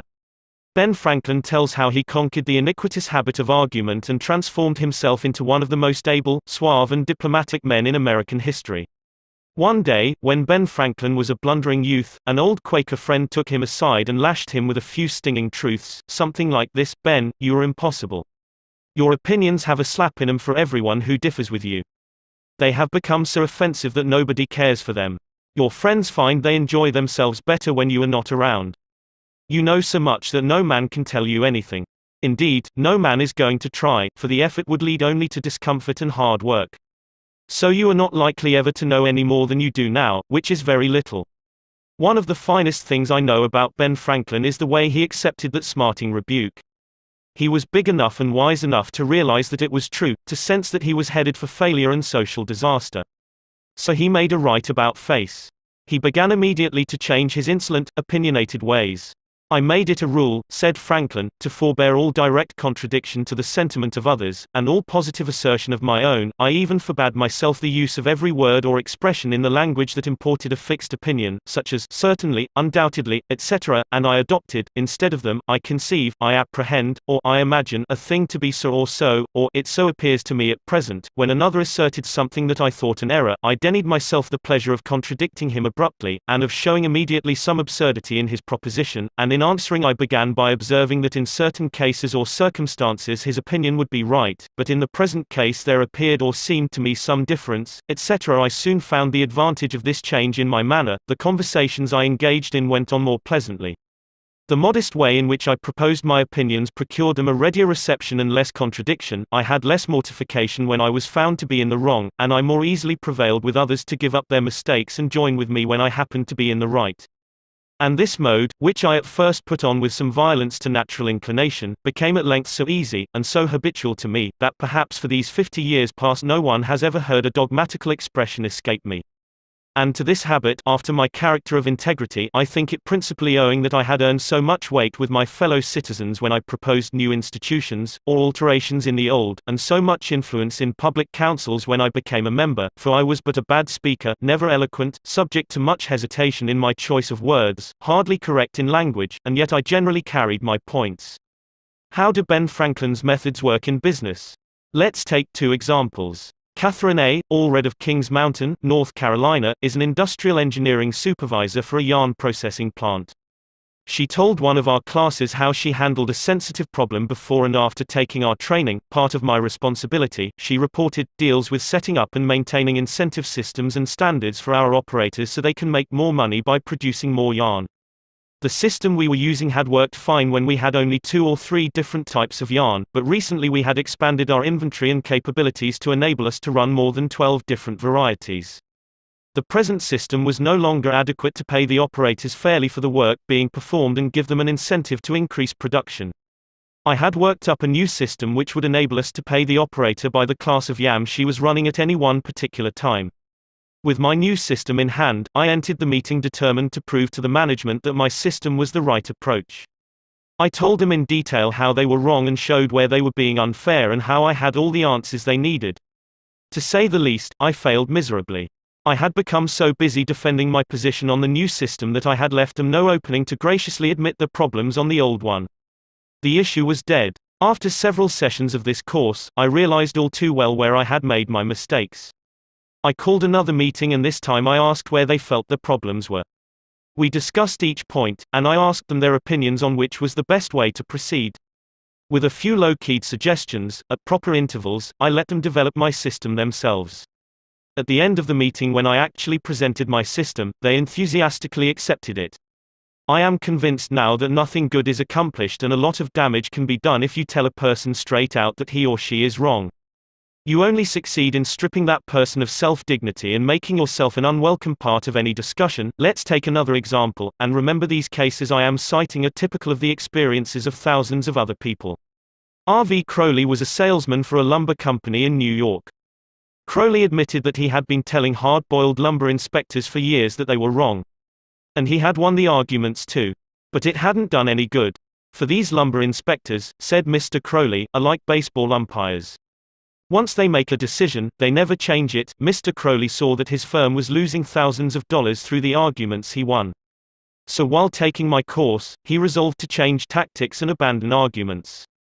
With what results? Here is the story as he told it to the fellow members of his class. One morning the phone rang in my office. A hot and bothered person at the other end proceeded to inform me that a car of lumber we had shipped into his plant was entirely unsatisfactory. His firm had stopped unloading and requested that we make immediate arrangements to remove the stock from their yard. After about 1/4 of the car had been unloaded, their lumber inspector reported that the lumber was running 55% below grade. Under the circumstances, they refused to accept it. I immediately started for his plant and on the way turned over in my mind the best way to handle the situation. Ordinarily, under such circumstances, I should have quoted grading rules and tried, as a result of my own experience and knowledge as a lumber inspector, to convince the other inspector that the lumber was actually up to grade, and that he was misinterpreting the rules in his inspection. However, I thought I would apply the principles learned in this training. When I arrived at the plant, I found the purchasing agent and the lumber inspector in a wicked humor, both set for an argument and a fight. We walked out to the car that was being unloaded, and I requested that they continue to unload so that I could see how things were going. I asked the inspector to go right ahead and lay out the rejects, as he had been doing, and to put the good pieces in another pile. After watching him for a while it began to dawn on me that his inspection actually was much too strict and that he was misinterpreting the rules. This particular lumber was white pine, and I knew the inspector was thoroughly schooled in hardwoods but not a competent, experienced inspector on white pine. White pine happened to be my own strong suit, but did I offer any objection to the way he was grading the lumber? None whatever. I kept on watching and gradually began to ask questions as to why certain pieces were not satisfactory. I didn't for one instant insinuate that the inspector was wrong. I emphasized that my only reason for asking was in order that we could give his firm exactly what they wanted in future shipments. By asking questions in a very friendly, cooperative spirit, and insisting continually that they were right in laying out boards not satisfactory to their purpose, I got him warmed up, and the strained relations between us began to thaw and melt away. An occasional carefully put remark on my part gave birth to the idea in his mind that possibly some of these rejected pieces were actually within the grade that they had bought, and that their requirements demanded a more expensive grade. I was very careful, however, not to let him think I was making an issue of this point. Gradually his whole attitude changed.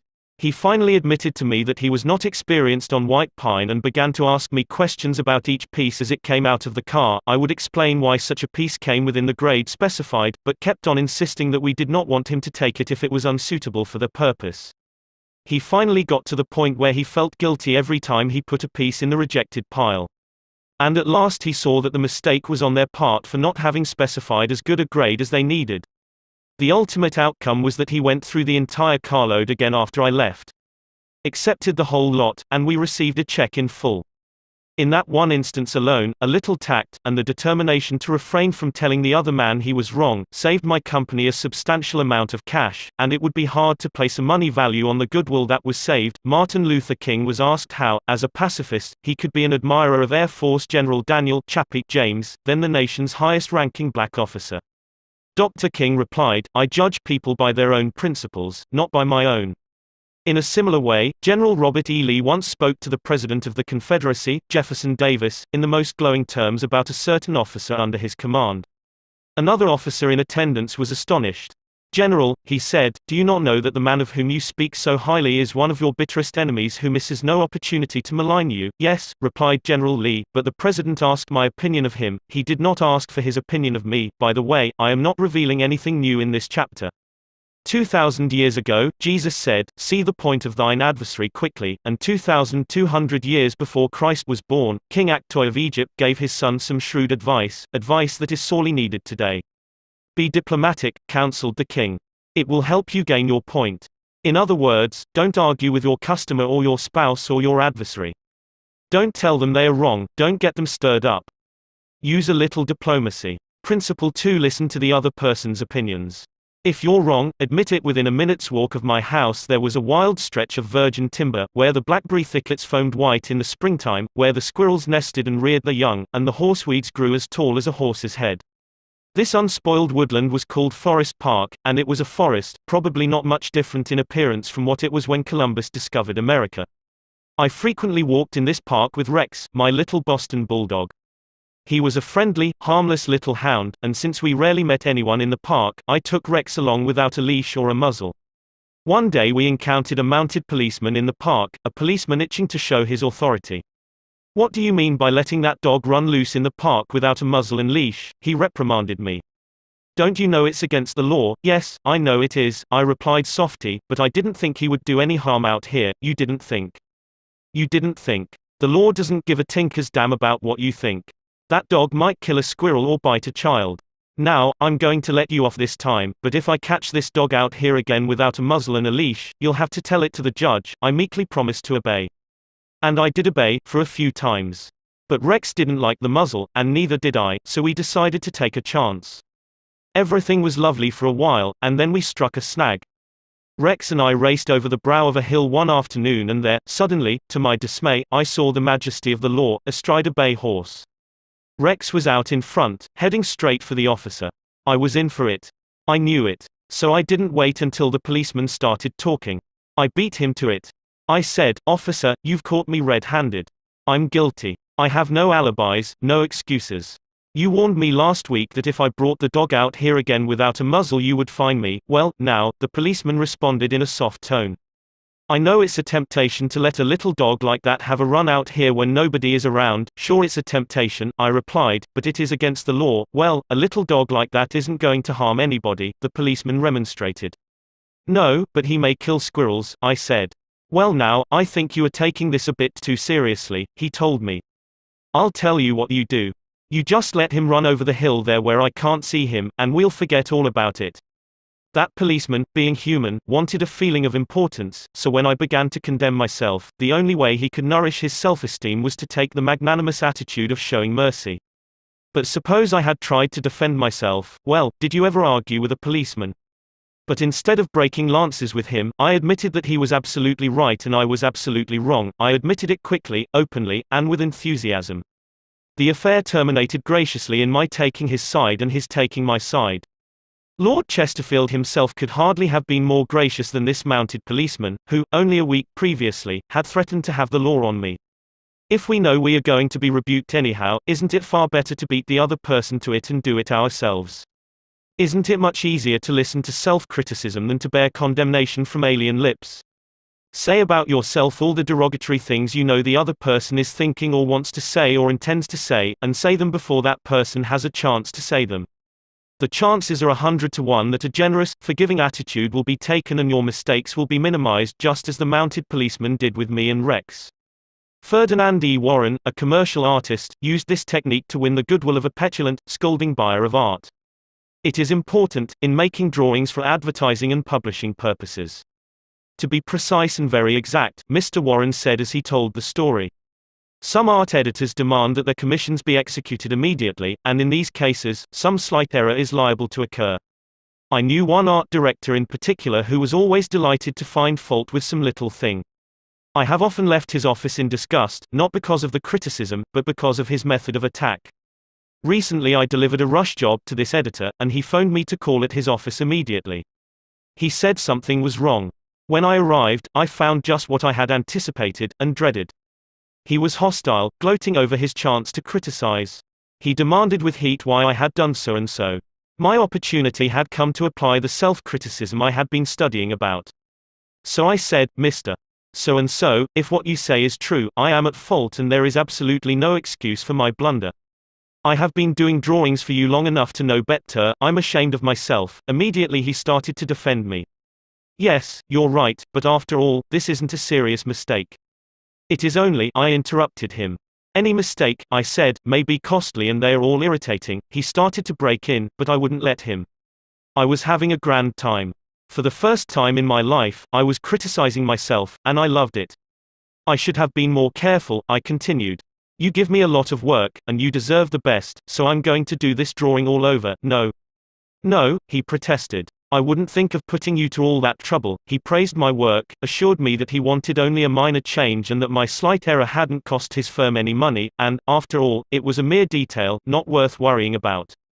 My eagerness to criticize myself took all the fight out of him. He ended up by taking me to lunch, and before we parted, he gave me a check and another commission. There is a certain degree of satisfaction in having the courage to admit one's errors. It not only clears the air of guilt and defensiveness, but often helps solve the problem created by the error. Bruce Harvey of Albuquerque, New Mexico, had incorrectly authorized payment of full wages to an employee on sick leave. When he discovered his error, he brought it to the attention of the employee and explained that to correct the mistake he would have to reduce his next paycheck by the entire amount of the overpayment. The employee pleaded that as that would cause him a serious financial problem, could the money be repaid over a period of time? In order to do this, Harvey explained, he would have to obtain his supervisor's approval. And this, I knew, reported Harvey, would result in a boss-type explosion. While trying to decide how to handle this situation better, I realized that the whole mess was my fault and I would have to admit it to my boss. I walked into his office, told him that I had made a mistake and then informed him of the complete facts. He replied in an explosive manner that it was the fault of the personnel department. I repeated that it was my fault. He exploded again about carelessness in the accounting department. Again I explained it was my fault. He blamed 2 other people in the office. But each time I reiterated it was my fault. Finally, he looked at me and said, "Okay, it was your fault. Now straighten it out." The error was corrected and nobody got into trouble. I felt great because I was able to handle a tense situation and had the courage not to seek alibis. My boss has had more respect for me ever since. Any fool can try to defend his or her mistakes, and most fools do, but it raises one above the herd and gives one a feeling of nobility and exaltation to admit one's mistakes.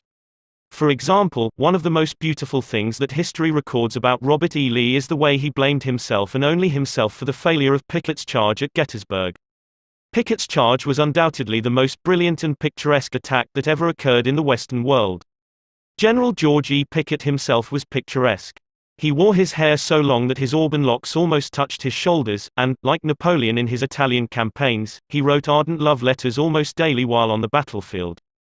His devoted troops cheered him that tragic July afternoon as he rode off jauntily toward the Union lines, his cap set at a rakish angle over his right ear. They cheered and they followed him, man touching man, rank pressing rank, with banners flying and bayonets gleaming in the sun. It was a gallant sight. Daring. Magnificent. A murmur of admiration ran through the Union lines as they beheld it. Pickett's troops swept forward at any easy trot, through orchard and cornfield, across a meadow and over a ravine. All the time, the enemy's cannon was tearing ghastly holes in their ranks, but on they pressed, grim, irresistible. Suddenly the Union infantry rose from behind the stone wall on Cemetery Ridge where they had been hiding and fired volley after volley into Pickett's onrushing troops. The crest of the hill was a sheet of flame, a slaughterhouse, a blazing volcano. In a few minutes, all of Pickett's brigade commanders except one were down, and 4/5 of his 5,000 men had fallen. General Lewis A. Armistead, leading the troops in the final plunge, ran forward, vaulted over the stone wall, and, waving his cap on the top of his sword, shouted, "Give 'em the steel, boys!" They did. They leaped over the wall, bayoneted their enemies, smashed skulls with clubbed muskets, and planted the battle flags of the South on Cemetery Ridge. The banners waved there only for a moment. But that moment, brief as it was, recorded the high water mark of the Confederacy. Pickett's charge, brilliant, heroic, was nevertheless the beginning of the end. Lee had failed. He could not penetrate the North. And he knew it. The South was doomed. Lee was so saddened, so shocked, that he sent in his resignation and asked Jefferson Davis, the President of the Confederacy, to appoint a younger and abler man. If Lee had wanted to blame the disastrous failure of Pickett's charge on someone else, he could have found a score of alibis. Some of his division commanders had failed him. The cavalry hadn't arrived in time to support the infantry attack. This had gone wrong and that had gone awry. But Lee was far too noble to blame others. As Pickett's beaten and bloody troops struggled back to the Confederate lines, Robert E. Lee rode out to meet them all alone and greeted them with a self-condemnation that was little short of sublime. "All this has been my fault," he confessed. I alone have lost this battle. Few generals in all history have had the courage and character to admit that."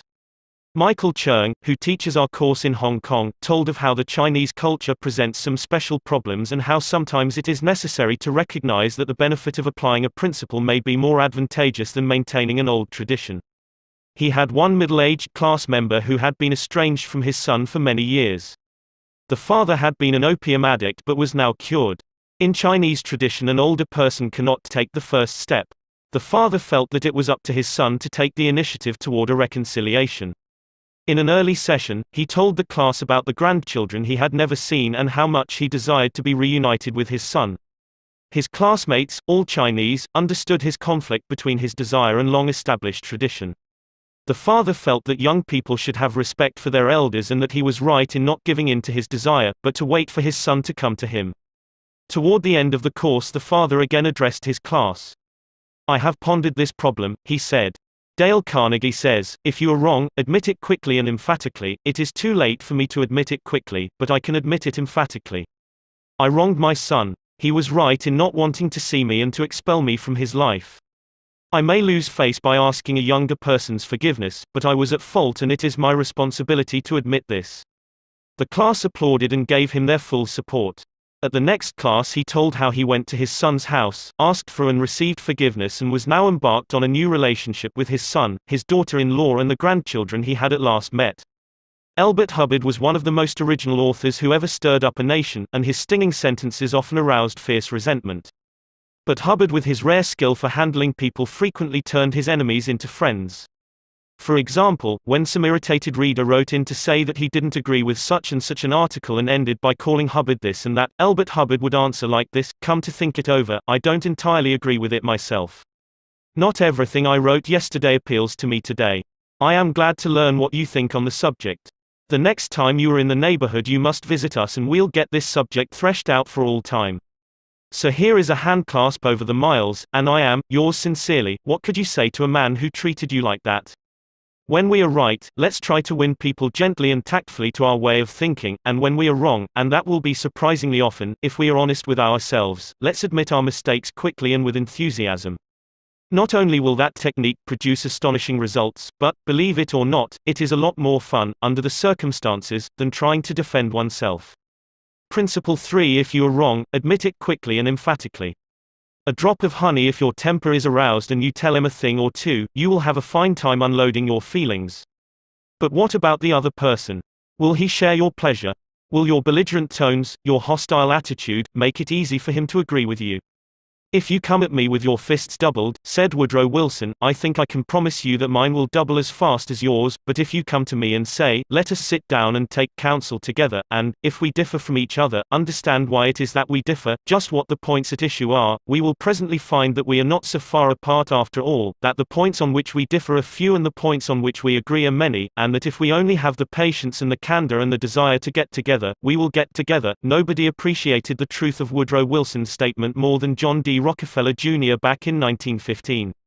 Rockefeller was the most fiercely despised man in Colorado. One of the bloodiest strikes in the history of American industry had been shocking the state for 2 terrible years. Irate, belligerent miners were demanding higher wages from the Colorado Fuel and Iron Company. Rockefeller controlled that company. Property had been destroyed, troops had been called out. Blood had been shed. Strikers had been shot, their bodies riddled with bullets. At a time like that, with the air seething with hatred, Rockefeller wanted to win the strikers to his way of thinking. And he did it. How? Here's the story. After weeks spent in making friends, Rockefeller addressed the representatives of the strikers. This speech, in its entirety, is a masterpiece. It produced astonishing results. It calmed the tempestuous waves of hate that threatened to engulf Rockefeller. It won him a host of admirers. It presented facts in such a friendly manner that the strikers went back to work without saying another word about the increase in wages for which they had fought so violently. The opening of that remarkable speech follows. Note how it fairly glows with friendliness. Rockefeller, remember, was talking to men who, a few days previously, had wanted to hang him by the neck to a sour apple tree, yet he couldn't have been more gracious, more friendly if he had addressed a group of medical missionaries. His speech was radiant with such phrases as I am proud to be here, having visited in your homes, met many of your wives and children, we meet here not as strangers, but as friends, spirit of mutual friendship, our common interests, it is only by your courtesy that I am here. This is a red-letter day in my life, Rockefeller began. It is the first time I have ever had the good fortune to meet the representatives of the employees of this great company, its officers and superintendents, together, and I can assure you that I am proud to be here, and that I shall remember this gathering as long as I live. Had this meeting been held 2 weeks ago, I should have stood here a stranger to most of you, recognizing a few faces. Having had the opportunity last week of visiting all the camps in the southern coal field and of talking individually with practically all of the representatives, except those who were away, having visited in your homes, met many of your wives and children, we meet here not as strangers, but as friends, and it is in that spirit of mutual friendship that I am glad to have this opportunity to discuss with you our common interests. Since this is a meeting of the officers of the company and the representatives of the employees, it is only by your courtesy that I am here, for I am not so fortunate as to be either one or the other, and yet I feel that I am intimately associated with you men, for, in a sense, I represent both the stockholders and the directors. Isn't that a superb example of the fine art of making friends out of enemies? Suppose Rockefeller had taken a different tack. Suppose he had argued with those miners and hurled devastating facts in their faces. Suppose he had told them by his tones and insinuations that they were wrong. Suppose that, by all the rules of logic, he had proved that they were wrong. What would have happened? More anger would have been stirred up, more hatred, more revolt. If a man's heart is rankling with discord and ill feeling toward you, you can't win him to your way of thinking with all the logic in Christendom.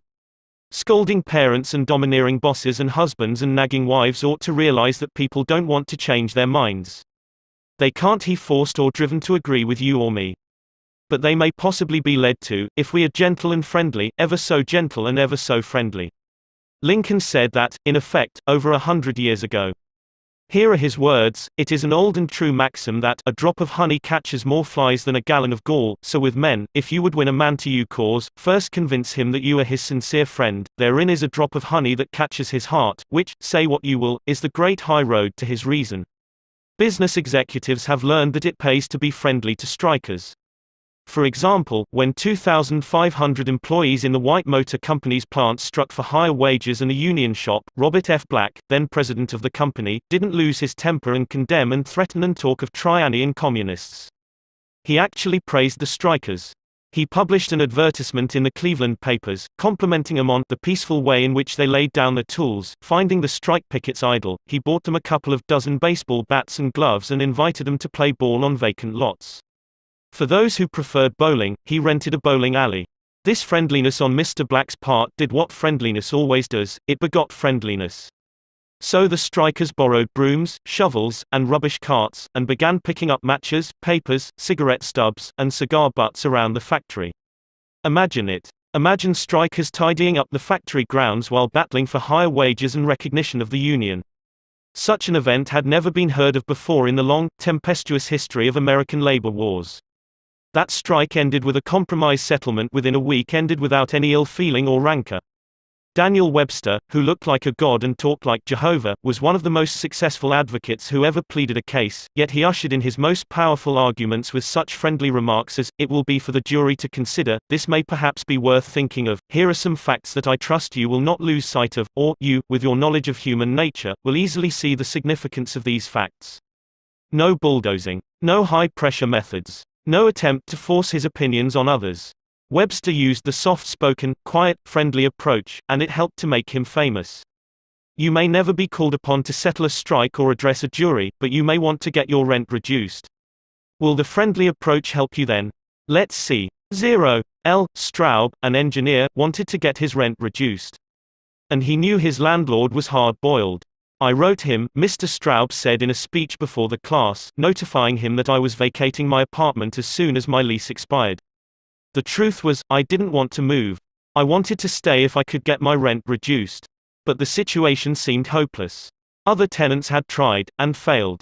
Everyone told me that the landlord was extremely difficult to deal with.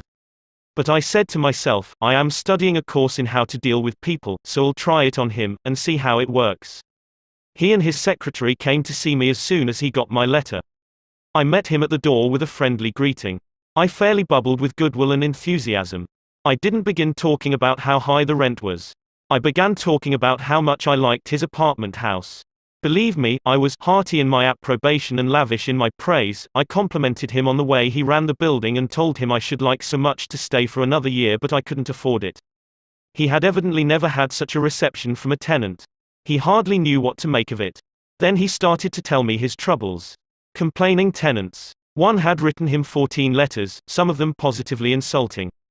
Another threatened to break his lease unless the landlord kept the man on the floor above from snoring. "What a relief it is," he said, "to have a satisfied tenant like you," and then, without my even asking him to do it, he offered to reduce my rent a little. I wanted more, so I named the figure I could afford to pay, and he accepted without a word. As he was leaving, he turned to me and asked, "What decorating can I do for you?" If I had tried to get the rent reduced by the methods the other tenants were using, I am positive I should have met with the same failure they encountered. It was the friendly, sympathetic, appreciative approach that won. Dean Woodcock of Pittsburgh, Pennsylvania, is the superintendent of a department of the local electric company. His staff was called upon to repair some equipment on top of a pole. This type of work had formerly been performed by a different department and had only recently been transferred to Woodcock's section. Although his people had been trained in the work, this was the first time they had ever actually been called upon to do it. Everybody in the organization was interested in seeing if and how they could handle it.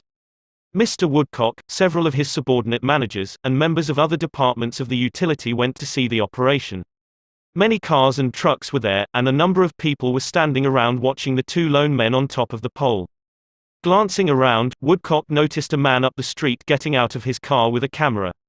He began taking pictures of the scene.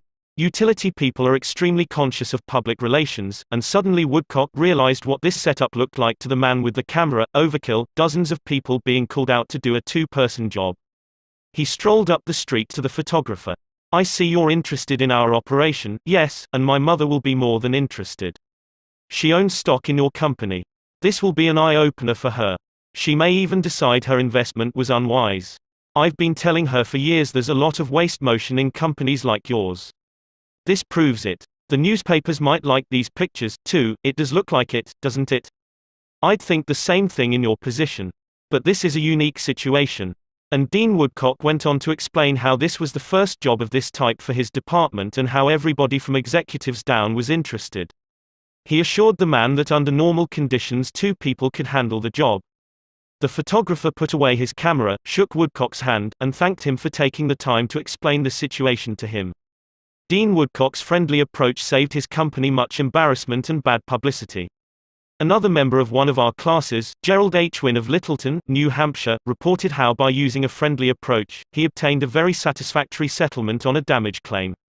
Early in the spring, he reported, before the ground had thawed from the winter freezing, there was an unusually heavy rainstorm and the water, which normally would have run off to nearby ditches and storm drains along the road, took a new course onto a building lot where I had just built a new home. Not being able to run off. The water pressure built up around the foundation of the house.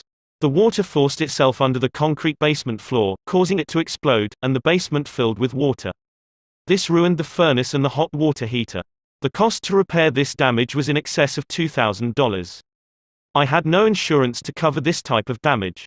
However, I soon found out that the owner of the subdivision had neglected to put in a storm drain near the house which could have prevented this problem. I made an appointment to see him.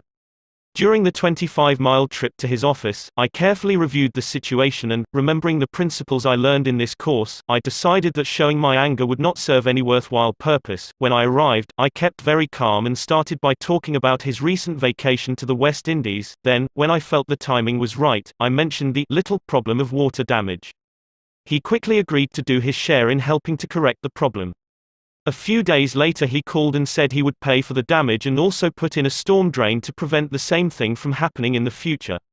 Even though it was the fault of the owner of the subdivision, if I had not begun in a friendly way, there would have been a great deal of difficulty in getting him to agree to the total liability. Years ago, when I was a barefoot boy walking through the woods to a country school out in northwest Missouri, I read a fable about the sun and the wind. They quarreled about which was the stronger, and the wind said, "I'll prove I am. See the old man down there with a coat? I bet I can get his coat off him quicker than you can." So the sun went behind a cloud, and the wind blew until it was almost a tornado, but the harder it blew, the tighter the old man clutched his coat to him. Finally, the wind calmed down and gave up, and then the sun came out from behind the clouds and smiled kindly on the old man. Presently, he mopped his brow and pulled off his coat. The sun then told the wind that gentleness and friendliness were always stronger than fury and force. The use of gentleness and friendliness is demonstrated day after day by people who have learned that a drop of honey catches more flies than a gallon of gall. F. Gail Connor of Lutherville, Maryland, proved this when he had to take his 4-month-old car to the service department of the car dealer for the third time. He told our class, "It was apparent that talking to, reasoning with or shouting at the service manager was not going to lead to a satisfactory resolution of my problems.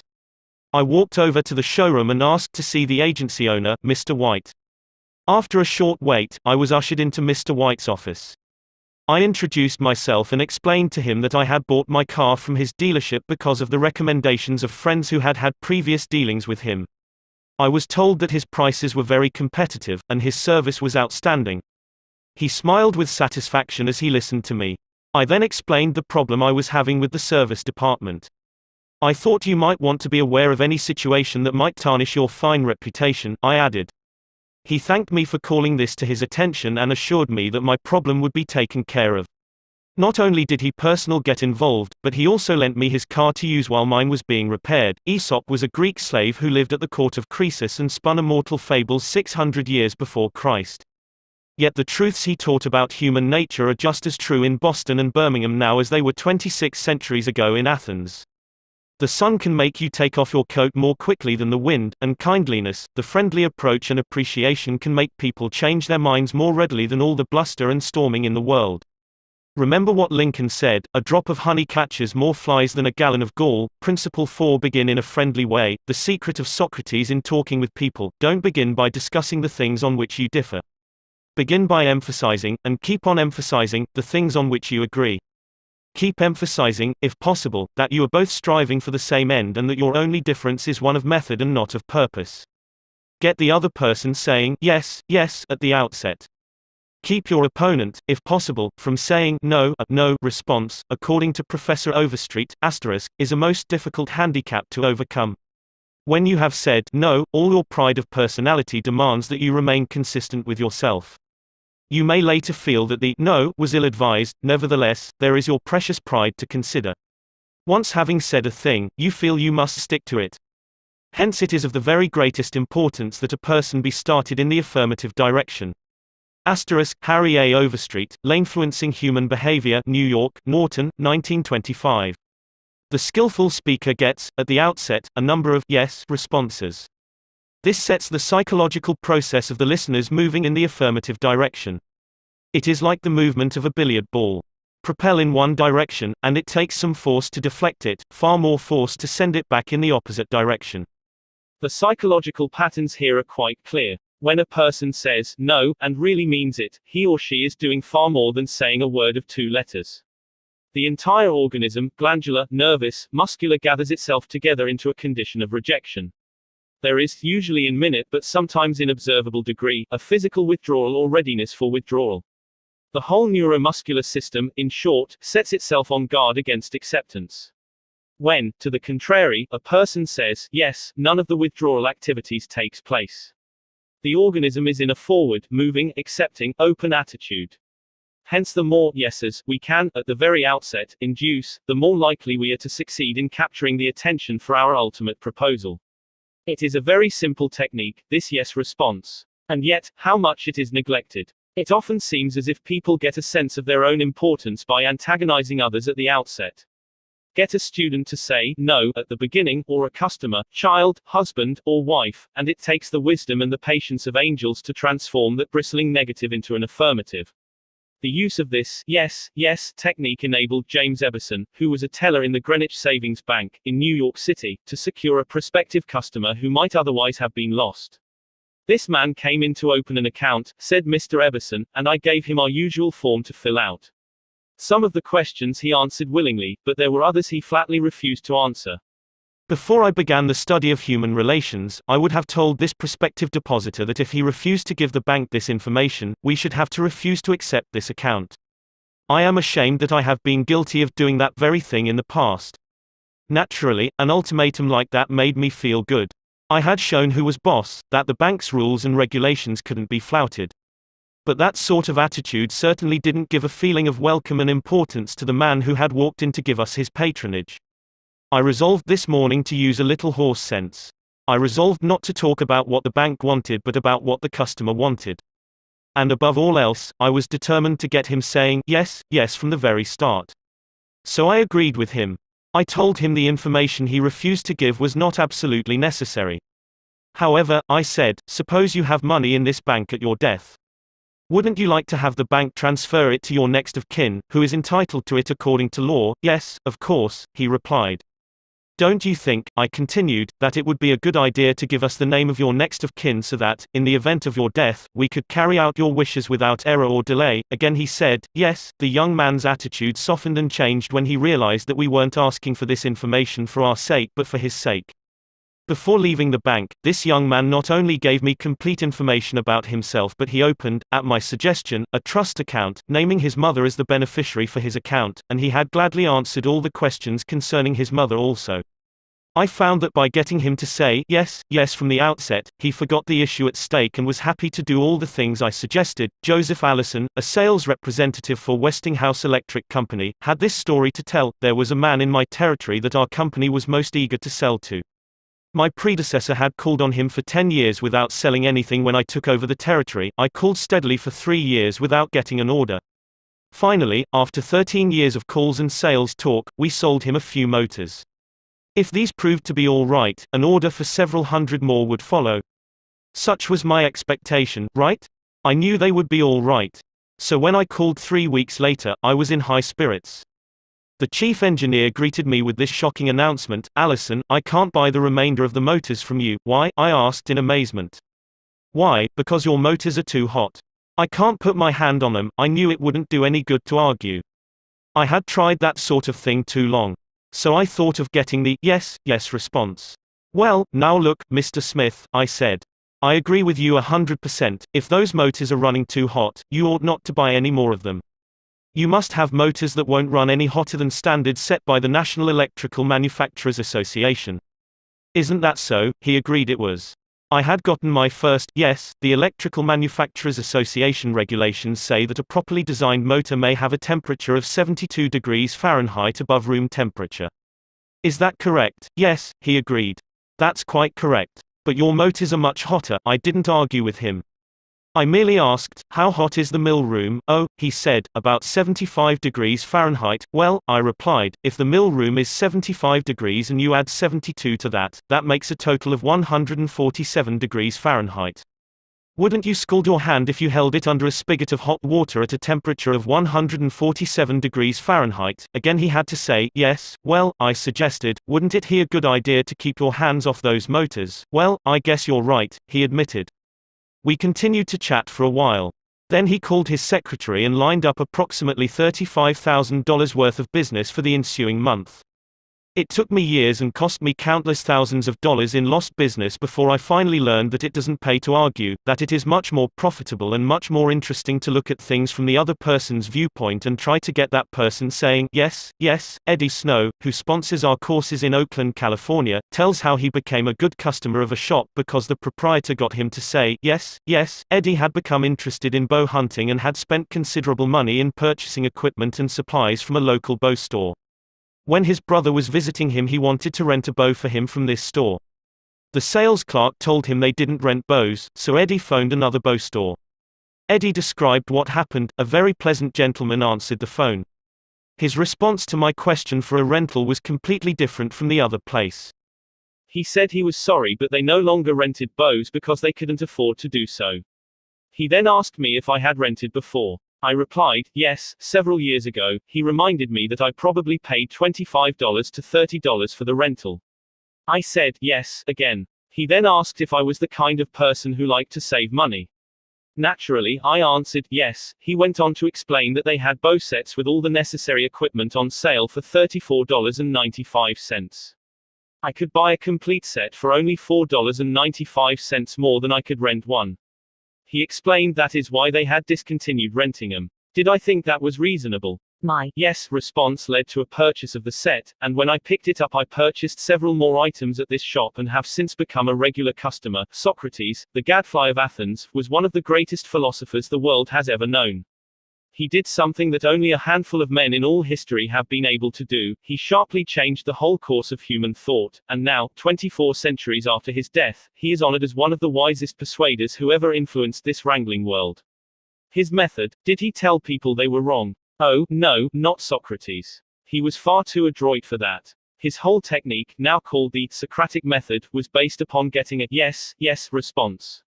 He asked questions with which his opponent would have to agree. He kept on winning one admission after another until he had an armful of yeses. He kept on asking questions until finally, almost without realizing it, his opponents found themselves embracing a conclusion they would have bitterly denied a few minutes previously. The next time we attempted to tell someone he or she is wrong, let's remember old Socrates and ask a gentle question, a question that will get the yes, yes response. The Chinese have a proverb pregnant with the age-old wisdom of the Orient: he who treads softly goes far. They have spent 5,000 years studying human nature, those cultured Chinese, and they have garnered a lot of perspicacity. He who treads softly goes far. Principle 5: get the other person saying, yes, yes, immediately. The safety valve in handling complaints must people trying to win others to their way of thinking do too much talking themselves. Let the other people talk themselves out. They know more about the business and problems than you do. So ask them questions. Let them tell you a few things. If you disagree with them, you may be tempted to interrupt. But don't. It is dangerous. They won't pay attention to you while they still have a lot of ideas of their own crying for expression. So listen patiently and with an open mind. Be sincere about it. Encourage them to express their ideas fully. Does this policy pay in business? Let's see. Here is the story of a sales representative who was forced to try it. One of the largest automobile manufacturers in the United States was negotiating for a year's requirements of upholstery fabrics. 3 important manufacturers had worked up fabrics in sample bodies. These had all been inspected by the executives of the motor company, and notice had been sent to each manufacturer saying that, on a certain day, a representative from each supplier would be given an opportunity to make a final plea for the contract. GBR, a representative of one manufacturer, arrived in town with a severe attack of laryngitis. When it came my turn to meet the executives in conference, Mr. R said as he related the story before one of my classes, I had lost my voice. I could hardly whisper. I was ushered into a room and found myself face to face with the textile engineer, the purchasing agent, the director of sales and the president of the company. I stood up and made a valiant effort to speak, but I couldn't do anything more than squeak. They were all seated around a table, so I wrote on a pad of paper, "Gentlemen, I have lost my voice. I am speechless." "I'll do the talking for you," the president said. He did. He exhibited my samples and praised their good points. A lively discussion arose about the merits of my goods.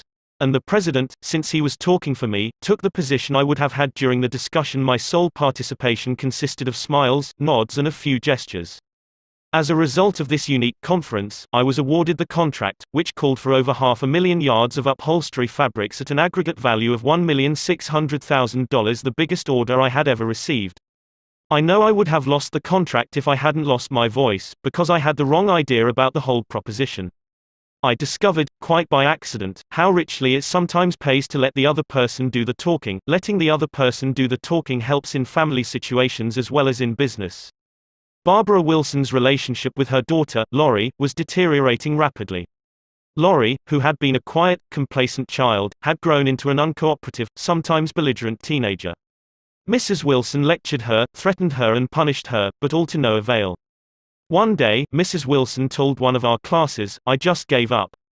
Lori had disobeyed me and had left the house to visit her girlfriend before she had completed her chores. When she returned, I was about to scream at her for the 10,000th time, but I just didn't have the strength to do it. I just looked at her and said sadly, "Why, Lori, why?" Lori noted my condition and in a calm voice asked, "Do you really want to know?" I nodded and Lori told me, first hesitantly, and then it all flowed out. I had never listened to her. I was always telling her to do this or that. When she wanted to tell me her thoughts, feelings, ideas, I interrupted with more orders. I began to realize that she needed me, not as a bossy mother, but as a confidant, an outlet for all her confusion about growing up.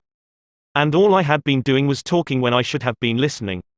I never heard her. From that time on, I let her do all the talking she wanted. She tells me what is on her mind, and our relationship has improved immeasurably. She is again a cooperative person.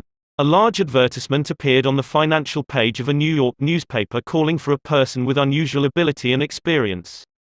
Charles T. Kubelis answered the advertisement, sending his reply to a box number. A few days later, he was invited by letter to call for an interview.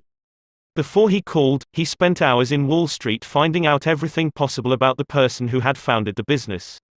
During the interview, he remarked, "I should be mighty proud to be associated with an organization with a record like yours.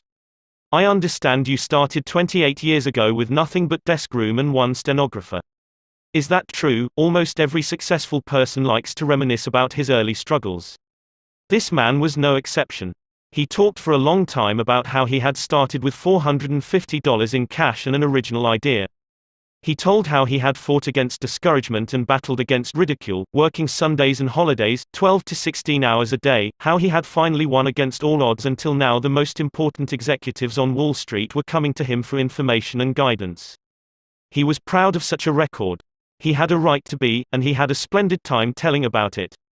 Finally, he questioned Mr. Kubelis briefly about his experience, then called in one of his vice presidents and said, "I think this is the person we are looking for." Mr. Kubelis had taken the trouble to find out about the accomplishments of his prospective employer. He showed an interest in the other person and his problems. He encouraged the other person to do most of the talking, and made a favorable impression. Roy G. Bradley of Sacramento, California, had the opposite problem. He listened as a good prospect for a sales position talked himself into a job with Bradley's firm. Roy reported, "Being a small brokerage firm, we had no fringe benefits, such as hospitalization, medical insurance and pensions. Every representative is an independent agent. We don't even provide leads for prospects, as we cannot advertise for them as our larger competitors do." Richard Pryor had the type of experience we wanted for this position, and he was interviewed first by my assistant, who told him about all the negatives related to this job. He seemed slightly discouraged when he came into my office. I mentioned the one benefit of being associated with my firm, that of being an independent contractor and therefore virtually being self-employed. As he talked about these advantages to me, he talked himself out of each negative thought he had when he came in for the interview. Several times it seemed as though he was half talking to himself as he was thinking through each thought. At times I was tempted to add to his thoughts, however, as the interview came to a close I felt he had convinced himself, very much on his own, that he would like to work for my firm. Because I had been a good listener and let Dick do most of the talking, he was able to weigh both sides fairly in his mind, and he came to the positive conclusion, which was a challenge he created for himself. We hired him and he has been an outstanding representative for our firm. Even our friends would much rather talk to us about their achievements than listen to us boast about ours. La Rochefoucauld, the French philosopher, said, "If you want enemies, excel your friends, but if you want friends, let your friends excel you." Why is that true? Because when our friends excel us, they feel important, but when we excel them, they, or at least some of them, will feel inferior and envious. By far the best-liked placement counselor in the Midtown Personnel Agency in New York City was Henrietta G. It hadn't always been that way. During the first few months of her association with the agency, Henrietta didn't have a single friend among her colleagues. Why? Because every day she would brag about the placements she had made, the new accounts she had opened, and anything else she had accomplished. "I was good at my work and proud of it," Henrietta told one of our classes. But instead of my colleagues sharing my triumphs, they seemed to resent them. I wanted to be liked by these people. I really wanted them to be my friends. After listening to some of the suggestions made in this course, I started to talk about myself less and listen more to my associates. They also had things to boast about and were more excited about telling me about their accomplishments than about listening to my boasting. Now, when we have some time to chat, I ask them to share their joys with me, and I only mention my achievements when they ask. Principle 6: Let the other person do a great deal of the talking. How to get cooperation? Don't you have much more faith in ideas that you discover for yourself than in ideas that are handed to you on a silver platter? If so, isn't it bad judgment to try to ram your opinions down the throats of other people? Isn't it wiser to make suggestions, and let the other person think out the conclusion? Adolf Seltz of Philadelphia, sales manager in an automobile showroom and a student in one of my courses, suddenly found himself confronted with the necessity of injecting enthusiasm into a discouraged and disorganized group of automobile salespeople. Calling a sales meeting, he urged his people to tell him exactly what they expected from him. As they talked, he wrote their ideas on the blackboard. He then said, "I'll give you all these qualities you expect from me. Now I want you to tell me what I have a right to expect from you." The replies came quick and fast: loyalty, honesty, initiative, optimism, teamwork, 8 hours a day of enthusiastic work. The meeting ended with a new courage, a new inspiration. One salesperson volunteered to work 14 hours a day, and Mr. Seltz reported to me that the increase of sales was phenomenal. "The people had made a sort of moral bargain with me," said Mr. Seltz, "and as long as I lived up to my part in it, they were determined to live up to theirs. Consulting them about their wishes and desires was just the shot in the arm they needed. No one likes to feel that he or she is being sold something or told to do a thing. We much prefer to feel that we are buying of our own accord or acting on our own ideas. We like to be consulted about our wishes, our wants, our thoughts." Take the case of Eugene Wesson. He lost countless thousands of dollars in commissions before he learned this truth. Mr. Wesson sold sketches for a studio that created designs for stylists and textile manufacturers. Mr. Wesson had called on one of the leading stylists in New York once a week, every week for 3 years. "He never refused to see me," said Mr. Wesson, "but he never bought. He always looked over my sketches very carefully and then said, 'No, Wesson, I guess we don't get together today.'" After 150 failures, Wesson realized he must be in a mental rut, so he resolved to devote one evening a week to the study of influencing human behavior, to help him develop new ideas and generate new enthusiasm. He decided on this new approach. With half a dozen unfinished artist sketches under his arm, he rushed over to the buyer's office. "I want you to do me a little favor, if you will," he said. "Here are some uncompleted sketches. Won't you please tell me how we could finish them up in such a way that you could use them?" The buyer looked at the sketches for a while without uttering a word. Finally he said, "Leave these with me for a few days, Wesson, and then come back and see me." Wesson returned 3 days later, got his suggestions, took the sketches back to the studio and had them finished according to the buyer's ideas. The result? All accepted. After that, this buyer ordered scores of other sketches from Wesson, all drawn according to the buyer's ideas. "I realized why I had failed for years to sell him," said Mr. Wesson. "I had urged him to buy what I thought he ought to have. Then I changed my approach completely. I urged him to give me his ideas. This made him feel that he was creating the designs. And he was. I didn't have to sell him. He bought." Letting the other person feel that the idea is his or hers not only works in business and politics, it works in family life as well. Paul M. Davis of Tulsa, Oklahoma, told his class how he applied this principle. "My family and I enjoyed one of the most interesting sightseeing vacation trips we have ever taken. I had long dreamed of visiting such historic sites as the Civil War battlefield in Gettysburg, Independence Hall in Philadelphia, and our nation's capital. Valley Forge, Jamestown and the restored colonial village of Williamsburg were high on the list of things I wanted to see. In March, my wife, Nancy, mentioned that she had ideas for our summer vacation, which included a tour of the western states, visiting points of interest in New Mexico, Arizona, California, and Nevada. She had wanted to make this trip for several years. But we couldn't obviously make both trips. Our daughter, Anne, had just completed a course in U.S. history in junior high school and had become very interested in the events that had shaped our country's growth. I asked her how she would like to visit the places she had learned about on our next vacation. She said she would love to. 2 evenings later, as we Saturday around the dinner table, Nancy announced that if we all agreed, the summer's vacation would be to the eastern states, that it would be a great trip for Anne and thrilling for all of us. We all concurred. This same psychology was used by an X-ray manufacturer to sell his equipment to one of the largest hospitals in Brooklyn. This hospital was building an addition and preparing to equip it with the finest X-ray department in America. Dr. L, who was in charge of the X-ray department, was overwhelmed with sales representatives, each caroling the praises of his own company's equipment. One manufacturer, however, was more skillful. He knew far more about handling human nature than the others did. He wrote a letter something like this: "Our factory has recently completed a new line of X-ray equipment. The first shipment of these machines has just arrived at our office.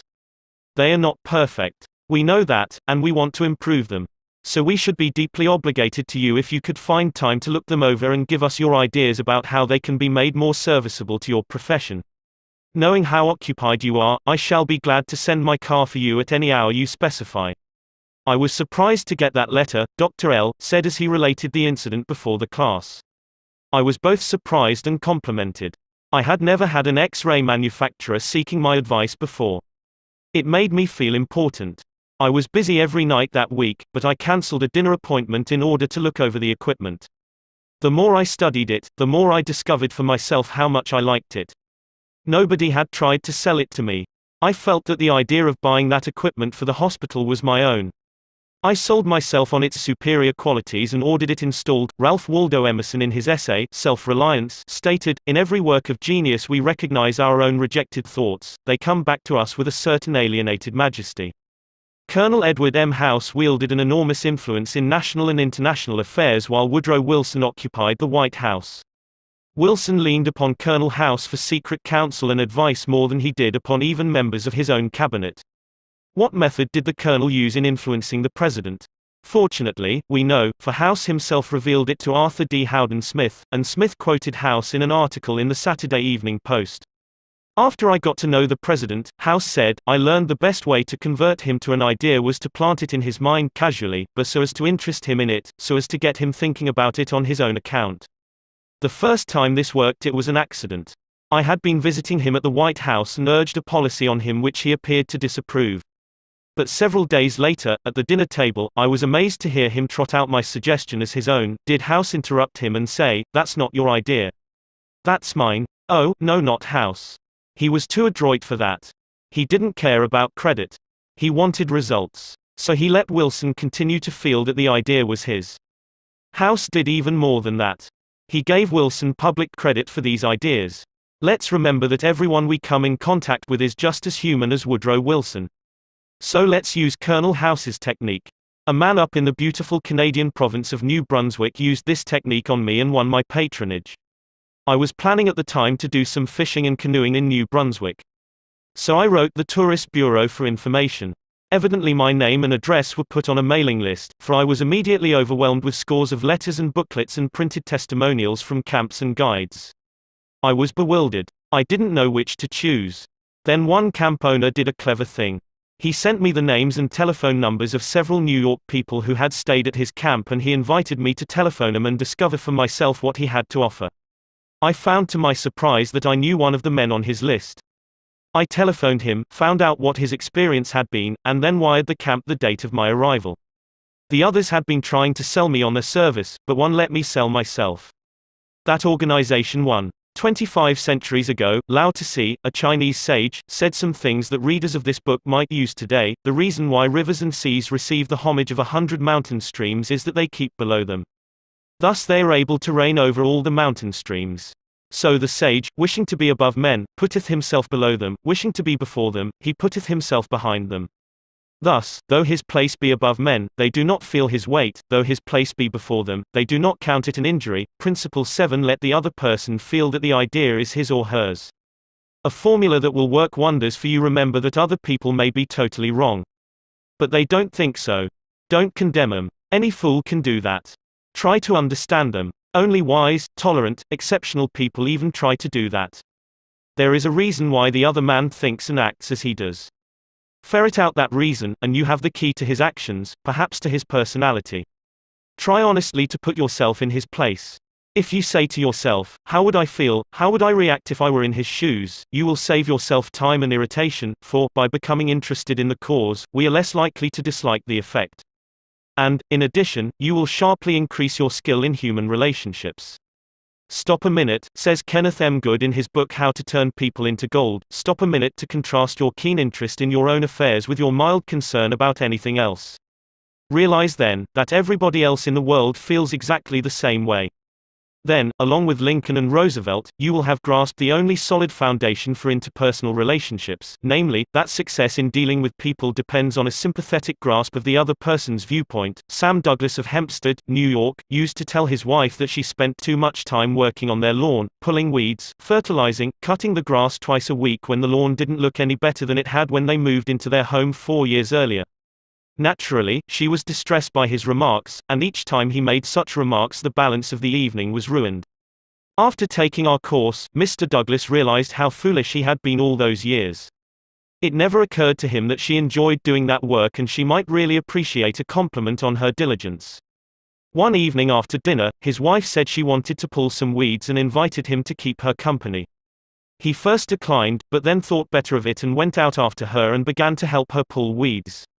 She was visibly pleased, and together they spent an hour in hard work and pleasant conversation. After that he often helped her with the gardening and complimented her on how fine the lawn looked, what a fantastic job she was doing with a yard where the soil was like concrete. Result, a happier life for both because he had learned to look at things from her point of view even if the subject was only weeds. In his book Getting Through to People, Dr. Gerald S. Nirenberg commented, "Cooperativeness in conversation is achieved when you show that you consider the other person's ideas and feelings as important as your own.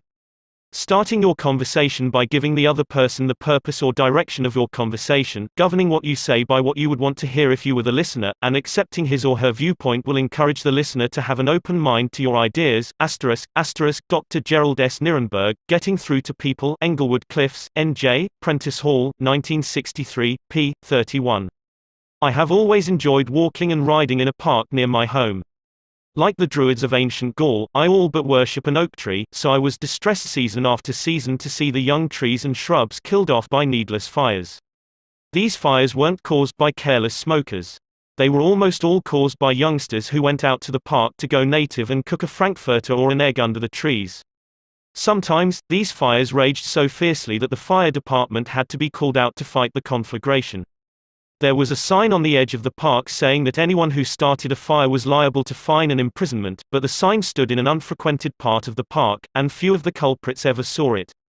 A mounted policeman was supposed to look after the park, but he didn't take his duties too seriously, and the fires continued to spread season after season. On one occasion, I rushed up to a policeman and told him about a fire spreading rapidly through the park and wanted him to notify the fire department, and he nonchalantly replied that it was none of his business because it wasn't in his precinct. I was desperate, so after that when I went riding, I acted as a self-appointed committee of one to protect the public domain. In the beginning, I am afraid I didn't even attempt to see the other people's point of view. When I saw a fire blazing under the trees, I was so unhappy about it, so eager to do the right thing, that I did the wrong thing. I would ride up to the boys, warn them that they could be jailed for starting a fire, order with a tone of authority that it be put out, and, if they refused, I would threaten to have them arrested. I was merely unloading my feelings without thinking of their point of view. The result? They obeyed sullenly and with resentment. After I rode on over the hill, they probably rebuilt the fire and longed to burn up the whole park. With the passing of the years, I acquired a trifle more knowledge of human relations, a little more tact, a somewhat greater tendency to see things from the other person's standpoint. Then, instead of giving orders, I would ride up to a blazing fire and begin something like this: "Having a good time, boys? What are you going to cook for supper? I loved to build fires myself when I was a boy, and I still love to. But you know they are very dangerous here in the park. I know you boys don't mean to do any harm, but other boys aren't so careful. They come along and see that you have built a fire, so they build one and don't put it out when they go home, and it spreads among the dry leaves and kills the trees. We won't have any trees here at all if we aren't more careful. You could be put in jail for building this fire. But I don't want to be bossy and interfere with your pleasure. I like to see you enjoy yourselves, but won't you please rake all the leaves away from the fire right now, and you'll be careful to cover it with dirt, a lot of dirt, before you leave, won't you? And the next time you want to have some fun, won't you please build your fire over the hill there in the sandpit? It can't do any harm there. Thanks so much, boys. Have a good time. What a difference that kind of talk made. It made the boys want to cooperate. No sullenness, no resentment. They hadn't been forced to obey orders. They had saved their faces. They felt better, and I felt better because I had handled the situation with consideration for their point of view. Seeing things through another person's eyes may ease tensions when personal problems become overwhelming. Elizabeth Novak of New South Wales, Australia, was 6 weeks late with her car payment. On a Friday, she reported, I received a nasty phone call from the man who was handling my account informing me if I did not come up with $122 by Monday morning I could anticipate further action from the company. I had no way of raising the money over the weekend, so when I received his phone call first thing on Monday morning I expected the worst. Instead of becoming upset, I looked at the situation from his point of view. I apologized most sincerely for causing him so much inconvenience and remarked that I must be his most troublesome customer, as this was not the first time I was behind in my payments. His tone of voice changed immediately, and he reassured me that I was far from being one of his really troublesome customers. He went on to tell me several examples of how rude his customers sometimes were, how they lied to him and often tried to avoid talking to him at all. I said nothing. I listened and let him pour out his troubles to me. Then, without any suggestion from me, he said it did not matter if I couldn't pay all the money immediately. It would be all right if I paid him $20 by the end of the month and made up the balance whenever it was convenient for me to do so, tomorrow, before asking anyone to put out a fire or buy your product or contribute to your favorite charity. Why not pause and close your eyes and try to think the whole thing through from another person's point of view?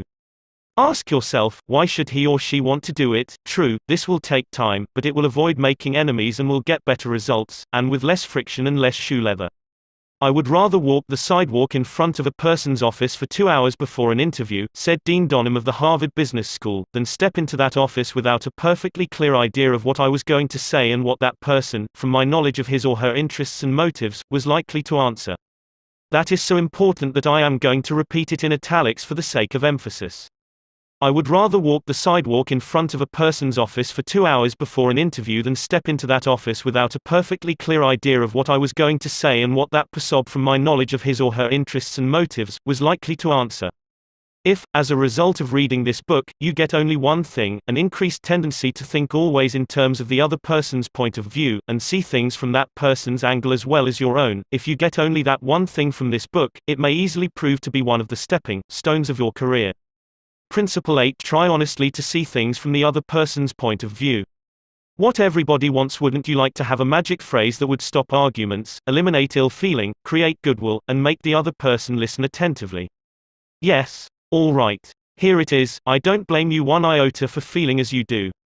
If I were you, I would undoubtedly feel just as you do. An answer like that will soften the most cantankerous old cuss alive. And you can say that and be 100% sincere, because if you were the other person, you, of course, would feel just as he does. Take Al Capone, for example. Suppose you had inherited the same body and temperament and mind that Al Capone had. Suppose you had had his environment and experiences. You would then be precisely what he was, and where he was.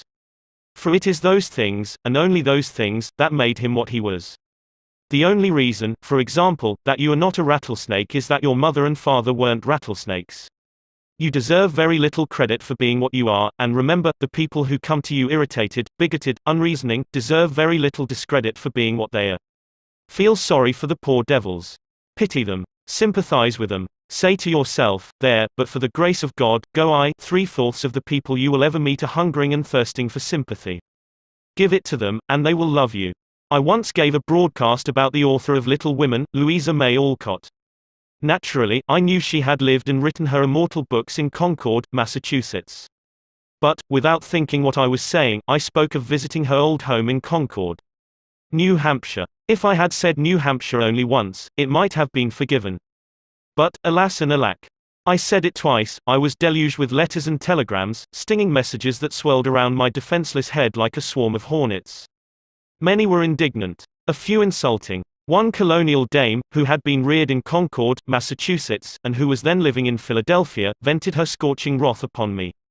She couldn't have been much more bitter if I had accused Miss Alcott of being a cannibal from New Guinea.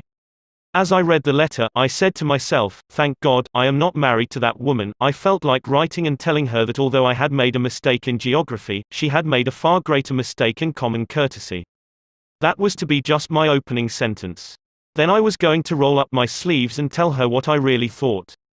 But I didn't. I controlled myself. I realized that any hot-headed fool could do that, and that most fools would do just that. I wanted to be above fools. So I resolved to try to turn her hostility into friendliness. It would be a challenge, a sort of game one could play. I said to myself, after all, if I were she, I would probably feel just as she does, so I determined to sympathize with her viewpoint. The next time I was in Philadelphia, I called her on the telephone. The conversation went something like this: me, Mrs. So-and-so, you wrote me a letter a few weeks ago, and I want to thank you for it. She, in incisive, cultured, well-bred tones, to whom have I the honor of speaking? Me, I am a stranger to you. My name is Dale Carnegie. You listened to a broadcast I gave about Louisa May Alcott a few Sundays ago, and I made the unforgivable blunder of saying that she had lived in Concord, New Hampshire. It was a stupid blunder, and I want to apologize for it. It was so nice of you to take the time to write me. She, I am sorry, Mr. Carnegie, that I wrote as I did. I lost my temper. I must apologize. Me, no. You are not the one to apologize, I am. Any school child would have known better than to have said what I said. I apologized over the air the following Sunday, and I want to apologize to you personally now. She, I was born in Concord, Massachusetts. My family has been prominent in Massachusetts affairs for 2 centuries, and I am very proud of my native state. I was really quite distressed to hear you say that Miss Alcott had lived in New Hampshire. But I am really ashamed of that letter. Me, I assure you that you were not 1/10 as distressed as I am. My error didn't hurt Massachusetts, but it did hurt me. It is so seldom that people of your standing and culture take the time to write people who speak on the radio, and I do hope you will write me again if you detect an error in my talks. She, you know, I really like very much the way you have accepted my criticism. You must be a very nice person. I should like to know you better. So, because I had apologized and sympathized with her point of view, she began apologizing and sympathizing with my point of view. I had the satisfaction of controlling my temper, the satisfaction of returning kindness for an insult. I got infinitely more real fun out of making her like me than I could ever have gotten out of telling her to go and take a jump in the Schuylkill River. Every man who occupies the White House is faced almost daily with thorny problems in human relations. President Taft was no exception, and he learned from experience the enormous chemical value of sympathy in neutralizing the acid of hard feelings. In his book Ethics in Service, Taft gives rather an amusing illustration of how he softened the ire of a disappointed and ambitious mother. A lady in Washington, wrote Taft, whose husband had some political influence, came and labored with me for 6 weeks or more to appoint her son to a position. She secured the aid of senators and congressmen in formidable number and came with them to see that they spoke with emphasis. The place was one requiring technical qualification, and following the recommendation of the head of the bureau, I appointed somebody else. I then received a letter from the mother, saying that I was most ungrateful, since I declined to make her a happy woman as I could have done by a turn of my hand. She complained further that she had labored with her state delegation and got all the votes for an administration bill in which I was especially interested, and this was the way I had rewarded her. When you get a letter like that, the first thing you do is to think how you can be severe with a person who has committed an impropriety, or even been a little impertinent. Then you may compose an answer. Then, if you are wise, you will put the letter in a drawer and lock the drawer. Take it out in the course of 2 days. Such communications will always bear 2 days' delay in answering, and when you take it out after that interval, you will not send it. That is just the course I took. After that, I sat a day down and wrote her just as polite a letter as I could, telling her I realized a mother's disappointment under such circumstances, but that really the appointment was not left to my mere personal preference, that I had to select a man with technical qualifications, and had, therefore, to follow the recommendations of the head of the bureau. I expressed the hope that her son would go on to accomplish what she had hoped for him in the position which he then had. That mollified her, and she wrote me a note saying she was sorry she had written as she had. But the appointment I sent in was not confirmed at once, and after an interval I received a letter which purported to come from her husband, though it was in the same handwriting as all the others. I was therein advised that, due to the nervous prostration that had followed her disappointment in this case, she had to take to her bed and had developed a most serious case of cancer of the stomach. Would I not restore her to health by withdrawing the first name and replacing it by her son's? I had to write another letter, this one to the husband, to say that I hoped the diagnosis would prove to be inaccurate, that I sympathized with him in the sorrow he must have in the serious illness of his wife, but that it was impossible to withdraw the name sent in. The man whom I appointed was confirmed, and within 2 days after I received that letter, we gave a musical at the White House. The first 2 people to greet Mrs. Taft and I were this husband and wife, though the wife had so recently been in articulo mortis. J. Mangum represented an elevator-escalator maintenance company in Tulsa, Oklahoma, which had the maintenance contract for the escalators in one of Tulsa's leading hotels. The hotel manager did not want to shut down the escalator for more than 2 hours at a time because he did not want to inconvenience the hotel's guests. The repair that had to be made would take at least 8 hours, and his company did not always have a specially qualified mechanic available at the convenience of the hotel. When Mr. Mangum was able to schedule a top-flight mechanic for this job, he telephoned the hotel manager, and instead of arguing with him to give him the necessary time, he said, "Rick, I know your hotel is quite busy and you would like to keep the escalator shutdown time to a minimum. I understand your concern about this, and we want to do everything possible to accommodate you.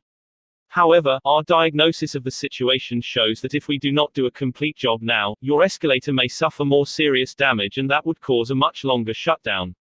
I know you would not want to inconvenience your guests for several days." The manager had to agree that an 8-hour shutdown was more desirable than several days.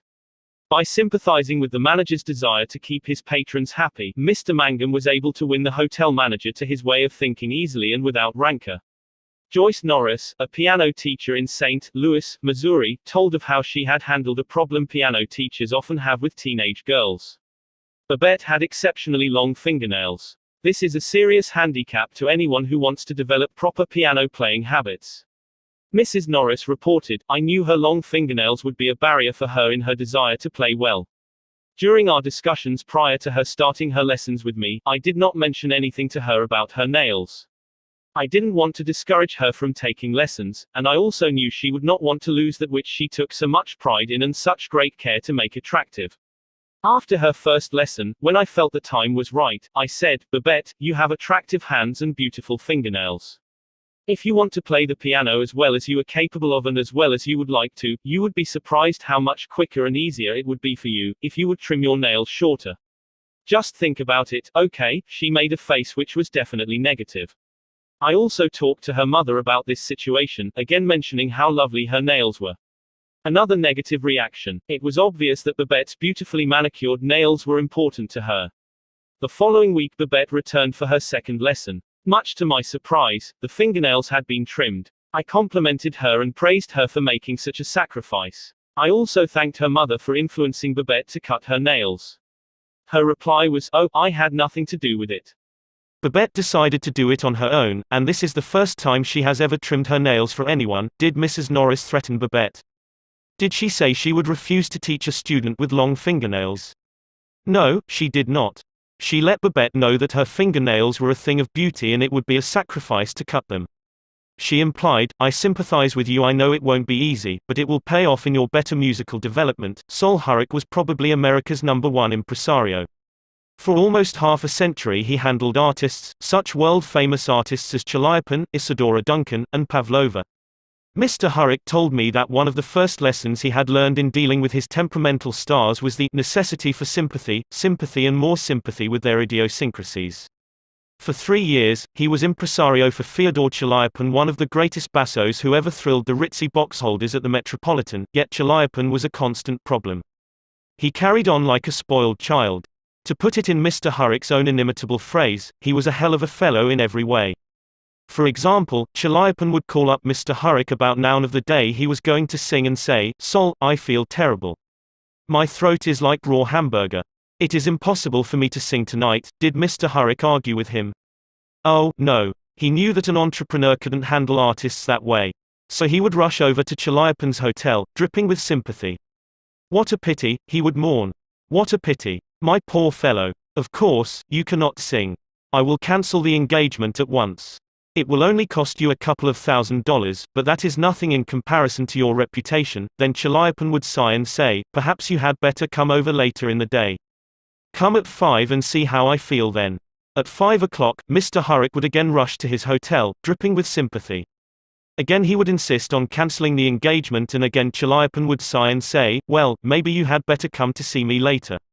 I may be better then. At 7:30 the great basso would consent to sing, only with the understanding that Mr. Hurrick would walk out on the stage of the Metropolitan and announce that Chaliapan had a very bad cold and was not in good voice. Mr. Hurrick would lie and say he would do it, for he knew that was the only way to get the basso out on the stage. Dr. Arthur I. Gates said in his splendid book Educational Psychology, sympathy the human species universally craves. The child eagerly displays his injury, or even inflicts a cut or bruise in order to reap abundant sympathy. For the same purpose adults show their bruises, relate their accidents, illness, especially details of surgical operations. Self-pity, for misfortunes real or imaginary, is in some measure, practically a universal practice. So, if you want to win people to your way of thinking, put in practice, Principle 9: be sympathetic with the other person's ideas and desires. An appeal that everybody likes. I was reared on the edge of the Jesse James country out in Missouri, and first visited the James farm at Carnegie, Missouri, where the son of Jesse James was then living. His wife told me stories of how Jesse robbed trains and held up banks and then gave money to the neighboring farmers to pay off their mortgages. Jesse James probably regarded himself as an idealist at heart, just as Dutch Schultz, Two Gun, Crowley, Al Capone and many other organized crime godfathers did generations later. The fact is that all people you meet have a high regard for themselves and like to be fine and unselfish in their own estimation. Pierpont Morgan observed, in one of his analytical interludes, that a person usually has two reasons for doing a thing, one that sounds good and a real one. The person himself will think of the real reason. You don't need to emphasize that. But all of us, being idealists at heart, like to think of motives that sound good. So, in order to change people, appeal to the nobler motives. Is that too idealistic to work in business? Let's see. Let's take the case of Hamilton J. Farrell of the Farrell-Mitchell Company of Glenolden, Pennsylvania. Mr. Farrell had a disgruntled tenant who threatened to move. The tenant's lease still had 4 months to run. Nevertheless, he served notice that he was vacating immediately, regardless of lease.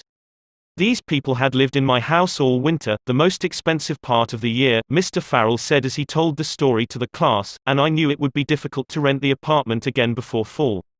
I could see all that rent income going over the hill, and believe me, I saw red. Now, ordinarily, I would have waded into that tenant and advised him to read his lease again. I would have pointed out that if he moved, the full balance of his rent would fall due at once, and that I could, and would, move to collect. However, instead of flying off the handle and making a scene, I decided to try other tactics. So I started like this, Mr. Doe, I said. I have listened to your story, and I still don't believe you intend to move. Years in the renting business have taught me something about human nature, and I sized you up in the first place as being a man of your word. In fact, I'm so sure of it that I'm willing to take a gamble. Now, here's my proposition. Leave your decision on the table for a few days and think it over. If you come back to me between now and the 1st of the month, when your rent is due, and tell me you still intend to move, I give you my word I will accept your decision as final. I will privilege you to move and admit to myself I've been wrong in my judgment. But I still believe you're a man of your word and will live up to your contract. For after all, we are either men or monkeys, and the choice usually lies with ourselves. Well, when the new month came around, this gentleman came to see me and paid his rent in person. He and his wife had talked it over, he said, and decided to stay. They had concluded that the only honorable thing to do was to live up to their lease. When the late Lord Northcliffe found a newspaper using a picture of him which he didn't want published, he wrote the editor a letter. But did he say, please do not publish that picture of me anymore, I don't like it? No, he appealed to a nobler motive. He appealed to the respect and love that all of us have for motherhood. He wrote, please do not publish that picture of me anymore. My mother doesn't like it. When John D. Rockefeller Jr. wished to stop newspaper photographers from snapping pictures of his children, he too appealed to the nobler motives. He didn't say, "I don't want the pictures published." No, he appealed to the desire, deep in all of us, to refrain from harming children. He said, "You know how it is, boys. You've got children yourselves, some of you. And you know it's not good for youngsters to get too much publicity." When Cyrus H.K. Curtis, the poor boy from Maine, was starting on his meteoric career, which was destined to make him millions as owner of the Saturday Evening Post and the Ladies' Home Journal, he couldn't afford to pay his contributors the prices that other magazines paid. He couldn't afford to hire first-class authors to write for money alone. So he appealed to their nobler motives. For example, he persuaded even Louisa May Alcott, the immortal author of Little Women, to write for him when she was at the flood tide of her fame, and he did it by offering to send a check for $100, not to her, but to her favorite charity.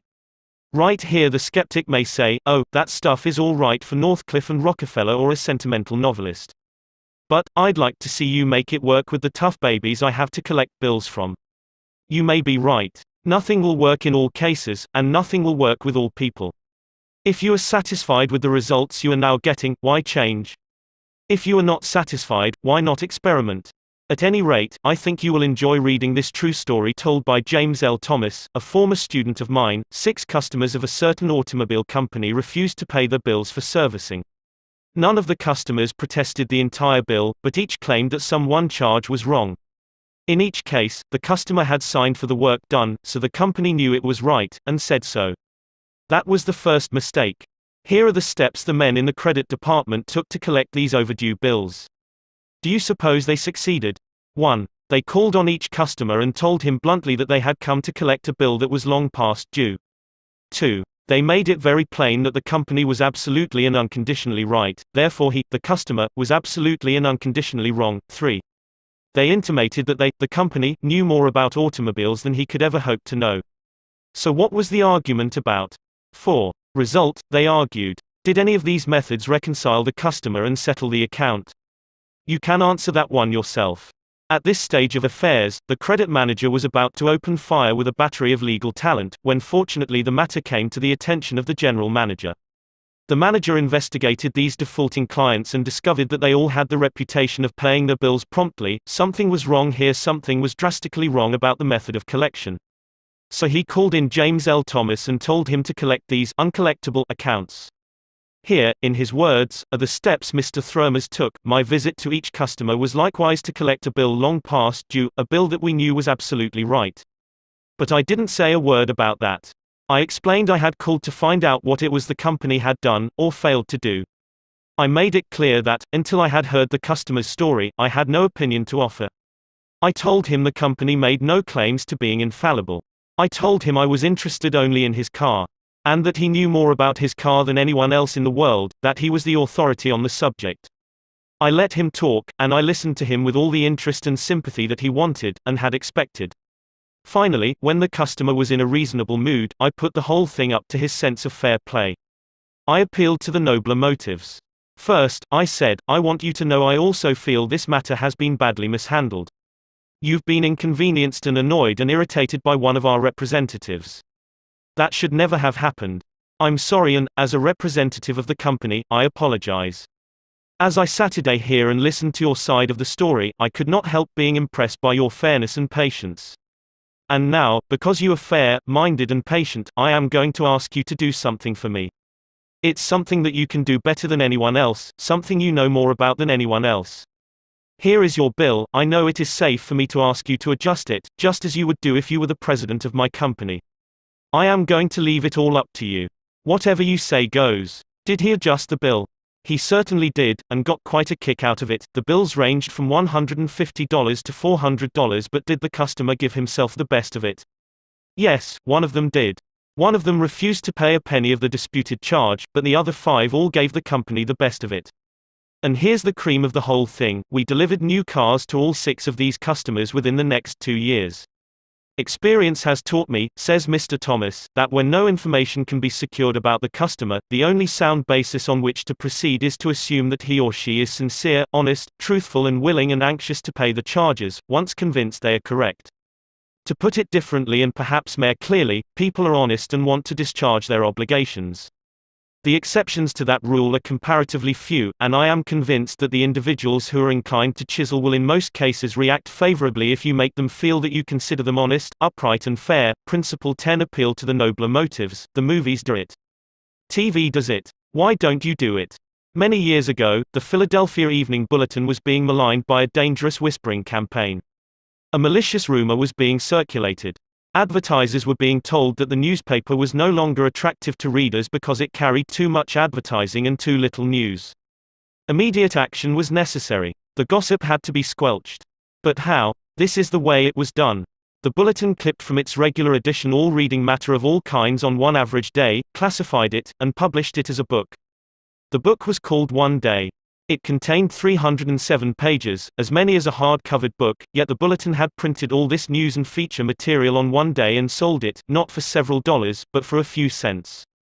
The printing of that book dramatized the fact that the bulletin carried an enormous amount of interesting reading matter. It conveyed the facts more vividly, more interestingly, more impressively, than pages of figures and mere talk could have done. This is the day of dramatization. Merely stating a truth isn't enough. The truth has to be made vivid, interesting, dramatic. You have to use showmanship. The movies do it. Television does it. And you will have to do it if you want attention. Experts in window display know the power of dramatization. For example, the manufacturers of a new rat poison gave dealers a window display that included 2 live rats. The week the rats were shown, sales zoomed to 5 times their normal rate. Television commercials abound with examples of the use of dramatic techniques in selling products. Sit down one evening in front of your television set and analyze what the advertisers do in each of their presentations. You will note how an antacid medicine changes the color of the acid in a test tube while its competitor doesn't, how one brand of soap or detergent gets a greasy shirt clean when the other brand leaves it gray. You'll see a car maneuver around a series of turns and curves, far better than just being told about it. Happy faces will show contentment with a variety of products. All of these dramatize for the viewer the advantages offered by whatever is being sold, and they do get people to buy them. You can dramatize your ideas in business or in any other aspect of your life. It's easy. Jim Yeamans, who sells for the NCR Company, National Cash Register, in Richmond, Virginia, told how he made a sale by dramatic demonstration. Last week I called on a neighborhood grocer and saw that the cash registers he was using at his checkout counters were very old-fashioned. I approached the owner and told him, "You are literally throwing away pennies every time a customer goes through your line." With that I threw a handful of pennies on the floor. He quickly became more attentive. The mere words should have been of interest to him. But the sound of pennies hitting the floor really stopped him. I was able to get an order from him to replace all of his old machines. It works in home life as well. When the old-time lover proposed to his sweetheart, did he just use words of love? No. He went down on his knees. That really showed he meant what he said. We don't propose on our knees anymore, but many suitors still set up a romantic atmosphere before they pop the question. Dramatizing what you want works with children as well. Joe B. Fant Jr., of Birmingham, Alabama, was having difficulty getting his 5-year-old boy and 3-year-old daughter to pick up their toys, so he invented a train. Joey was the engineer, Captain Casey Jones, on his tricycle. Janet's wagon was attached, and in the evening she loaded all the coal on the caboose, her wagon, and then jumped in while her brother drove her around the room. In this way the room was cleaned up, without lectures, arguments or threats. Mary Catherine Wolfe of Mishawaka, Indiana, was having some problems at work and decided that she had to discuss them with the boss. On Monday morning she requested an appointment with him but was told he was very busy and she should arrange with his secretary for an appointment later in the week. The secretary indicated that his schedule was very tight, but she would try to fit her in. Ms. Wolfe described what happened. "I did not get a reply from her all week long. Whenever I questioned her, she would give me a reason why the boss could not see me. Friday morning came and I had heard nothing definite. I really wanted to see him and discuss my problems before the weekend, so I asked myself how I could get him to see me. What I finally did was this. I wrote him a formal letter. I indicated in the letter that I fully understood how extremely busy he was all week, but it was important that I speak with him. I enclosed a form letter and a self-addressed envelope and asked him to please fill it out or ask his secretary to do it and return it to me. The form letter read as follows: Ms. Wolfe, I will be able to see you on at a.m. p.m. I will give you minutes of my time. I put this letter in his in-basket at 11 a.m. At 2 p.m., I checked my mailbox. There was my self-addressed envelope. He had answered my form letter himself and indicated he could see me that afternoon and could give me 10 minutes of his time. I met with him, and we talked for over an hour and resolved my problems. If I had not dramatized to him the fact that I really wanted to see him, I would probably be still waiting for an appointment. James B. Boynton had to present a lengthy market report. His firm had just finished an exhaustive study for a leading brand of cold cream. Data were needed immediately about the competition in this market. The prospective customer was one of the biggest and most formidable men in the advertising business. And his first approach failed almost before he began. The first time I went in, Mr. Boynton explains, I found myself sidetracked into a futile discussion of the methods used in the investigation. He argued and I argued. He told me I was wrong, and I tried to prove that I was right. I finally won my point, to my own satisfaction, but my time was up, the interview was over, and I still hadn't produced results. The second time, I didn't bother with tabulations of figures and data. I went to see this man, I dramatized my facts. As I entered his office, he was busy on the phone. While he finished his conversation, I opened a suitcase and dumped 32 jars of cold cream on top of his desk, all products he knew, all competitors of his cream. On each jar, I had a tag itemizing the results of the trade investigation, and each tag told its story briefly, dramatically. What happened? There was no longer an argument. Here was something new, something different. He picked up first one and then another of the jars of cold cream and read the information on the tag. A friendly conversation developed. He asked additional questions. He was intensely interested. He had originally given me only 10 minutes to present my facts, but 10 minutes passed, 20 minutes, 40 minutes, and at the end of an hour we were still talking. I was presenting the same facts this time that I had presented previously. But this time I was using dramatization, showmanship, and what a difference it made. Principle 11: dramatize your ideas. When nothing else works, try this. Charles Schwab had a mill manager whose people weren't producing the quota of work. How is it, Schwab asked him, that a manager as capable as you can't make this mill turn out what it should? I don't know, the manager replied. I've coaxed the men, I've pushed them, I've sworn and cussed, I've threatened them with damnation and being fired. But nothing works. They just won't produce. This conversation took place at the end of the day, just before the night shift came on. Schwab asked the manager for a piece of chalk, then, turning to the nearest man, asked, how many heats did your shift make today? 6. Without another word, Schwab chalked a big figure 6 on the floor, and walked away. When the night shift came in, they saw the 6, and asked what it meant. The big boss was in here today, the day people said. He asked us how many heats we made, and we told him 6. He chalked it down on the floor. The next morning Schwab walked through the mill again. The night shift had rubbed out 6 and replaced it with a big 7. When the day shift reported for work the next morning, they saw a big 7 chalked on the floor. So the night shift thought they were better than the day shift, did they?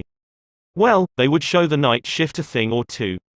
The crew pitched in with enthusiasm, and when they quit that night, they left behind them an enormous, swaggering 10. Things were stepping up. Shortly this mill, which had been lagging way behind in production, was turning out more work than any other mill in the plant. The principle. Let Charles Schwab say it in his own words, the way to get things done, say Schwab, is to stimulate competition. I do not mean in a sordid, money-getting way, but in the desire to excel. The desire to excel. The challenge. Throwing down the gauntlet. An infallible way of appealing to people of spirit. Without a challenge, Theodore Roosevelt would never have been President of the United States. The Rough Rider, just back from Cuba, was picked for governor of New York State. The opposition discovered he was no longer a legal resident of the state, and Roosevelt, frightened, wished to withdraw. Then Thomas Collier Platt, then U.S. Senator from New York, threw down the challenge. Turning suddenly on Theodore Roosevelt, he cried in a ringing voice, "Is the hero of San Juan Hill a coward?" Roosevelt stayed in the fight, and the rest is history. A challenge not only changed his life, it had a real effect upon the future of his nation. All men have fears, but the brave put down their fears and go forward, sometimes to death, but always to victory, was the motto of the King's Guard in ancient Greece. What greater challenge can be offered than the opportunity to overcome those fears? When Al Smith was governor of New York, he was up against it. Sing Sing, at the time the most notorious penitentiary west of Devil's Island, was without a warden. Scandals had been sweeping through the pristine walls, scandals and ugly rumors. Smith needed a strong man to rule Sing Sing, an iron man. But who? He sent for Louis E. Laws of New Hampton. How about going up to take charge of Sing Sing, he said jovially when Laws stood before him. They need a man up there with experience. Laws was flabbergasted. He knew the dangers of Sing Sing. It was a political appointment, subject to the vagaries of political whims. Wardens had come and gone, one had lasted only 3 weeks. He had a career to consider. Was it worth the risk? Then Smith, who saw his hesitation, leaned back in his chair and smiled. Young fellow, he said, I don't blame you for being scared. It's a tough spot. It'll take a big person to go up there and stay. So Smith was throwing down a challenge, was he? Laws liked the idea of attempting a job that called for someone big, so he went. And he stayed. He stayed, to become the most famous warden of his time. His book 20,000 Years in Sing Sing sold into the hundreds of thousands of copies. His broadcasts on the air and his stories of prison life have inspired dozens of movies. His humanizing of criminals wrought miracles in the way of prison reform. I have never found, said Harvey S. Firestone, founder of the great Firestone Tire and Rubber Company, that pay and pay alone would either bring together or hold good people. I think it was the game itself. Frederick Hertzberg, one of the great behavioral scientists, concurred. He studied in depth the work attitudes of thousands of people ranging from factory workers to senior executives. What do you think he found to be the most motivating factor, the one facet of the jobs that was most stimulating? Money? Good working conditions? Fringe benefits? No, not any of those. The one major factor that motivated people was the work itself. If the work was exciting and interesting, the worker looked forward to doing it and was motivated to do a good job. That is what every successful person loves, the game. The chance for self-expression. The chance to prove his or her worth, to excel, to win. That is what makes foot races and hog calling and pie-eating contests. The desire to excel. The desire for a feeling of importance. Principle 12 Throw down a challenge. In a nutshell, win people to your way of thinking. Principle 1 The only way to get the best of an argument is to avoid it. Principle 2 Show respect for the other person's opinions. Principle 3 If you are wrong, admit it quickly and emphatically. Principle 4 Begin in a friendly way. Principle 5 Get the other person saying, yes, yes, immediately. Principle 6 Let the other person do a great deal of the talking. Principle 7 Let the other person feel that the idea is his or hers. Principle 8 Try honestly to see things from the other person's point of view. Principle 9 Be sympathetic with the other person's ideas and desires. Principle 10 Appeal to the nobler motives. Principle 11 Dramatize your ideas. Principle 12 Throw down a challenge. Part 4 Be a leader, how to change people without giving offense or arousing resentment. If you must find fault, this is the way to begin. A friend of mine was a guest at the White House for a weekend during the administration of Calvin Coolidge. Drifting into the president's private office, he heard Coolidge say to one of his secretaries, "That's a pretty dress you're wearing this morning, and you are a very attractive young woman." That was probably the most effusive praise Silent Cal had ever bestowed upon a secretary in his life. It was so unusual, so unexpected, that the secretary blushed in confusion. Then Coolidge said, "Now, don't get stuck up. I just said that to make you feel good. From now on, I wish you would be a little bit more careful with your punctuation." His method was probably a bit obvious, but the psychology was superb. It is always easier to listen to unpleasant things after we have heard some praise of our good points. A barber lathers a man before he shaves him, and that is precisely what McKinley did back in 1896, when he was running for president. One of the prominent Republicans of that day had written a campaign speech that he felt was just a trifle better than Cicero and Patrick Henry and Daniel Webster all rolled into one. With great glee, this chap read his immortal speech aloud to McKinley. The speech had its fine points, but it just wouldn't do.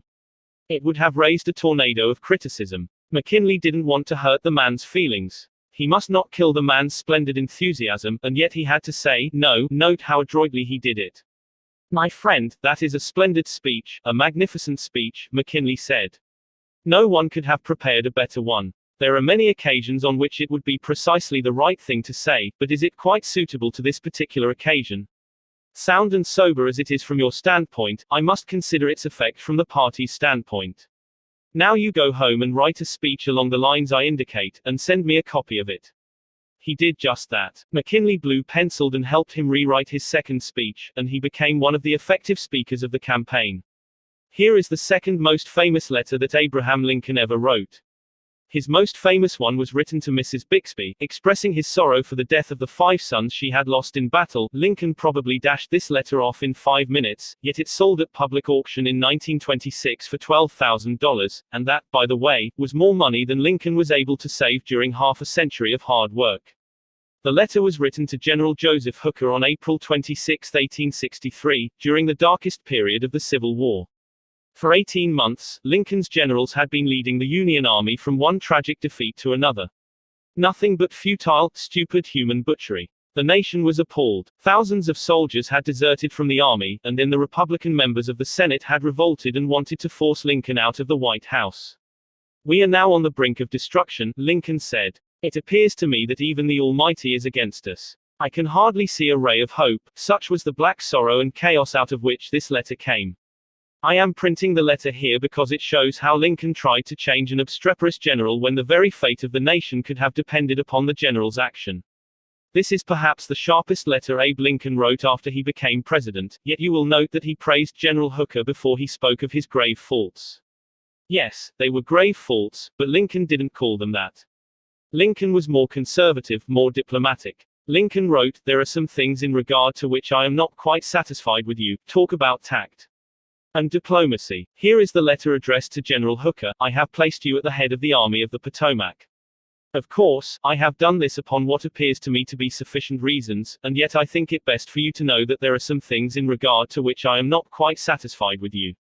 I believe you to be a brave and skillful soldier, which, of course, I like. I also believe you do not mix politics with your profession, in which you are right. You have confidence in yourself, which is a valuable if not an indispensable quality. You are ambitious, which, within reasonable bounds, does good rather than harm, but I think that during General Burnside's command of the army you have taken counsel of your ambition and thwarted him as much as you could, in which you did a great wrong to the country and to a most meritorious and honorable brother officer. I have heard, in such a way as to believe it, of your recently saying that both the army and the government needed a dictator. Of course, it was not for this, but in spite of it, that I have given you command. Only those generals who gain successes can set up as dictators. What I now ask of you is military success, and I will risk the dictatorship. The government will support you to the utmost of its ability, which is neither more nor less than it has done and will do for all commanders. I much fear that the spirit which you have aided to infuse into the army, of criticizing the commander and withholding confidence from him, will now turn upon you. I shall assist you, as far as I can, to put it down. Neither you nor Napoleon, if he were alive again, could get any good out of an army while such spirit prevails in it, and now beware of rashness. Beware of rashness, but with energy and sleepless vigilance go forward and give us victories. You are not a Coolidge, a McKinley or a Lincoln. You want to know whether this philosophy will operate for you in everyday business contacts. Will it? Let's see. Let's take the case of W. P. Gore of the Wark Company, Philadelphia.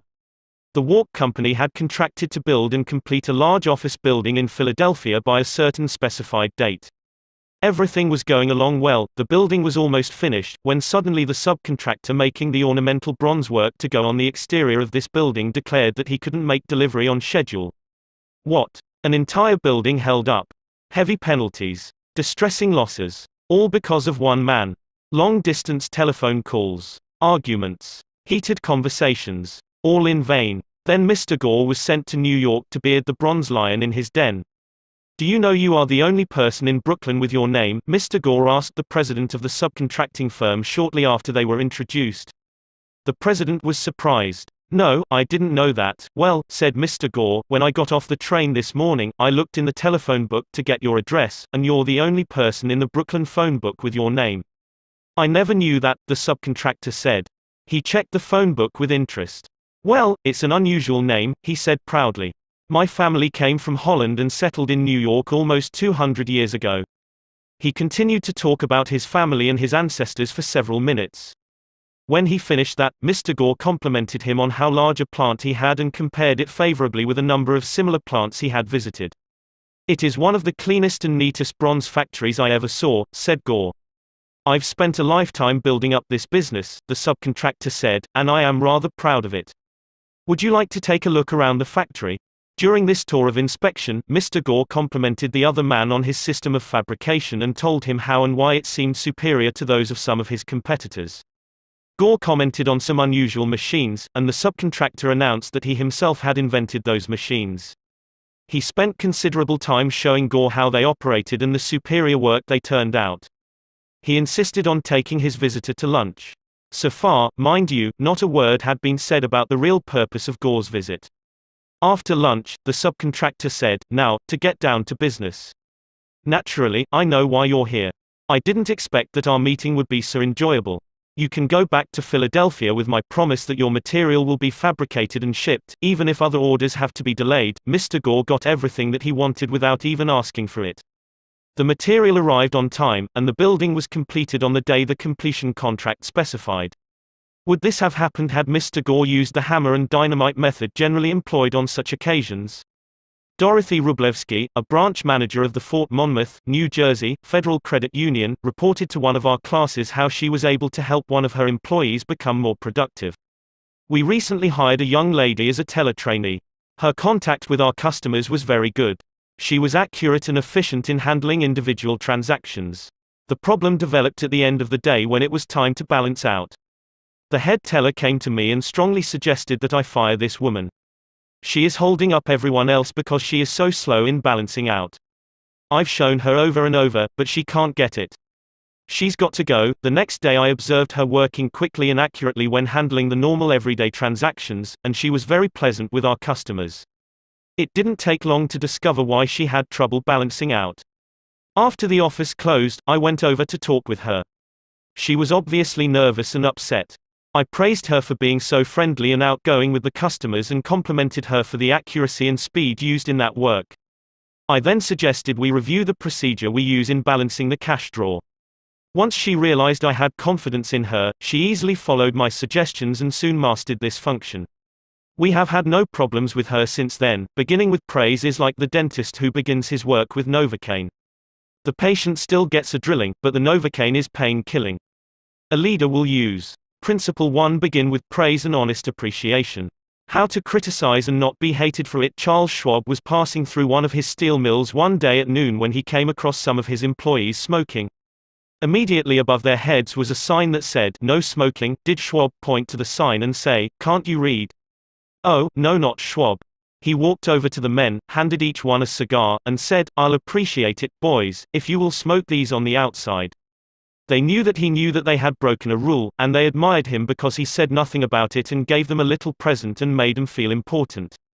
Couldn't keep from loving a man like that. Could you? John Wanamaker used the same technique. Wanamaker used to make a tour of his great store in Philadelphia every day. Once he saw a customer waiting at a counter. No one was paying the slightest attention to her. The salespeople, oh, they were in a huddle at the far end of the counter laughing and talking among themselves. Wanamaker didn't say a word. Quietly slipping behind the counter, he waited on the woman himself and then handed the purchase to the salespeople to be wrapped as he went on his way. Public officials are often criticized for not being accessible to their constituents. They are busy people, and the fault sometimes lies in overprotective assistants who don't want to overburden their bosses with too many visitors. Carl Langford, who has been mayor of Orlando, Florida, the home of Disney World, for many years, frequently admonished his staff to allow people to see him. Claimed he had an open-door policy, yet the citizens of his community were blocked by secretaries and administrators when they called. Finally, the mayor found the solution. He removed the door from his office. His aides got the message, and the mayor has had a truly open administration since the day his door was symbolically thrown away. Simply changing one three-letter word can often spell the difference between failure and success in changing people without giving offense or arousing resentment. Many people begin their criticism with sincere praise followed by the word "but" and ending with a critical statement. For example, in trying to change a child's careless attitude toward studies, we might say, "We're really proud of you, Johnny, for raising your grades this term. But if you had worked harder on your algebra, the results would have been better." In this case, Johnny might feel encouraged until he heard the word "but." He might then question the sincerity of the original praise. To him, the praise seemed only to be a contrived lead into a critical inference of failure. Credibility would be strained, and we probably would not achieve our objectives of changing Johnny's attitude toward his studies. This could be easily overcome by changing the word but to and we're really proud of you, Johnny, for raising your grades this term, and by continuing the same conscientious efforts next term, your algebra grade can be up with all the others. Now, Johnny would accept the praise because there was no follow-up of an inference of failure. We have called his attention to the behavior we wish to change indirectly, and the chances are he will try to live up to our expectations. Calling attention to one's mistakes indirectly works wonders with sensitive people who may resent bitterly any direct criticism. Marge Jacob of Woonsocket, Rhode Island, told one of our classes how she convinced some sloppy construction workers to clean up after themselves when they were building additions to her house. For the first few days of the work, when Mrs. Jacob returned from her job, she noticed that the yard was strewn with the cut ends of lumber. She didn't want to antagonize the builders, because they did excellent work. So after the workers had gone home, she and her children picked up and neatly piled all the lumber debris in a corner. The following morning she called the foreman to one side and said, "I'm really pleased with the way the front lawn was left last night. It is nice and clean and does not offend the neighbors." From that day forward the workers picked up and piled the debris to one side, and the foreman came in each day seeking approval of the condition the lawn was left in after a day's work. One of the major areas of controversy between members of the Army Reserves and their regular Army trainers is haircuts. The reservists consider themselves civilians, which they are most of the time, and resent having to cut their hair short. Master Sergeant Harley Kaiser of the 542nd USAR School addressed himself to this problem when he was working with a group of reserve non-commissioned officers. As an old-time regular Army Master Sergeant, he might have been expected to yell at his troops and threaten them. Instead he chose to make his point indirectly. "Gentlemen," he started, "you are leaders. You will be most effective when you lead by example. You must be the example for your men to follow. You know what the Army regulations say about haircuts. I am going to get my hair cut today, although it is still much shorter than some of yours. You look at yourself in the mirror, and if you feel you need a haircut to be a good example, we'll arrange time for you to visit the post barbership." The result was predictable. Several of the candidates did look in the mirror and went to the barbershop that afternoon and received regulation haircuts. Sergeant Kaiser commented the next morning that he already could see the development of leadership qualities in some of the members of the squad. On March 8, 1887, the eloquent Henry Ward Beecher died. The following Sunday, Lyman Abbott was invited to speak in the pulpit left silent by Beecher's passing. Eager to do his best, he wrote, rewrote and polished his sermon with the meticulous care of a Flaubert. Then he read it to his wife. It was poor, as most written speeches are. She might have said, if she had had less judgment, "Lyman, that is terrible. That'll never do. You'll put people to sleep. It reads like an encyclopedia. You ought to know better than that after all the years you have been preaching. For heaven's sake, why don't you talk like a human being? Why don't you act natural? You'll disgrace yourself if you ever read that stuff." That's what she might have said. And, if she had, you know what would have happened. And she knew too. So, she merely remarked that it would make an excellent article for the North American Review. In other words, she praised it and at the same time subtly suggested that it wouldn't do as a speech. Lyman Abbott saw the point, tore up his carefully prepared manuscript and preached without even using notes. An effective way to correct others' mistakes is: Principle 2. Call attention to people's mistakes indirectly when necessary. Talk about your own mistakes. My niece, Josephine Carnegie, had come to New York to be my secretary. She was 19, had graduated from high school 3 years previously, and her business experience was a trifle more than zero. She became one of the most proficient secretaries west of Suez, but in the beginning, she was, well, susceptible to improvement. One day when I started to criticize her, I said to myself, "Just a minute, Dale Carnegie, just a minute. You are twice as old as Josephine. You have had 10,000 times as much business experience. How can you possibly expect her to have your viewpoint, your judgment, your initiative, mediocre though they may be? And just a minute, Dale, what were you doing at 19? Remember the asinine mistakes and blunders you made. Remember the time you did this, and that." After thinking the matter over, honestly and impartially, I concluded that Josephine's batting average at 19 was better than mine had been, and that, I'm sorry to confess, isn't paying Josephine much of a compliment. So, after that, when I wanted to call Josephine's attention to a mistake, I used to begin by saying, "You have made a mistake, Josephine, but the Lord knows, it's no worse than many I have made. You were not born with judgment. That comes only with experience, and you are better than I was at your age. I have been guilty of so many stupid, silly things myself. I have very little inclination to criticize you or anyone. But don't you think it would have been wiser if you had done so and so? It isn't nearly so difficult to listen to a recital of your faults if the person criticizing begins by humbly admitting that he, too, is far from impeccable. E.G. Dilliston, an engineer in Brandon, Manitoba, Canada, was having problems with his new secretary. Letters he dictated were coming to his desk for signature with 2 or 3 spelling mistakes per page. Mr. Dilliston reported how he handled this. Like many engineers, I have not been noted for my excellent English or spelling. For years I have kept a little black thumb index book for words I had trouble spelling. When it became apparent that merely pointing out the errors was not going to cause my secretary to do more proofreading and dictionary work, I resolved to take another approach. When the next letter came to my attention that had errors in it, I sat down with the typist and said, somehow this word doesn't look right. It's one of the words I always have had trouble with. That's the reason I started this spelling book of mine. I opened the book to the appropriate page. Yes, here it is. I'm very conscious of my spelling now because people do judge us by our letters and misspellings make us look less professional. I don't know whether she copied my system or not, but since that conversation, her frequency of spelling errors has been significantly reduced.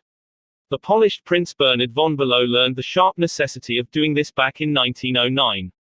Von Bülow was then the Imperial Chancellor of Germany, and on the throne sat Wilhelm II Wilhelm, the haughty, Wilhelm the arrogant, Wilhelm, the last of the German Kaisers, building an army and navy that he boasted could whip their weight in wildcats. Then an astonishing thing happened. The Kaiser said things, incredible things, things that rocked the continent and started a series of explosions heard around the world. To make matters infinitely worse, the Kaiser made silly, egotistical, absurd announcements in public. He made them while he was a guest in England, and he gave his royal permission to have them printed in the Daily Telegraph. For example, he declared that he was the only German who felt friendly toward the English, that he was constructing a navy against the menace of Japan, that he, and he alone, had saved England from being humbled in the dust by Russia and France, that it had been his campaign plan that enabled England's Lord Roberts to defeat the Boers in South Africa, and so on and on. No other such amazing words had ever fallen from the lips of a European king in peacetime within 100 years. The entire continent buzzed with the fury of a hornet's nest. England was incensed. German statesmen were aghast. And in the midst of all this consternation, the Kaiser became panicky and suggested to Prince von Bülow, the Imperial Chancellor, that he take the blame. Yes, he wanted von Bülow to announce that it was all his responsibility, that he had advised his monarch to say these incredible things. But Your Majesty, von Bülow protested, it seems to me utterly impossible that anybody either in Germany or England could suppose me capable of having advised Your Majesty to say any such thing. The moment those words were out of von Bülow's mouth, he realized he had made a grave mistake. The Kaiser blew up. You consider me a donkey, he shouted, capable of blunders you yourself could never have committed. Von Bülow knew that he ought to have praised before he condemned, but since that was too late, he did the next best thing. He praised after he had criticized. And it worked a miracle. I'm far from suggesting that, he answered respectfully. Your Majesty surpasses me in MANV respects, not only of course, in naval and military knowledge but above all, in natural science.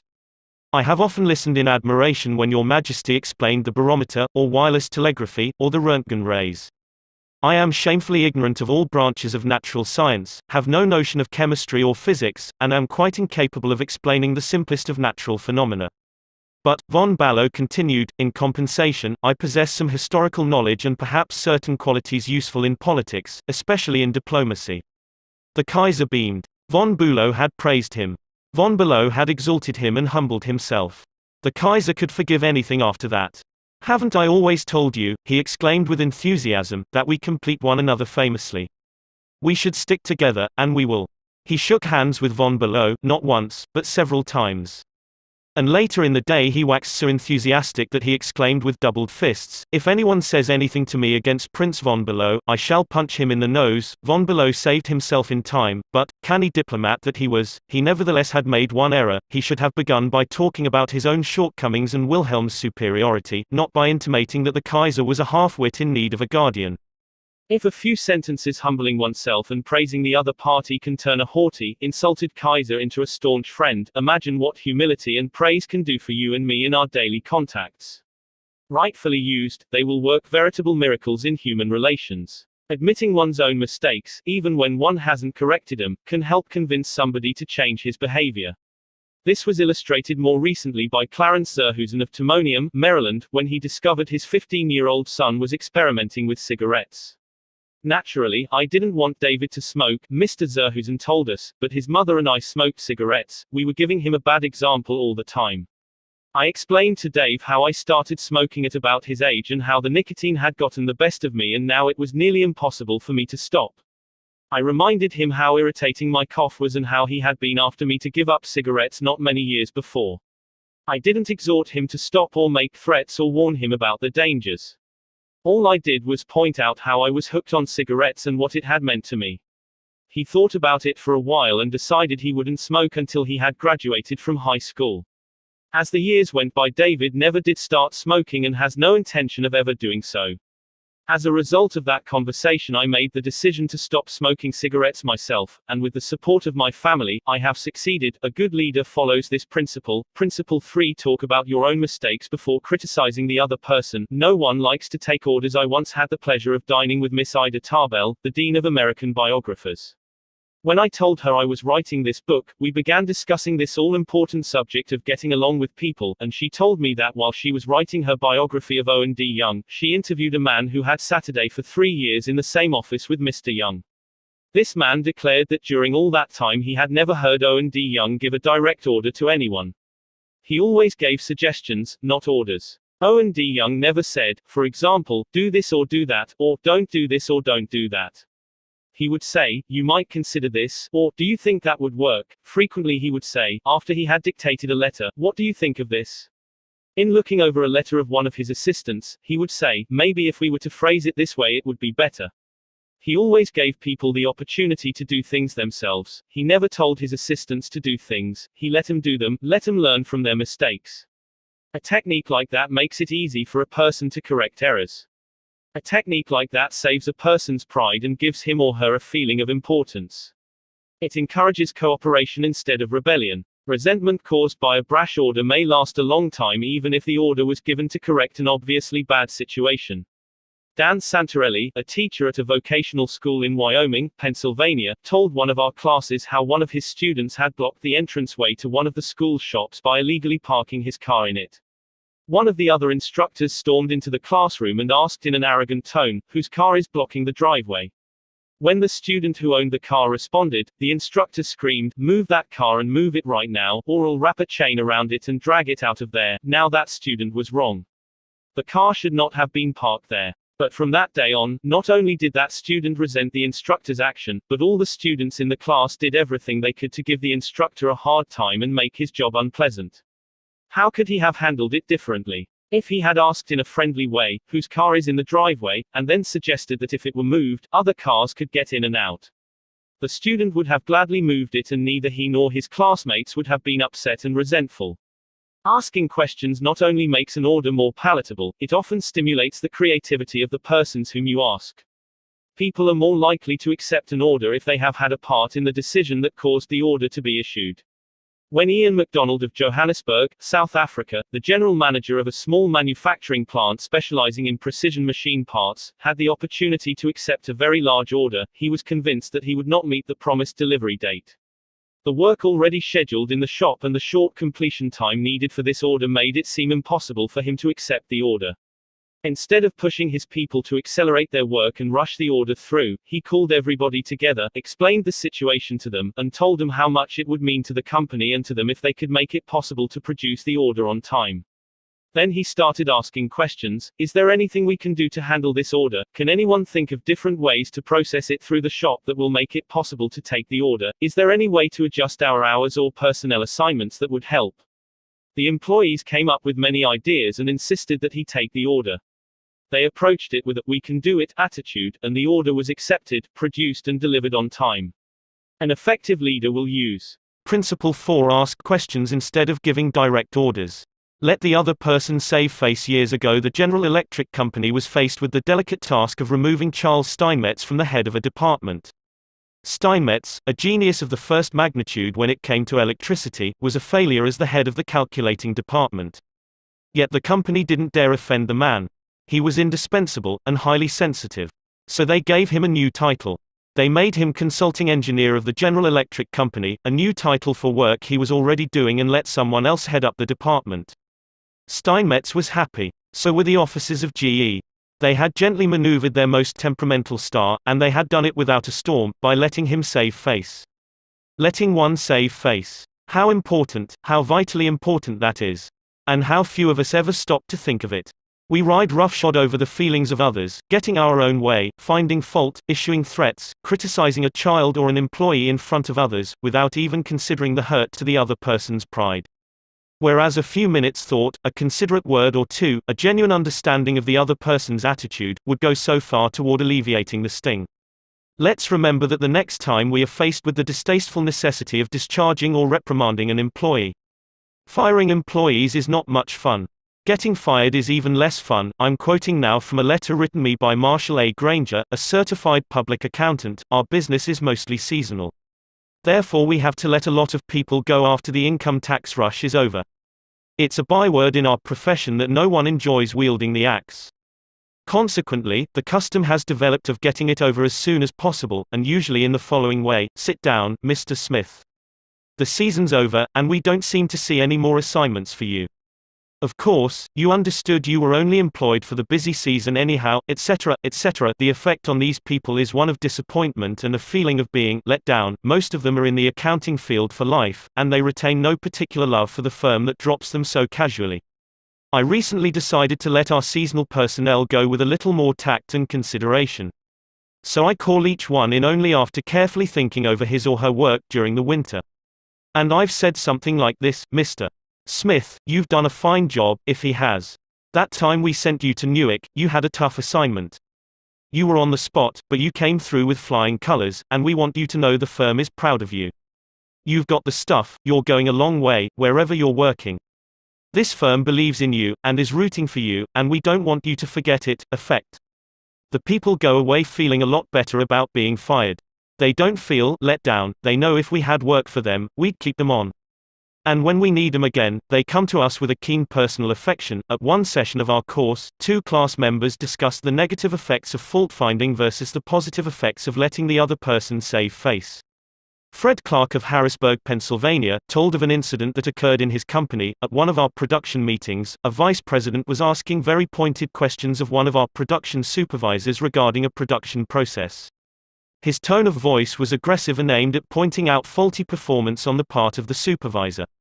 Not wanting to be embarrassed in front of his peers, the supervisor was evasive in his responses.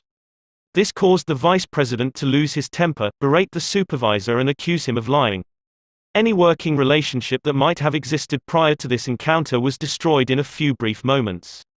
This supervisor, who was basically a good worker, was useless to our company from that time on. A few months later he left our firm and went to work for a competitor, where I understand he is doing a fine job. Another class member, Anna Mazzone, related how a similar incident had occurred at her job, but what a difference in approach and results.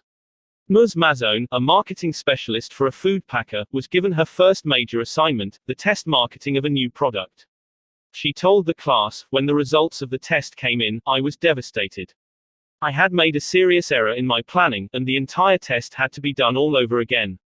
To make this worse, I had no time to discuss it with my boss before the meeting in which I was to make my report on the project. When I was called on to give the report, I was shaking with fright.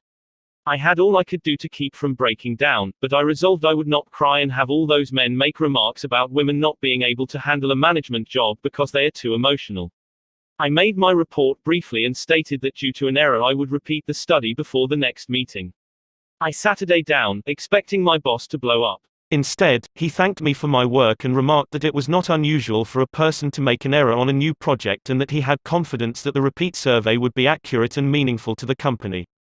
He assured me, in front of all my colleagues, that he had faith in me and I knew I had done my best, and that my lack of experience, not my lack of ability, was the reason for the failure.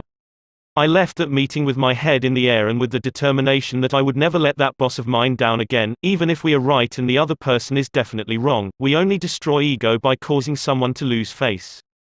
The legendary French aviation pioneer and author Antoine de Saint-Exupéry wrote, "I have no right to say or do anything that diminishes a man in his own eyes. What matters is not what I think of him, but what he thinks of himself." Hurting a man in his dignity is a crime. A real leader will always follow. Principle 5. Let the other person save face. How to spur people on to success. Pete Barlow was an old friend of mine. He had a dog and pony act and spent his life traveling with circuses and vaudeville shows. I loved to watch Pete train new dogs for his act. I noticed that the moment a dog showed the slightest improvement, Pete patted and praised him and gave him meat and made a great to-do about it. That's nothing new. Animal trainers have been using that same technique for centuries. Why, I wonder, don't we use the same common sense when trying to change people that we use when trying to change dogs? Why don't we use meat instead of a whip? Why don't we use praise instead of condemnation? Let us praise even the slightest improvement. That inspires the other person to keep on improving. In his book I Ain't Much, Baby But I'm All I Got, the psychologist Jess Lair comments, praise is like sunlight to the warm human spirit, we cannot flower and grow without it. And yet, while most of us are only too ready to apply to others the cold wind of criticism, we are somehow reluctant to give our fellow the warm sunshine of praise. Jess Lair, I Ain't Much, Baby, But I'm All I Got. Greenwich, Con. Fawcett, 1976, p.248. I can look back at my own life and see where a few words of praise have sharply changed my entire future. Can't you say the same thing about your life? History is replete with striking illustrations of the sheer witchery rays. For example, many years ago a boy of 10 was working in a factory in Naples. He longed to be a singer, but his first teacher discouraged him. "You can't sing," he said. "You haven't any voice at all. It sounds like the wind in the shutters." But his mother, a poor peasant woman, put her arms about him and praised him and told him she knew he could sing. She could already see an improvement, and she went barefoot in order to save money to pay for his music lessons. That peasant mother's praise and encouragement changed that boy's life. His name was Enrico Caruso, and he became the greatest and most famous opera singer of his age. In the early 19th century, a young man in London aspired to be a writer. But everything seemed to be against him. He had never been able to attend school more than 4 years. His father had been flung in jail because he couldn't pay his debts, and this young man often knew the pangs of hunger. Finally, he got a job pasting labels on bottles of blacking in a rat-infested warehouse, and he slept at night in a dismal attic room with 2 other boys, guttersnipes from the slums of London. He had so little confidence in his ability to write that he sneaked out and mailed his first manuscript in the dead of night so nobody would laugh at him. Story after story was refused. Finally, the great day came when one was accepted. True, he wasn't paid a shilling for it, but one editor had praised him. One editor had given him recognition. He was so thrilled that he wandered aimlessly around the streets with tears rolling down his cheeks. The praise, the recognition, that he received through getting one story in print, changed his whole life, for if it hadn't been for that encouragement, he might have spent his entire life working in rat-infested factories. You may have heard of that boy. His name was Charles Dickens. Another boy in London made his living as a clerk in a dry goods store. He had to get up at 5 o'clock, sweep out the store, and slave for 14 hours a day. It was sheer drudgery and he despised it. After 2 years, he could stand it no longer, so he got up one morning and, without waiting for breakfast, tramped 15 miles to talk to his mother, who was working as a housekeeper. He was frantic. He pleaded with her. He wept. He swore he would kill himself if he had to remain in the shop any longer. Then he wrote a long, pathetic letter to his old schoolmaster, declaring that he was heartbroken, that he no longer wanted to live. His old schoolmaster gave him a little praise and assured him that he really was very intelligent and fitted for finer things and offered him a job as a teacher. That praise changed the future of that boy and made a lasting impression on the history of English literature. For that boy went on to write innumerable best-selling books and made over $1 million with his pen. You've probably heard of him. His name, H.G. Wells. Use of praise instead of criticism is the basic concept of B.F. Skinner's teachings. This great contemporary psychologist has shown by experiments with animals and with humans that when criticism is minimized and praise emphasized, the good things people do will be reinforced and the poorer things will atrophy for lack of attention. John Ringlespohr of Rocky Mount, North Carolina, used this in dealing with his children. It seemed that, as in so many families, mother and dad's chief form of communication with the children was yelling at them. And, as in so many cases, the children became a little worse rather than better after each such session, and so did the parents. There seemed to be no end in sight for this problem. Mr. Ringlespohr determined to use some of the principles he was learning in our course to solve this situation. He reported, "We decided to try praise instead of harping on their faults. It wasn't easy when all we could see were the negative things they were doing. It was really tough to find things to praise. We managed to find something, and within the first day or two some of the really upsetting things they were doing quit happening. Then some of their other faults began to disappear. They began capitalizing on the praise we were giving them. They even began going out of their way to do things right. Neither of us could believe it. Of course, it didn't last forever, but the norm reached after things leveled off was so much better. It was no longer necessary to react the way we used to. The children were doing far more right things than wrong ones. All of this was a result of praising the slightest improvement in the children rather than condemning everything they did wrong. This works on the job too. Keith Roper of Woodland Hills, California, applied this principle to a situation in his company. Some material came to him in his print shop which was of exceptionally high quality. The printer who had done this job was a new employee who had been having difficulty adjusting to the job. His supervisor was upset about what he considered a negative attitude and was seriously thinking of terminating his services. When Mr. Roper was informed of this situation, he personally went over to the print shop and had a talk with the young man. He told him how pleased he was with the work he had just received and pointed out it was the best work he had seen produced in that shop for some time. He pointed out exactly why it was superior and how important the young man's contribution was to the company. Do you think this affected that young printer's attitude toward the company? Within days there was a complete turnabout. He told several of his co-workers about the conversation and how someone in the company really appreciated good work. And from that day on, he was a loyal and dedicated worker. What Mr. Roper did was not just flatter the young printer and say, "You're good." He specifically pointed out how his work was superior. Because he had singled out a specific accomplishment, rather than just making general flattering remarks, his praise became much more meaningful to the person to whom it was given. Everybody likes to be praised, but when praise is specific, it comes across as sincere, not something the other person may be saying just to make one feel good. Remember, we all crave appreciation and recognition, and will do almost anything to get it. But nobody wants insincerity. Nobody wants flattery. Let me repeat, the principles taught in this book will work only when they come from the heart. I am not advocating a bag of tricks. I am talking about a new way of life. Talk about changing people. If you and I will inspire the people with whom we come in contact to a realization of the hidden treasures they possess, we can do far more than change people. We can literally transform them. Exaggeration? Then listen to these sage words from William James. One of the most distinguished psychologists and philosophers America has ever produced. Compared with what we ought to be, we are only half awake. We are making use of only a small part of our physical and mental resources.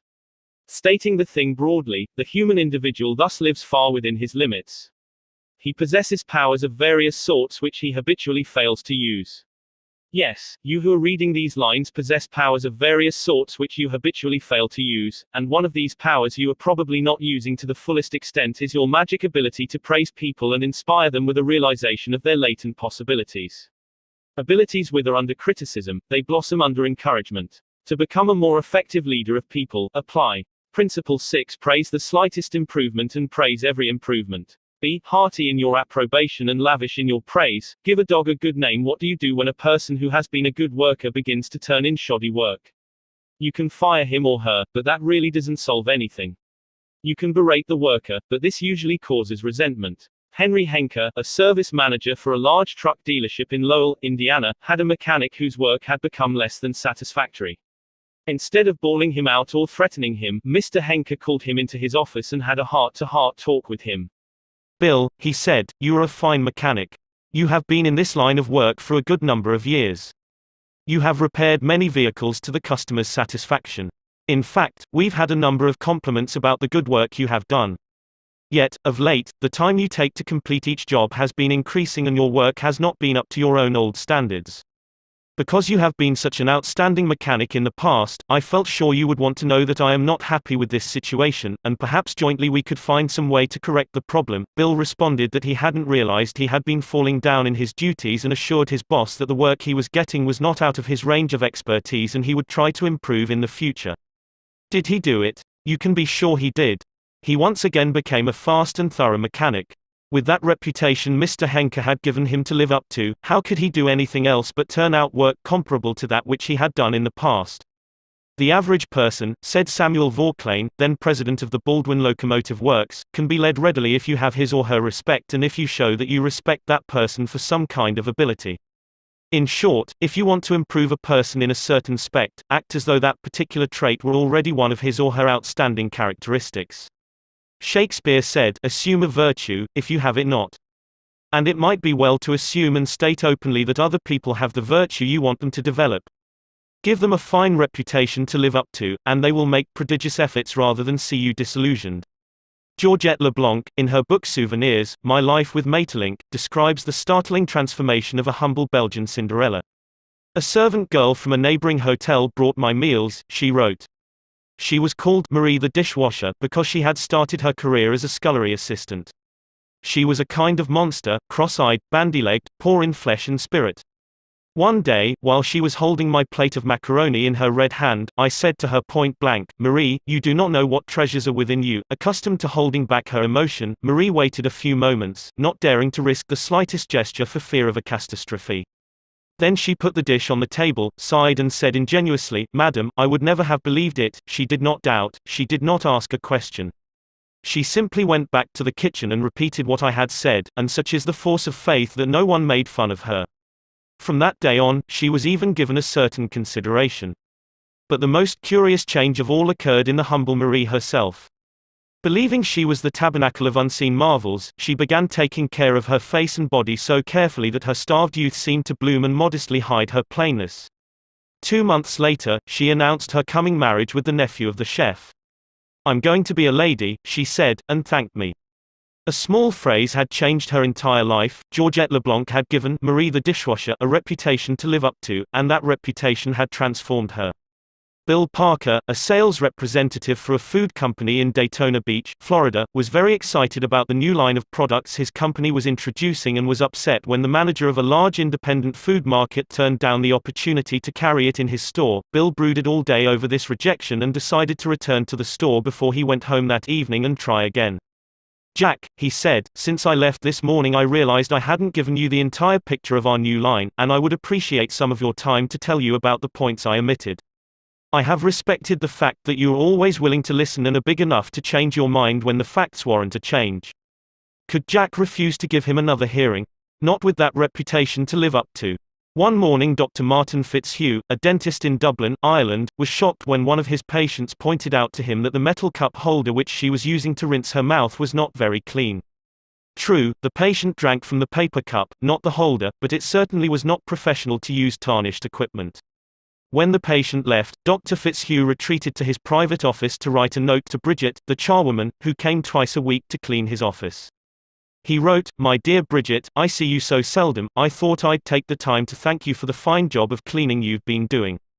By the way, I thought I'd mention that since 2 hours, twice a week, is a very limited amount of time, please feel free to work an extra half hour from time to time if you feel you need to do those, once in a while, things like polishing the cup holders and the like. I, of course, will pay you for the extra time." The next day, when I walked into my office, Dr. Fitzhugh reported, my desk had been polished to a mirror-like finish, as had my chair, which I nearly slid out of. When I went into the treatment room I found the shiniest, cleanest chrome-plated cup holder I had ever seen nestled in its receptacle.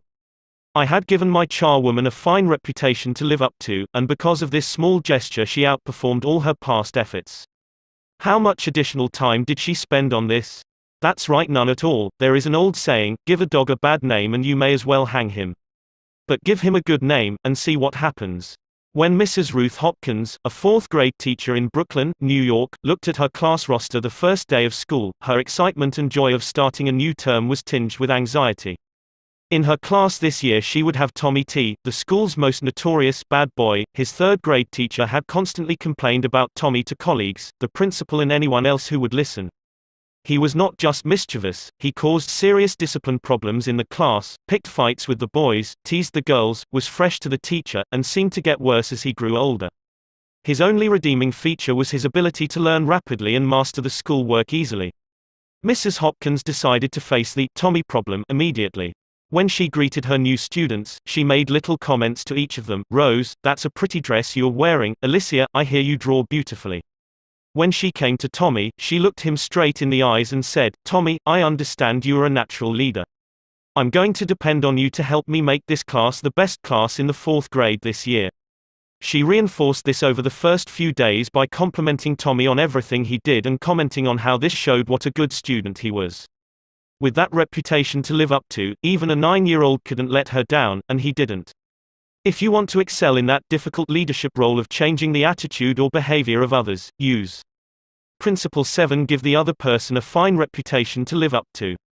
Make the fault seem easy to correct. A bachelor friend of mine, about 40 years old, became engaged, and his fiancée persuaded him to take some belated dancing lessons. The Lord knows I needed dancing lessons, he confessed as he told me the story, for I danced just as I did when I first started 20 years ago. The first teacher I engaged probably told me the truth. She said I was all wrong, I would just have to forget everything and begin all over again. But that took the heart out of me. I had no incentive to go on. So, I quit her. The next teacher may have been lying, but I liked it. She said nonchalantly that my dancing was a bit old-fashioned perhaps, but the fundamentals were all right, and she assured me I wouldn't have any trouble learning a few new steps. The first teacher had discouraged me by emphasizing my mistakes. This new teacher did the opposite. She kept praising the things I did right and minimizing my errors. You have a natural sense of rhythm, she assured me. You really are a natural-born dancer. Now my common sense tells me that I always have been and always will be a fourth-rate dancer, yet, deep in my heart, I still like to think that maybe she meant it. To be sure, I was paying her to say it, but why bring that up? At any rate, I know I am a better dancer than I would have been if she hadn't told me I had a natural sense of rhythm.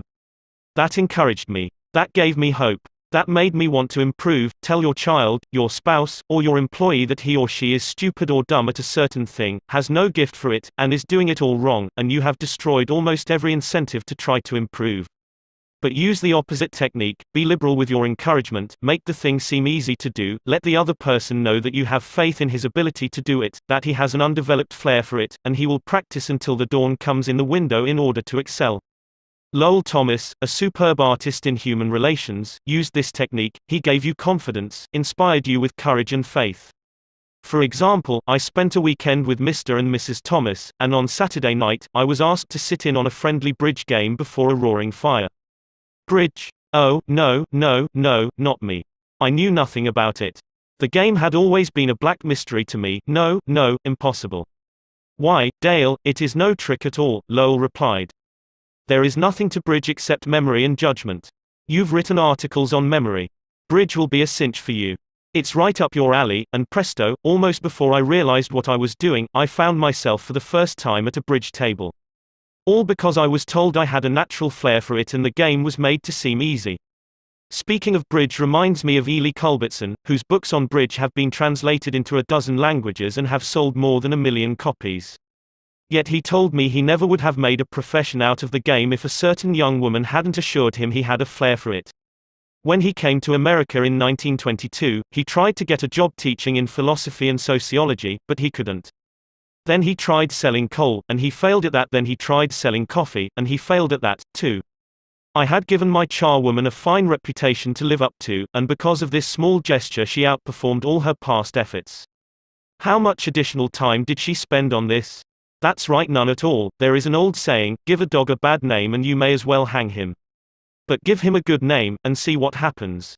When Mrs. Ruth Hopkins, a 4th grade teacher in Brooklyn, New York, looked at her class roster the first day of school, her excitement and joy of starting a new term was tinged with anxiety.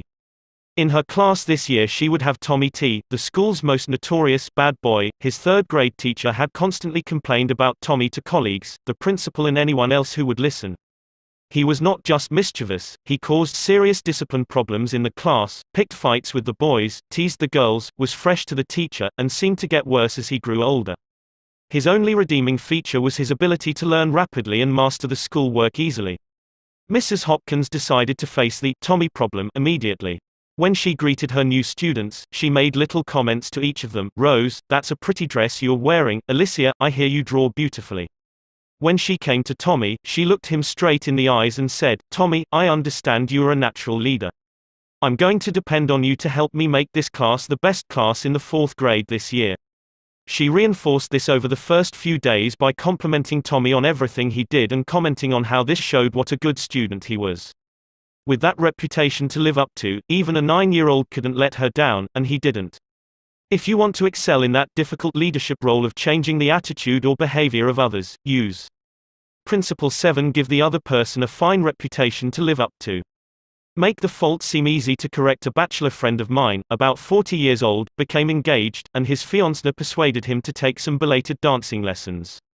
The Lord knows I needed dancing lessons, he confessed as he told me the story, for I danced just as I did when I first started 20 years ago. The first teacher I engaged probably told me the truth. She said I was all wrong, I would just have to forget everything and begin all over again. But that took the heart out of me.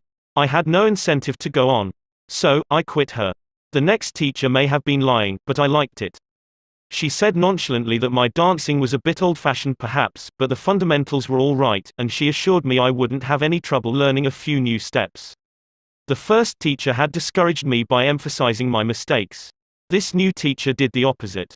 She kept praising the things I did right and minimizing my errors. You have a natural sense of rhythm, she assured me. You really are a natural-born dancer. Now my common sense tells me that I always have been and always will be a fourth-rate dancer, yet, deep in my heart, I still like to think that maybe she meant it. To be sure, I was paying her to say it, but why bring that up? At any rate, I know I am a better dancer than I would have been if she hadn't told me I had a natural sense of rhythm. That encouraged me. That gave me hope. That made me want to improve. Tell your child, your spouse, or your employee that he or she is stupid or dumb at a certain thing, has no gift for it, and is doing it all wrong, and you have destroyed almost every incentive to try to improve. But use the opposite technique, be liberal with your encouragement, make the thing seem easy to do, let the other person know that you have faith in his ability to do it, that he has an undeveloped flair for it, and he will practice until the dawn comes in the window in order to excel. Lowell Thomas, a superb artist in human relations, used this technique. He gave you confidence, inspired you with courage and faith. For example, I spent a weekend with Mr. and Mrs. Thomas, and on Saturday night, I was asked to sit in on a friendly bridge game before a roaring fire. Bridge? Oh, no, not me. I knew nothing about it. The game had always been a black mystery to me. No, impossible. Why, Dale, it is no trick at all, Lowell replied. There is nothing to bridge except memory and judgment. You've written articles on memory. Bridge will be a cinch for you. It's right up your alley, and presto, almost before I realized what I was doing, I found myself for the first time at a bridge table. All because I was told I had a natural flair for it and the game was made to seem easy. Speaking of bridge reminds me of Ely Culbertson, whose books on bridge have been translated into a dozen languages and have sold more than 1 million copies. Yet he told me he never would have made a profession out of the game if a certain young woman hadn't assured him he had a flair for it. When he came to America in 1922, he tried to get a job teaching in philosophy and sociology, but he couldn't. Then he tried selling coal, and he failed at that. Then he tried selling coffee, and he failed at that, too. He had played some bridge, but it had never occurred to him in those days that someday he would teach it. He was not only a poor card player, but he was also very stubborn. He asked so many questions and held so many post-mortem examinations that no one wanted to play with him. Then he met a pretty bridge teacher, Josephine Dillon, fell in love and married her. She noticed how carefully he analyzed his cards and persuaded him that he was a potential genius at the card table. It was that encouragement and that alone, Culbertson told me, that caused him to make a profession of bridge. Clarence M. Jones, one of the instructors of our course in Cincinnati, Ohio, told how encouragement and making faults seem easy to correct completely changed the life of his son. In 1970, my son David, who was then 15 years old, came to live with me in Cincinnati. He had led a rough life. In 1958, his head was cut open in a car accident, leaving a very bad scar on his forehead. In 1960, his mother and I were divorced and he moved to Dallas, Texas, with his mother. Until he was 15, he had spent most of his school years in special classes for slow learners in the Dallas school system. Possibly because of the scar, school administrators had decided he was brain injured and could not function at a normal level. He was 2 years behind his age group, so he was only in the 7th grade. Yet he did not know his multiplication tables, added on his fingers, and could barely read. There was one positive point. He loved to work on radio and TV sets. He wanted to become a TV technician. I encouraged this and pointed out that he needed math to qualify for the training. I decided to help him become proficient in this subject. We obtained 4 sets of flashcards: multiplication, division, addition and subtraction. As we went through the cards, we put the correct answers in a discard stack. When David missed one, I gave him the correct answer and then put the card in the repeat stack until there were no cards left. I made a big deal out of each card he got right, particularly if he had missed it previously. Each night we would go through the repeat stack until there were no cards left. Each night we timed the exercise with a stopwatch. I promised him that when he could get all the cards correct in 8 minutes with no incorrect answers, we would quit doing it every night. This seemed an impossible goal to David. The first night it took 52 minutes, the second night, 48, then 45, 44, 41, then under 40 minutes. We celebrated each reduction. I'd call in my wife, and we would both hug him and we'd all dance a jig. At the end of the month he was doing all the cards perfectly in less than 8 minutes. When he made a small improvement he would ask to do it again. He had made the fantastic discovery that learning was easy and fun. Naturally his grades in algebra took a jump. It is amazing how much easier algebra is when you can multiply. He astonished himself by bringing home a B in math. That had never happened before. Other changes came with almost unbelievable rapidity. His reading improved rapidly, and he began to use his natural talents in drawing. Later in the school year his science teacher assigned him to develop an exhibit. He chose to develop a highly complex series of models to demonstrate the effect of levers. It required skill not only in drawing and model making but in applied mathematics. The exhibit took first prize in his school's science fair and was entered in the city competition and won third prize for the entire city of Cincinnati.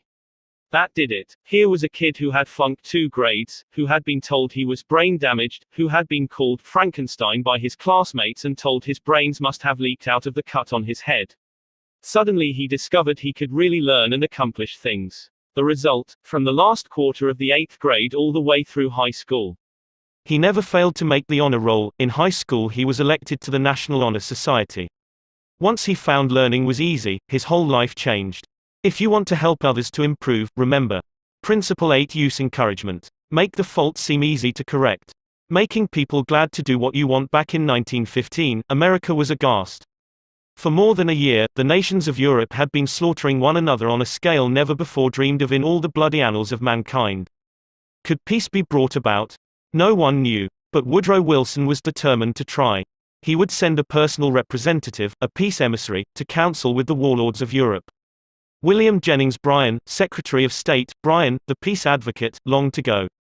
He saw a chance to perform a great service and make his name immortal. But Wilson appointed another man, his intimate friend and advisor Colonel Edward M. House, and it was House's thorny task to break the unwelcome news to Bryan without giving him offense. Bryan was distinctly disappointed when he heard I was to go to Europe as the peace emissary, Colonel House records in his diary. He said he had planned to do this himself. I replied that the president thought it would be unwise for anyone to do this officially, and that his going would attract a great deal of attention and people would wonder why he was there. Quote. You see the intimation. House practically told Bryan that he was too important for the job, and Bryan was satisfied. Colonel House, adroit, experienced in the ways of the world, was following one of the important rules of human relations: always make the other person happy about doing the thing you suggest. Woodrow Wilson followed that policy even when inviting William Gibbs McAdoo to become a member of his cabinet. That was the highest honor he could confer upon anyone, and yet Wilson extended the invitation in such a way as to make McAdoo feel doubly important.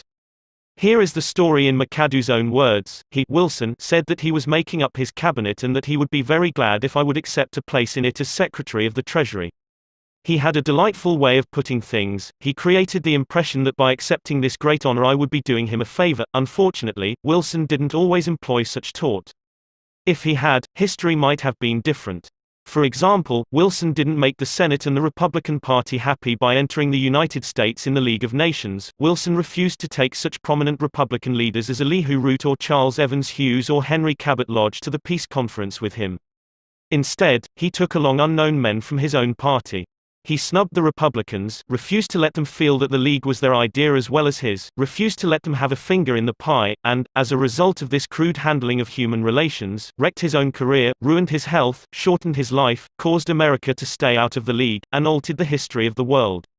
Statesmen and diplomats aren't the only ones who use this make a person happy do things you want them to do approach.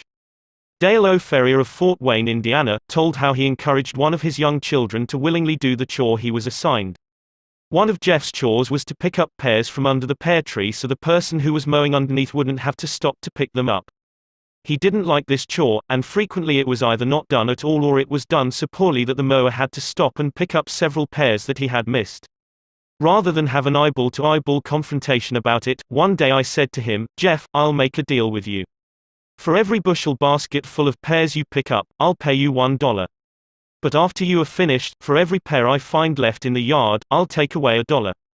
How does that sound? As you would expect, he not only picked up all of the pears, but I had to keep an eye on him to see that he didn't pull a few off the trees to fill up some of the baskets. I knew a man who had to refuse many invitations to speak, invitations extended by friends, invitations coming from people to whom he was obligated, and yet he did it so adroitly that the other person was at least contented with his refusal. How did he do it? Not by merely talking about the fact that he was too busy and too this and too that. No, after expressing his appreciation of the invitation and regretting his inability to accept it, he suggested a substitute speaker. In other words, he didn't give the other person any time to feel unhappy about the refusal, he immediately changed the other person's thoughts to some other speaker who could accept the invitation. Gunter Schmidt, who took our course in West Germany, told of an employee in the food store he managed who was negligent about putting the proper price tags on the shelves where the items were displayed. This caused confusion and customer complaints. Reminders, admonitions, confrontations with her about this did not do much good. Finally, Mr. Schmidt called her into his office and told her he was appointing her supervisor of price tag posting for the entire store and she would be responsible for keeping all of the shelves properly tagged. This new responsibility and title changed her attitude completely, and she fulfilled her duties satisfactorily from then on. Childish? Perhaps. But that is what they said to Napoleon when he created the Legion of Honor and distributed 15,000 crosses to his soldiers and made 18 of his generals marshals of France and called his troops the Grand Army. Napoleon was criticized for giving toys to war-hardened veterans, and Napoleon replied, "Men are ruled by toys." This technique of giving titles and authority worked for Napoleon and it will work for you. For example, a friend of mine, Mrs. Ernest Gent of Scarsdale, New York, was troubled by boys running across and destroying her lawn. She tried criticism. She tried coaxing. Neither worked. Then she tried giving the worst sinner in the gang a title and a feeling of authority. She made him her detective and put him in charge of keeping all trespassers off her lawn. That solved her problem. Her detective built a bonfire in the backyard, heated an iron red hot, and threatened to brand any boy who stepped on the lawn. The effective leader should keep the following guidelines in mind when it is necessary to change attitudes or behavior. 1. Be sincere. Do not promise anything that you cannot deliver. Forget about the benefits to yourself and concentrate on the benefits to the other person. 2. Know exactly what it is you want the other person to do. 3. Be empathetic. Ask yourself what is it the other person really wants. 4. Consider the benefits that person will receive from doing what you suggest. 5. Match those benefits to the other person's wants. 6. When you make your request, put it in a form that will convey to the other person the idea that he personally will benefit. We could give a curt order like this. "John, we have customers coming in tomorrow and I need the stockroom cleaned out. So sweep it out, put the stock in neat piles on the shelves and polish the counter." Or we could express the same idea by showing John the benefits he will get from doing the task. "John, we have a job that should be completed right away. If it is done now, we won't be faced with it later. I am bringing some customers in tomorrow to show our facilities. I would like to show them the stockroom, but it is in poor shape.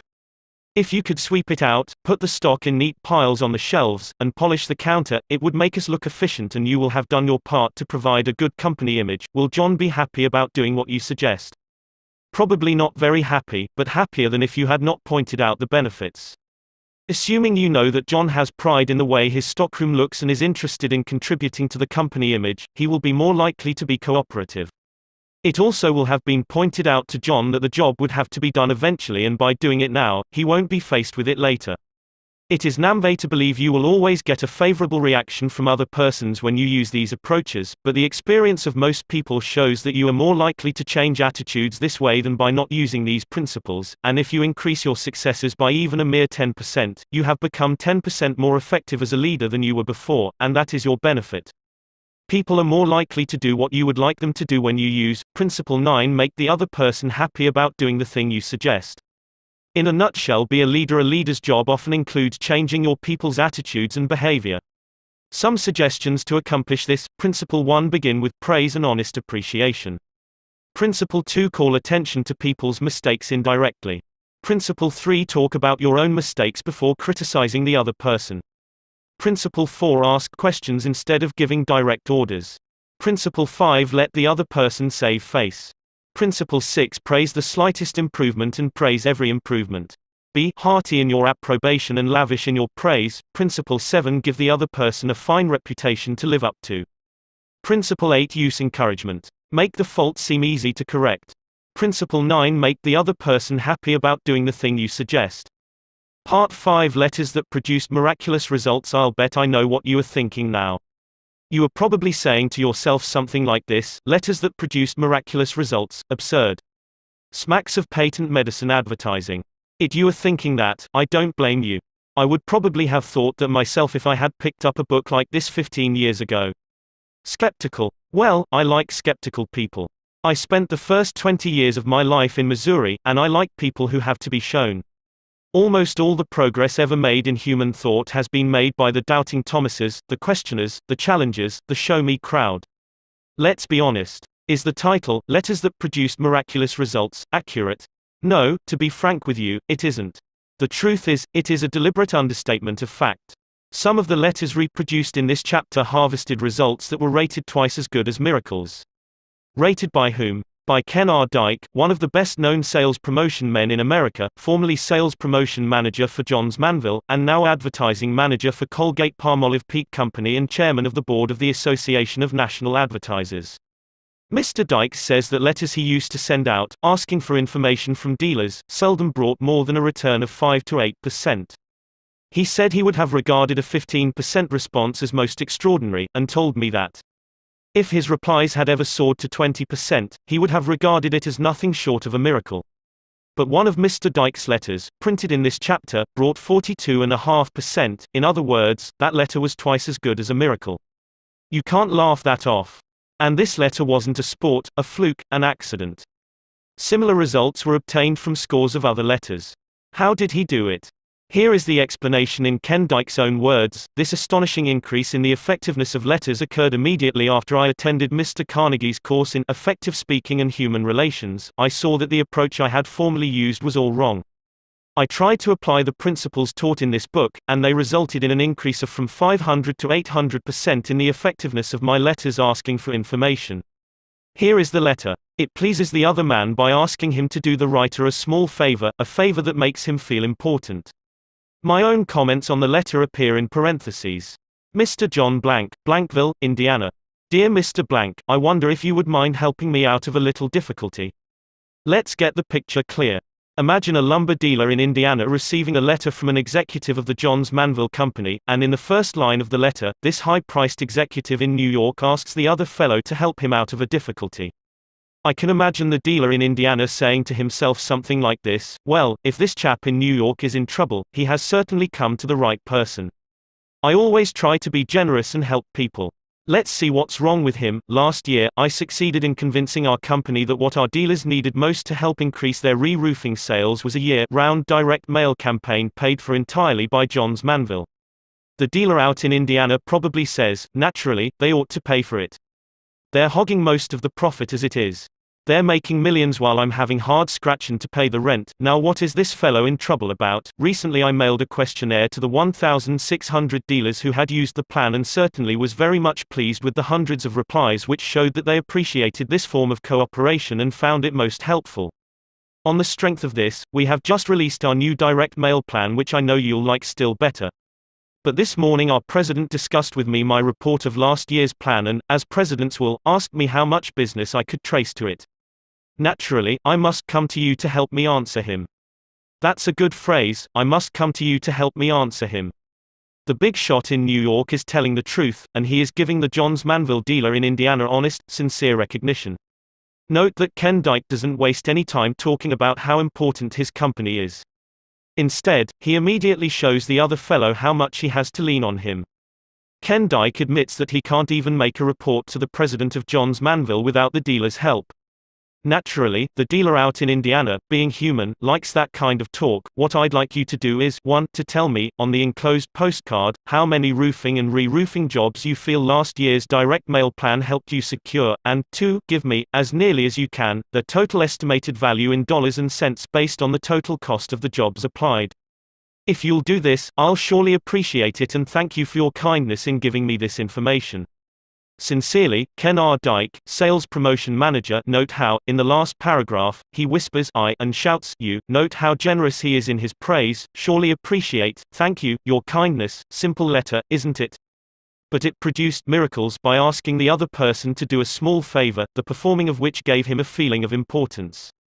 That psychology will work, regardless of whether you are selling asbestos roofs or touring Europe in a Ford. To illustrate, Homer Croy and I once lost our way while motoring through the interior of France.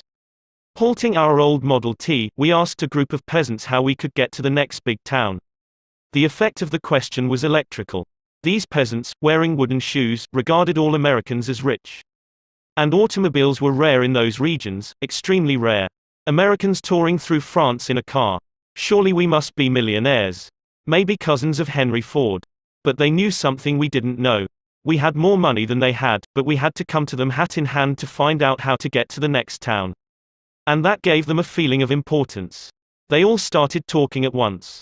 One chap, thrilled at this rare opportunity, commanded the others to keep quiet.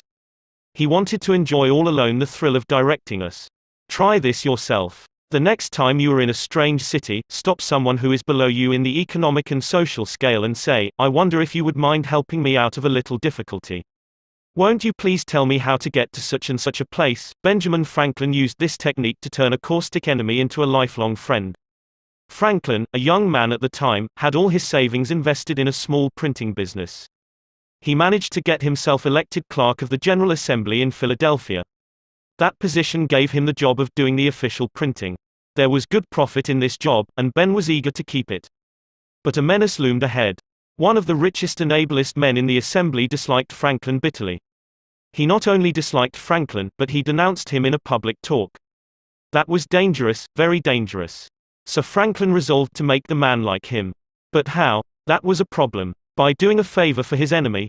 No, that would have aroused his suspicions, maybe his contempt. Franklin was too wise, too adroit to be caught in such a trap. So he did the very opposite. He asked his enemy to do him a favor. Franklin didn't ask for a loan of $10. No. Franklin asked a favor that pleased the other man, a favor that touched his vanity, a favor that gave him recognition, a favor that subtly expressed Franklin's admiration for his knowledge and achievements. Here is the balance of the story in Franklin's own words. Having heard that he had in his library a certain very scarce and curious book, I wrote a note to him, expressing my desire of perusing that book and requesting that he would do me the favor of lending it to me for a few days. He sent it immediately, and I returned it in about a week with another note expressing strongly my sense of the favor. When next we met in the house, he spoke to me, which he had never done before, and with great civility, and he ever afterward manifested a readiness to serve me on all occasions, so that we became great friends and our friendship continued to his death. Ben Franklin has been dead now for 150 years, but the psychology that he used, the psychology of asking the other man to do you a favor, goes marching right on. For example, it was used with remarkable success by one of my students, Albert B. Amsel. For years, Mr. Amsel, a salesman of plumbing and heating materials, had been trying to get the trade of a certain plumber in Brooklyn. This plumber's business was exceptionally large and his credit unusually good. But Amsel was licked from the beginning. The plumber was one of those disconcerting individuals who pride themselves on being rough, tough, and nasty. Sitting behind his desk with a big cigar tilted in the corner of his mouth, he snarled at Amsel every time he opened the door, "Don't need a thing today. Don't waste my time and yours. Keep moving." Then one day Mr. Amsel tried a new technique, a technique that split the account wide open, made a friend, and brought many fine orders. Amsel's firm was negotiating for the purchase of a new branch store in Queens Village on Long Island. It was a neighborhood the plumber knew well, and one where he did a great deal of business. So this time, when Mr. Amsel called, he said, "Mr. C, I'm not here to sell you anything today. I've got to ask you to do me a favor, if you will. Can you spare me just a minute of your time?" Well, said the plumber, shifting his cigar. What's on your mind? Shoot, my firm is thinking of opening up a branch store over in Queens Village, Mr. Amsel said. Now, you know that locality as well as anyone living. So I've come to you to ask what you think about it. Is it a wise move, or not? Here was a new situation. For years this plumber had been getting his feeling of importance out of snarling at salesmen and ordering them to keep moving. But here was a salesman begging him for advice, yes, a salesman from a big concern wanting his opinion as to what they should do. Sit down, he said, pulling forward a chair. And for the next hour, he expatiated on the peculiar advantages and virtues of the plumbing market in Queens Village. He not only approved the location of the store, but he focused his intellect on outlining a complete course of action for the purchase of the property, the stocking of supplies, and the opening of trade. He got a feeling of importance by telling a wholesale plumbing concern how to run its business. From there, he expanded into personal grounds. He became friendly, and told Mr. Amsel of his intimate domestic difficulties and household wars. By the time I left that evening, Mr. Amsel says, I not only had in my pocket a large initial order for equipment, but I had laid the foundations of a solid business friendship. I am playing golf now with this chap who formerly barked and snarled at me.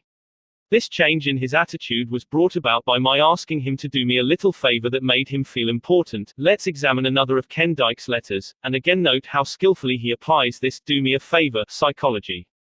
A few years ago, Mr. Dyke was distressed at his inability to get businessmen, contractors, and architects to answer his letters asking for information.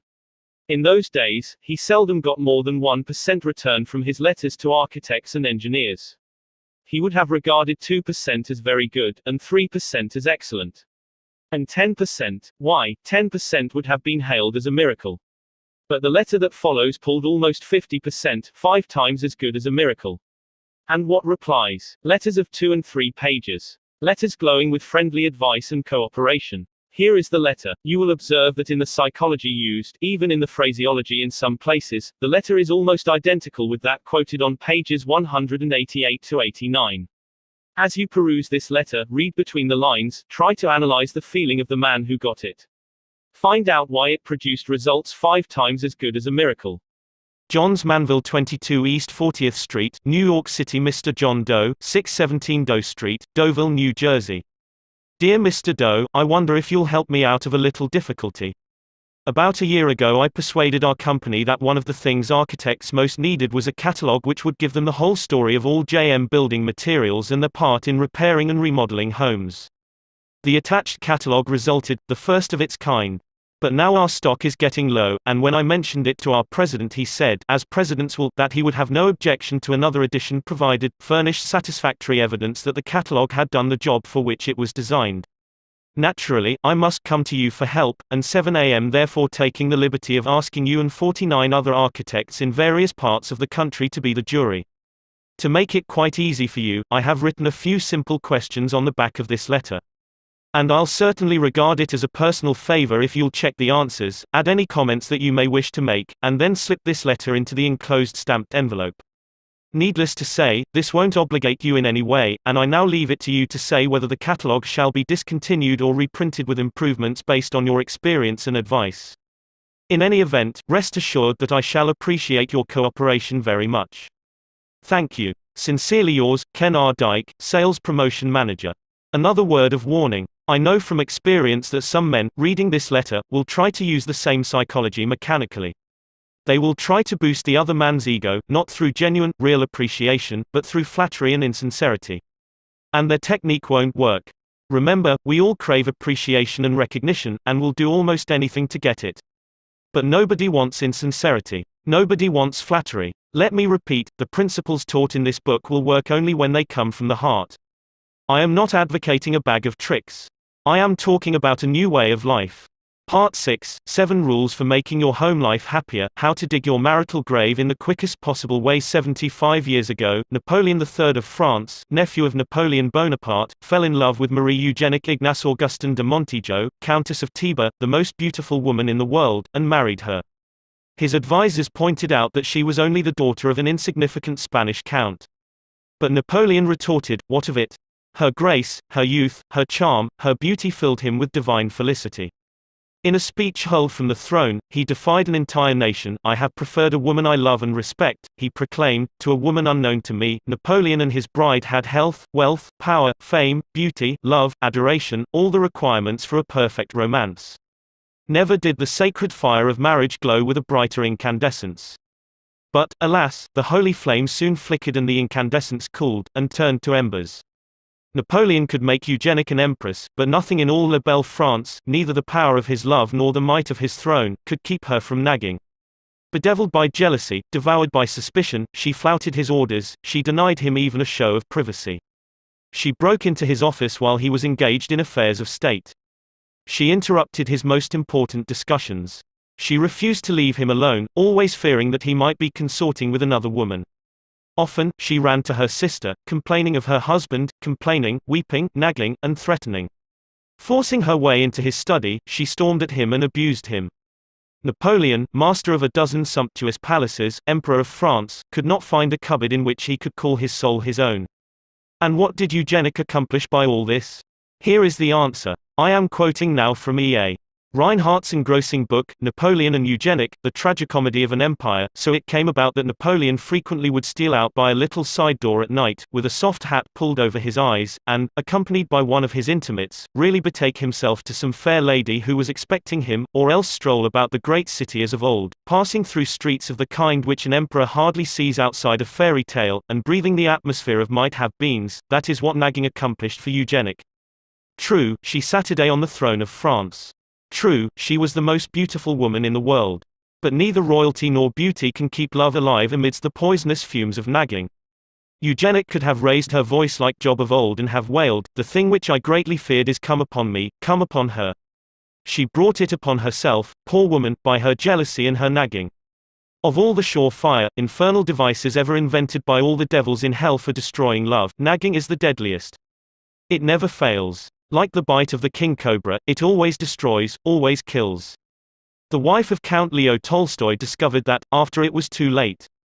Before she passed away, she confessed to her daughters, "I was the cause of your father's death." Her daughters didn't reply. They were both crying. They knew their mother was telling the truth.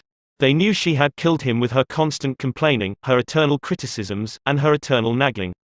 Yet Count Tolstoy and his wife ought, by all odds, to have been happy. He was one of the most famous novelists of all time. Two of his masterpieces, War and Peace and Anna Karenina, will forever shine brightly among the literary glories of Earth. Tolstoy was so famous that his admirers followed him around day and night and took down in shorthand every word he uttered.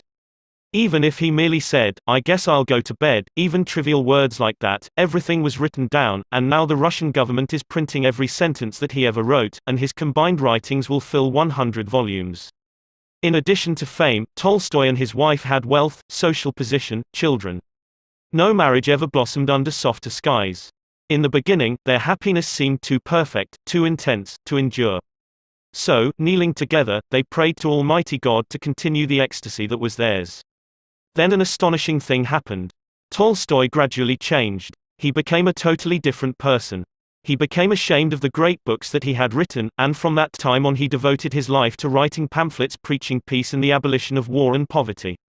This man, who had once confessed that in his youth he had committed every sin imaginable, even murder, tried to follow literally the teachings of Jesus. He gave all his lands away and lived a life of poverty. He worked in the fields, chopping wood and pitching hay. He made his own shoes, swept his own room, ate out of a wooden bowl, and tried to guide his enemies. Leo Tolstoy's life was a tragedy, and the cause of his tragedy was his marriage. His wife loved luxury, but he despised it. She craved fame and the plaudits of society, but these frivolous things meant nothing whatever to him. She longed for money and riches, but he believed that wealth and private property were a sin. For years, she nagged and scolded and screamed because he insisted on giving away the right to publish his books freely without paying him any royalties whatever. She wanted the money those books would produce. When he opposed her, she threw herself into fits of hysteria, rolling on the floor with a bottle of opium at her lips, swearing that she was going to kill herself and threatening to jump down the well. There is one event in their lives that to me is one of the most pathetic scenes in history. As I have already said, they were gloriously happy when they were first married, but now, 48 years later, he could hardly bear the sight of her. Sometimes of an evening, this old and heartbroken wife, starving for affection, came and knelt at his knees and begged him to read aloud to her the exquisite love passages that he had written about her in his diary 50 years previously. And as he read of those beautiful, happy days that were now gone forever, both of them wept. How different, how sharply different, the realities of life were from the romantic dreams they had once dreamed in the long ago. Finally, when he was 82 years old, Tolstoy was unable to endure the tragic unhappiness of his home any longer, so he fled from his wife on a snowy October night in 1910, fled into the cold and darkness, not knowing where he was going. 11 days later, he died of pneumonia in a railway station. And his dying request was that she should not be permitted to come into his presence. Such was the price Countess Tolstoy paid for her nagging and complaining and hysteria. The reader may feel that she had much to nag about. Granted. But that is beside the point. The question is, did nagging help her, or did it make a bad matter infinitely worse? I really think I was insane. That is what Countess Tolstoy herself thought about it, after it was too late. The great tragedy of Abraham Lincoln's life also was his marriage. Not his assassination, mind you, but his marriage. When Booth fired, Lincoln never realized he had been shot, but he reaped almost daily, for 23 years, what Herndon, his law partner, described as the bitter harvest of conjugal infelicity. Conjugal infelicity. That is putting it mildly. For almost a quarter of a century, Mrs. Lincoln nagged and harassed the life out of him. She was always complaining, always criticizing her husband, nothing about him was ever right. He was stoop-shouldered, he walked awkwardly and lifted his feet straight up and down like an Indian. She complained that there was no spring in his step, no grace to his movement, and she mimicked his gait and nagged at him to walk with his toes pointed down, as she had been taught at Madame Mentel's boarding school in Lexington. She didn't like the way his huge ears stood out at right angles from his head. She even told him that his nose wasn't straight, that his lower lip stuck out, and he looked consumptive, that his feet and hands were too large, his head too small. Abraham Lincoln and Mary Todd Lincoln were opposites in every way, in training, in background, in temperament, in tastes, in mental outlook. They irritated each other constantly. Mrs. Lincoln's loud, shrill voice, wrote the late Senator Albert J. Beveridge, the most distinguished Lincoln authority of this generation. Mrs. Lincoln's loud, shrill voice could be heard across the street, and her incessant outbursts of wrath were audible to all who lived near the house. Frequently her anger was displayed by other means than words, and accounts of her violence are numerous and unimpeachable. To illustrate, Mr. and Mrs. Lincoln, shortly after their marriage, lived with Mrs. Jacob Early, a doctor's widow in Springfield who was forced to take in boarders. One morning Mr. and Mrs. Lincoln were having breakfast when Lincoln did something that aroused the fiery temper of his wife. What, no one remembers now. But Mrs. Lincoln, in a rage, dashed a cup of hot coffee into her husband's face. And she did it in front of the other boarders. Saying nothing, Lincoln sat there in humiliation and silence while Mrs. Early came with a wet towel and wiped off his face and clothes. Mrs. Lincoln's jealousy was so foolish, so fierce, so incredible, that merely to read about some of the pathetic and disgraceful scenes she created in public, merely reading about them 75 years later makes one gasp with astonishment. She finally went insane, and perhaps the most charitable thing one can say about her is that her disposition was probably always affected by incipient insanity. Did all this nagging and scolding and raging change Lincoln? In one way, yes. It certainly changed his attitude toward her. It made him regret his unfortunate marriage, and it made him avoid her presence as much as possible. Springfield had 11 attorneys, and they couldn't all make a living there, so they used to ride horseback from one county seat to another, following Judge David Davis while he was holding court in various places. In that way, they managed to pick up business from all the county seat towns throughout the 8th Judicial District. The other attorneys always managed to get back to Springfield each Saturday and spend the weekend with their families. But Lincoln didn't. He dreaded to go home, and for 3 months in the spring, and again for 3 months in the autumn, he remained out on the circuit and never went near Springfield. He kept this up year after year. Living conditions in the country hotels were often wretched, but, wretched as they were, he preferred them to his own home and Mrs. Lincoln's constant nagging and wild outbursts of temper. Such are the results that Mrs. Lincoln, the Empress Eugenic, and Countess Tolstoy obtained by their nagging. They brought nothing but tragedy into their lives. They destroyed all that they cherished most. Bessie Hamburger, who has spent 11 years in the Domestic Relations Court in New York City, and has reviewed thousands of cases of desertion, says that one of the chief reasons men leave home is because their wives nag. Or, as the Boston Post puts it, many a wife has made her own marital grave with a series of little digs. So, if you want to keep your home life happy, rule 1 is, don't nag. Love and let live. I may commit many follies in life, Disraeli said, but I never intend to marry for love, and he didn't. He stayed single until he was 35, and then he proposed to a rich widow, a widow 15 years his senior, a widow whose hair was white with the passing of 50 winters. Love? Oh, no, she knew he didn't love her. She knew he was marrying her for her money. So she made just one request. She asked him to wait a year to give her the opportunity to study his character.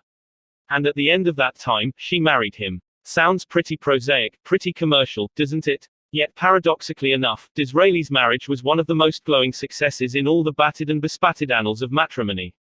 The rich widow that Disraeli chose was neither young, nor beautiful, nor brilliant. Far from it, her conversation bubbled with a laugh-provoking display of literary and historical blunders. For example, she never knew which came first, the Greeks or the Romans. Her taste in clothes was bizarre, and her taste in house furnishings was fantastic. But she was a genius, a positive genius at the most important thing in marriage, the art of handling men.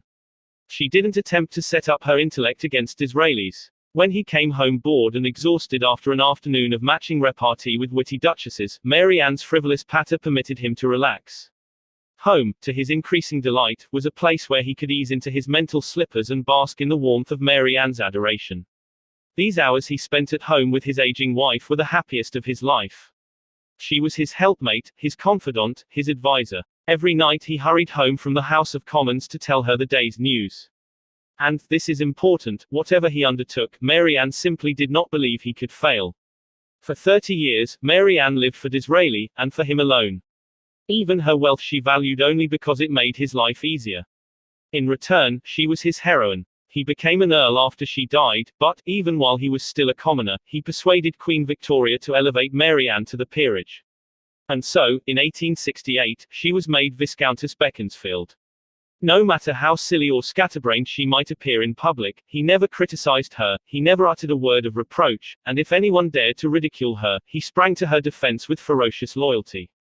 Mary Anne wasn't perfect, yet for 3 decades she never tired of talking about her husband, praising him, admiring him. Result: we have been married 30 years, Disraeli said, and I have never been bored by her. Yet some people thought because Mary Anne didn't know history, she must be stupid. For his part, Disraeli never made it any secret that Mary Anne was the most important thing in his life. Result: thanks to his kindness, Mary Anne used to tell their friends, "My life has been simply one long scene of happiness." Between them, they had a little joke. "You know," Disraeli would say, "I only married you for your money anyhow," and Mary Anne, smiling, would reply, "Yes, but if you had it to do over again, you'd marry me for love, wouldn't you?" And he admitted it was true. No, Mary Anne wasn't perfect. But Disraeli was wise enough to let her be herself. As Henry James put it, the first thing to learn in intercourse with others is non-interference with their own peculiar ways of being happy, provided those ways do not assume to interfere by violence with ours. That's important enough to repeat. The first thing to learn in intercourse with others is non-interference with their own peculiar ways of being happy.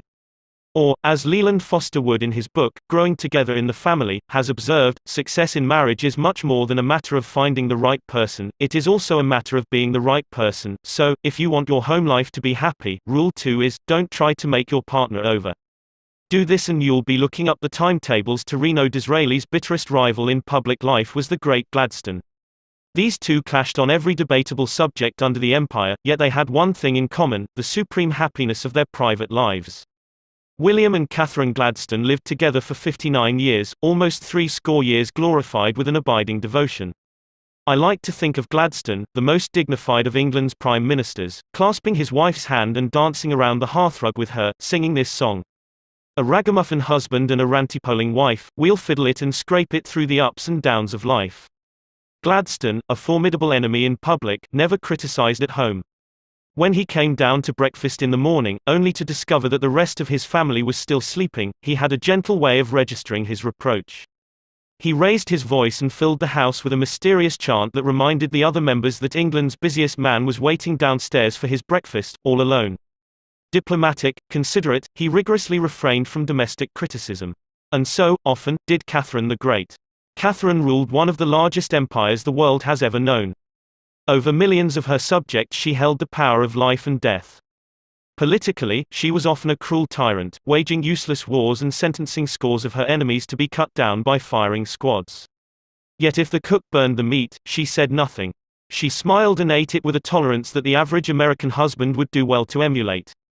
Dorothy Dix, America's premier authority on the causes of marital unhappiness, declares that more than 50% of all marriages are failures, and she knows that one of the reasons why so many romantic dreams break up on the rocks of Reno is criticism, futile, heartbreaking criticism. So, if you want to keep your home life happy, remember Rule 3, don't criticize. And if you attempted to criticize the children, you imagine I am going to say don't. But I am not. I am merely going to say, before you criticize them, read one of the classics of American journalism, Father Forgets. It appeared originally as an editorial in the People's Home Journal. We are reprinting it here with the author's permission, reprinting it as it was condensed in the Reader's Digest. Father Forgets is one of those little pieces which, dashed off in a moment of sincere feeling, strikes an echoing chord in so many readers as to become a perennial reprint favorite. Since its first appearance, some 15 years ago, Father Forgets has been reproduced, writes the author, W. Livingston Land, in hundreds of magazines and house organs, and in newspapers the country over. It has been reprinted almost as extensively in many foreign languages. I have given personal permission to thousands who wish to read it from school, church, and lecture platforms. It has been on the air on countless occasions and programs. Oddly enough, college periodicals have used it, and high school magazines. Sometimes a little piece seems mysteriously to click. This one certainly did. Father Forgets. W. Livingston Land. Listen, son, I am saying this as you lie asleep, one little paw crumpled under your cheek and the blonde curls stickily wet on your damp forehead. I have stolen into your room alone. Just a few minutes ago, as I Saturday reading my paper in the library, a stifling wave of remorse swept over me. Guiltily I came to your bedside. These are the things I was thinking, son. I had been cross to you. I scolded you as you were dressing for school because you gave your face merely a dab with a towel. I took you to task for not cleaning your shoes. I called out angrily when you threw some of your things on the floor.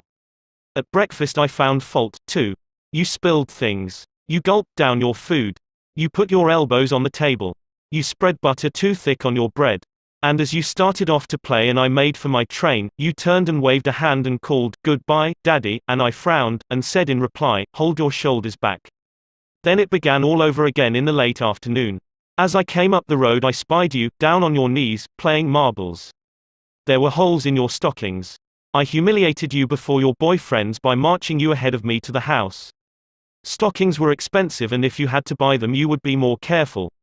Imagine that, son, from a father. Do you remember, later, when I was reading in the library, how you came in, timidly, with a sort of hurt look in your eyes? When I glanced up over my paper, impatient at the interruption, you hesitated at the door. "What is it you want?" I snapped. You said nothing, but ran across in one tempestuous plunge, and threw your arms around my neck and kissed me, and your small arms tightened with an affection that God had set blooming in your heart and which even neglect could not wither. And then you were gone, pattering up the stairs. Well, son, it was shortly afterwards that my paper slipped from my hands and a terrible sickening fear came over me. What has habit been doing to me? The habit of finding fault, of reprimanding. This was my reward to you for being a boy. It was not that I did not love you, it was that I expected too much of youth. It was measuring you by the yardstick of my own years. And there was so much that was good and fine and true in your character. The little heart of you was as big as the dawn itself over the wide hills. This was shown by your spontaneous impulse to rush in and kiss me good night. Nothing else matters tonight, son. I have come to your bedside in the darkness, and I have knelt there, ashamed. It is a feeble atonement. I know you would not understand these things if I told them to you during your waking hours. But tomorrow I will be a real daddy. I will chum with you, and suffer when you suffer, and laugh when you laugh. I will bite my tongue when impatient words come. I will keep saying as if it were a ritual, "He is nothing but a boy, a little boy." I am afraid I have visualized you as a man. Yet as I see you now, son, crumpled and weary in your cot, I see that you are still a baby. Yesterday you were in your mother's arms, your head on her shoulder. I have asked too much, too much. A quick way to make everybody happy, most men when seeking wives, says Paul Popenoe, director of the Institute of Family Relations in Los Angeles, are not looking for executives but for someone with allure and willingness to flatter their vanity and make them feel superior. Hence the woman office manager may be invited to luncheon, once But she quite possibly dishes out warmed over remnants of her college courses on main currents in contemporary philosophy, and may even insist on paying her own bill. Result, she thereafter lunches alone. In contrast, the non-collegiate typist, when invited to luncheon, fixes an incandescent gaze on her escort and says yearningly, "Now tell me some more about yourself." Result, he tells the other fellows that, "She's no raving beauty, but I have never met a better talker." Men should express their appreciation of a woman's effort to look well and dress becomingly. All men forget, if they have ever realized it, how profoundly women are interested in clothes. For example, if a man and woman meet another man and woman on the street, the woman seldom looks at the other man, she usually looks to see how well the other woman is dressed. My grandmother died a few years ago at the age of 98. Shortly before her death, we showed her a photograph of herself that had been taken a third of a century earlier. Her failing eyes couldn't see the picture very well, and the only question she asked was, "What dress did I have on?" Think of it. An old woman in her last December, bedridden, weary with age as she lay within the shadow of the century mark, her memory fading so fast that she was no longer able to recognize even her own daughters, still interested in knowing what dress she had worn a third of a century before. I was at her bedside when she asked that question. It left an impression on me that will never fade. The men who are reading these lines can't remember what suits or shirts they wore 5 years ago, and they haven't the remotest desire to remember them. But women, they are different, and we American men ought to recognize it. French boys of the upper class are trained to express their admiration of a woman's frock and chapeau, not only once but many times during an evening. And 50 million Frenchmen can't be wrong. I have among my clippings a story that I know never happened, but it illustrates a truth, so I'll repeat it. According to this silly story, a farm woman, at the end of a heavy day's work, set before her men folks a heaping pile of hay. And when they indignantly demanded whether she'd gone crazy, she replied, "Why, how did I know you'd notice? I've been cooking for you men for the last 20 years, and in all that time I ain't heard no word to let me know you wasn't just eating hay." The pampered aristocrats of Moscow and St. Petersburg used to have better manners. In the Russia of the Tsars, it was the custom of the upper classes, when they had enjoyed a fine dinner, to insist on having the cook brought into the dining room to receive their congratulations. Why not have as much consideration for your wife? The next time the fried chicken is done to a tender turn, tell her so. Let her know that you appreciate the fact that you're not just eating hay. Or, as Texas Guinan used to say, give the little girl a great big hand, and while you're about it, don't be afraid to let her know how important she is to your happiness. Disraeli was as great a statesman as England ever produced, yet, as we've seen, he wasn't ashamed to let the world know how much he owed to the little woman. Just the other day, while perusing a magazine, I came across this. It's from an interview with Eddie Cantor. "I owe more to my wife," says Eddie Cantor, "than to anyone else in the world. She was my best pal as a boy, she helped me to go straight. And after we married she saved every dollar, and invested it, and reinvested it. She built up a fortune for me. We have 5 lovely children. And she's made a wonderful home for me always. If I've gotten anywhere, give her the credit. Out in Hollywood, where marriage is a risk that even Lloyds of London wouldn't take a gamble on, one of the few outstandingly happy marriages is that of the Warner Baxters. Mrs. Baxter, the former Winifred Bryson, gave up a brilliant stage career when she married. Yet her sacrifice has never been permitted to mar their happiness. She missed the applause of stage success, Warner Baxter says, but I have tried to see that she is entirely aware of my applause. If a woman is to find happiness at all in her husband, she is to find it in his appreciation and devotion. If that appreciation and devotion is actual, there is the answer to his happiness also. There you are. So, if you want to keep your home life happy, one of the most important rules is Rule 4, give honest appreciation. They mean so much to a woman from time immemorial. Flowers have been considered the language of love. They don't cost much, especially in season, and often they're for sale on the street corners. Yet, considering the rarity with which the average husband takes home a bunch of daffodils, you might suppose them to be as expensive as orchids and as hard to come by as the edelweiss which flowers on the cloud-swept cliffs of the Alps. Why wait until your wife goes to the hospital to give her a few flowers? Why not bring her a few roses tomorrow night? You like to experiment. Try it. See what happens. George M. Cohan, busy as he was on Broadway, used to telephone his mother twice a day up to the time of her death. Do you suppose he had startling news for her each time? No, the meaning of little attentions is this: it shows the person you love that you are thinking of her, that you want to please her, and that her happiness and welfare are very dear, and very near, to your heart. Women attach a lot of importance to birthdays and anniversaries. Just why will forever remain one of those feminine mysteries. The average man can blunder through life without memorizing many dates, but there are a few which are indispensable: 1492, 1776, the date of his wife's birthday, and the year and date of his own marriage. If need be, he can even get along without the first two, but not the last. Judge Joseph Sabath of Chicago, who has reviewed 40,000 marital disputes and reconciled 2,000 couples, says, trivialities are at the bottom of most marital unhappiness. Such a simple thing as a wife's waving goodbye to her husband when he goes to work in the morning would avert a good many divorces. Robert Browning, whose life with Elizabeth Barrett Browning was perhaps the most idyllic on record, was never too busy to keep love alive with little tributes and attentions.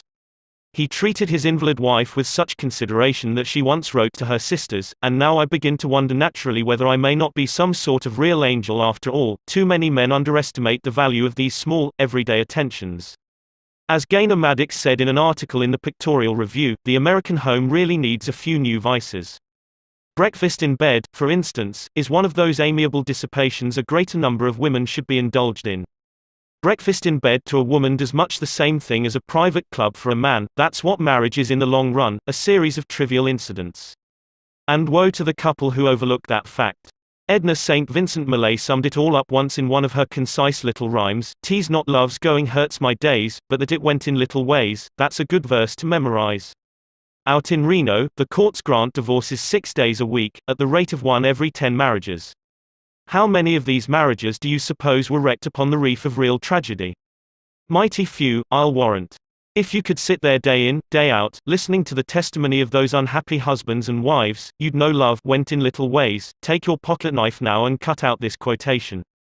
Paste it inside your hat or paste it on the mirror, where you will see it every morning when you shave. "I shall pass this way but once, any good, therefore, that I can do or any kindness that I can show to any human being, let me do it now.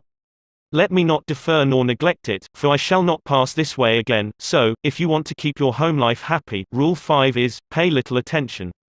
If you want to be happy, don't neglect this one. Walter Damrosch married the daughter of James G. Blaine, one of America's greatest orators and one-time candidate for president. Ever since they met many years ago at Andrew Carnegie's home in Scotland, the Damrosches have led a conspicuously happy life. The secret? Next to care in choosing a partner, says Mrs. Damrosch, I should place courtesy after marriage. If young wives would only be as courteous to their husbands as to strangers. Any man will run from a shrewish tongue. Rudeness is the cancer that devours love. Everyone knows this, yet it's notorious that we are more polite to strangers than we are to our own relatives. We wouldn't dream of interrupting strangers to say, "Good heavens, are you going to tell that old story again?" We wouldn't dream of opening our friend's mail without permission, or prying into their personal secrets. And it's only the members of our own family, those who are nearest and dearest to us, that we dare insult for their trivial faults. Again, to quote Dorothy Dix, it is an amazing but true thing that practically the only people who ever say mean, insulting, wounding things to us are those of our own households. Courtesy, says Henry Clay Risner, is that quality of heart that overlooks the broken gate and calls attention to the flowers in the yard beyond the gate. Courtesy is just as important to marriage as oil is to your motor. Oliver Wendell Holmes, the beloved autocrat of the breakfast table, was anything but an autocrat in his own home. In fact, he carried his consideration so far that when he felt melancholy and depressed, he tried to conceal his blues from the rest of his family. It was bad enough for him to have to bear them himself, he said, without inflicting them on the others as well. That is what Oliver Wendell Holmes did. But what about the average mortal? Things go wrong at the office, he loses a sale or gets called on the carpet by the boss. He develops a devastating headache or misses the 5:15, and he can hardly wait till he gets home, to take it out on the family. In Holland you leave your shoes outside on the doorstep before you enter the house. By the Lord Harry, we could learn a lesson from the Dutch and shed our workaday troubles before we enter our homes. William James once wrote an essay called On a Certain Blindness in Human Beings. It would be worth a special trip to your nearest library to get that essay and read it. Now the blindness in human beings of which this discourse will treat, he wrote, is the blindness with which we all are afflicted in regard to the feelings of creatures and people different from ourselves, the blindness with which we all are afflicted. Many men who wouldn't dream of speaking sharply to a customer, or even to their partners in business, think nothing of barking at their wives. Yet, for their personal happiness, marriage is far more important to them, far more vital, than business. The average man who is happily married is happier by far than the genius who lives in solitude. Turgenev, the great Russian novelist, was acclaimed all over the civilized world. Yet he said, "I would give up all my genius, and all my books, if there were only some woman, somewhere, who cared whether or not I came home late for dinner." What are the chances of happiness in marriage anyway? Dorothy Dix, as we have already said, believes that more than half of them are failures, but Dr. Paul Popenoe thinks otherwise. He says, a man has a better chance of succeeding in marriage than in any other enterprise he may go into. Of all the men that go into the grocery business, 70% fail. Of the men and women who enter matrimony, 70% succeed. Dorothy Dix sums the whole thing up like this: compared with marriage, she says, being born is a mere episode in our careers and dying a trivial incident. No woman can ever understand why a man doesn't put forth the same effort to make his home a going concern as he does to make his business or profession a success.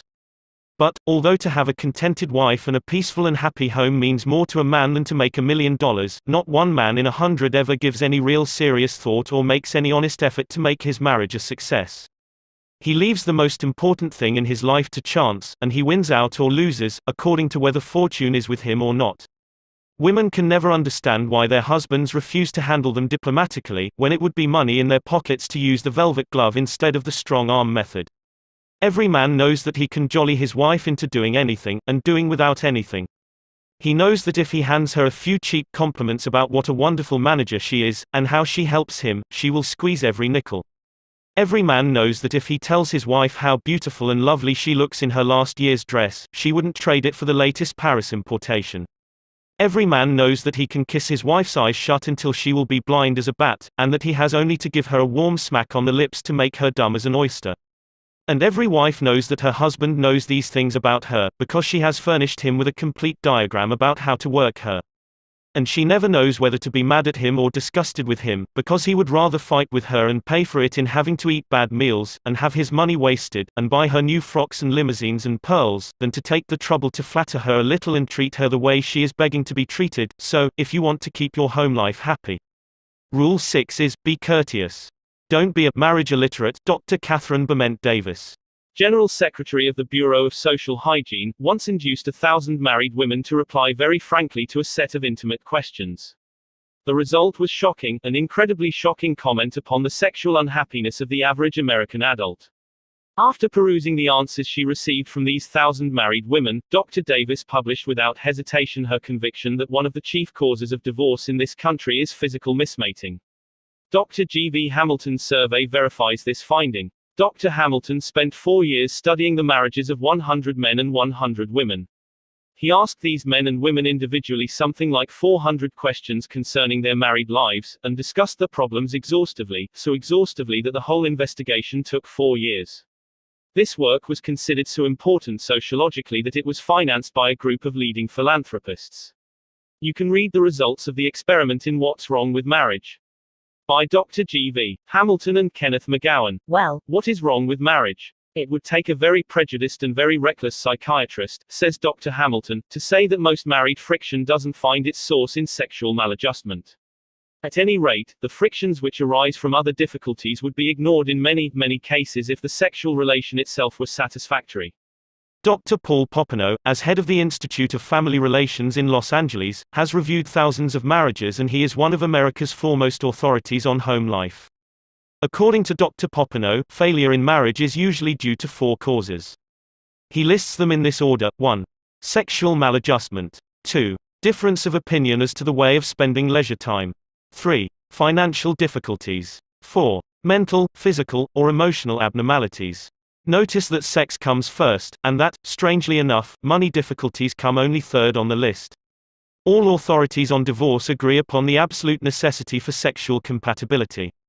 For example, a few years ago Judge Hoffman of the Domestic Relations Court of Cincinnati, a man who has listened to thousands of domestic tragedies, announced 9 out of 10 divorces are caused by sexual troubles. Sex, says the famous psychologist, John B. Watson, is admittedly the most important subject in life. It is admittedly the thing which causes the most shipwrecks in the happiness of men and women, and I have heard a number of practicing physicians in speeches before my own classes say practically the same thing. Isn't it pitiful, then, that in the 20th century, with all of our books and all of our education, marriages should be destroyed and lives wrecked by ignorance concerning this most primal and natural instinct? The Reverend Oliver M. Butterfield, after 18 years as a Methodist minister, gave up his pulpit to direct the Family Guidance Service in New York City, and he has probably married as many young people as any man living. He says, "Early in my experience as a minister I discovered that, in spite of romance and good intentions, many couples who come to the marriage altar are matrimonial illiterates. And he continues, "When you consider that we leave the highly difficult adjustment of marriage so largely to chance, the marvel is that our divorce rate is only 16%. An appalling number of husbands and wives are not really married but simply undivorced. They live in a sort of purgatory. Happy marriages," says Dr. Butterfield, "are rarely the product of chance. They are architectural in that they are intelligently and deliberately planned. To assist in this planning, Dr. Butterfield has for years insisted that any couple he marries must discuss with him frankly their plans for the future. And it was as a result of these discussions that he came to the conclusion that so many of the high contracting parties were matrimonial illiterates. Sex, says Dr. Butterfield, is but one of the many satisfactions in married life, but unless this relationship is right, nothing else can be right. But how to get it right? Sentimental reticence, I'm still quoting Dr. Butterfield, must be replaced by an ability to discuss objectively and with detachment attitudes and practices of married life. There is no way in which this ability can be better acquired than through a book of sound learning and good taste. I keep on hand several of these books in addition to a supply of my own booklet, Marriage and Sexual Harmony. Of all the books that are available, the three that seem to me most satisfactory for general reading are, The Sex Technique in Marriage by Isabel E. Hutton, The Sexual Side of Marriage by Max Exner, The Sex Factor in Marriage by Helena Wright. Rule 7 of How to Make Your Home Life Happier is, read a good book on the sexual side of marriage. Learn about sex from books. Why not? A few years ago, Columbia University, together with the American Social Hygiene Association, invited leading educators to come and discuss the sex and marriage problems of college students. At that conference, Dr. Paul Popenoe said, "Divorce is on the decrease. And one of the reasons it is on the decrease is that people are reading more of the recognized books on sex and marriage. So I sincerely feel that I have no right to complete a chapter on How to Make Your Home Life Happier without recommending a list of books that deal frankly and in a scientific manner with this tragic problem." 7 Rules for Making Your Home Life Happier. Rule 1, Don't nag. Rule 2, Don't try to make your partner over. Rule 3, Don't criticize. Rule 4, Give honest appreciation. Rule 5, Pay little attentions. Rule 6, Be courteous. Rule 7, Read a good book on the sexual side of marriage. In its issue for June, 1933, American Magazine printed an article by Emmett Crozier, Why Marriages Go Wrong. The following is a questionnaire reprinted from that article. You may find it worthwhile to answer these questions, giving yourself 10 points for each question you can answer in the affirmative. For husbands, do you still court your wife with an occasional gift of flowers, with remembrances of her birthday and wedding anniversary, or with some unexpected attention, some unlooked for tenderness? Are you careful never to criticize her before others? Do you give her money to spend, above the household expenses?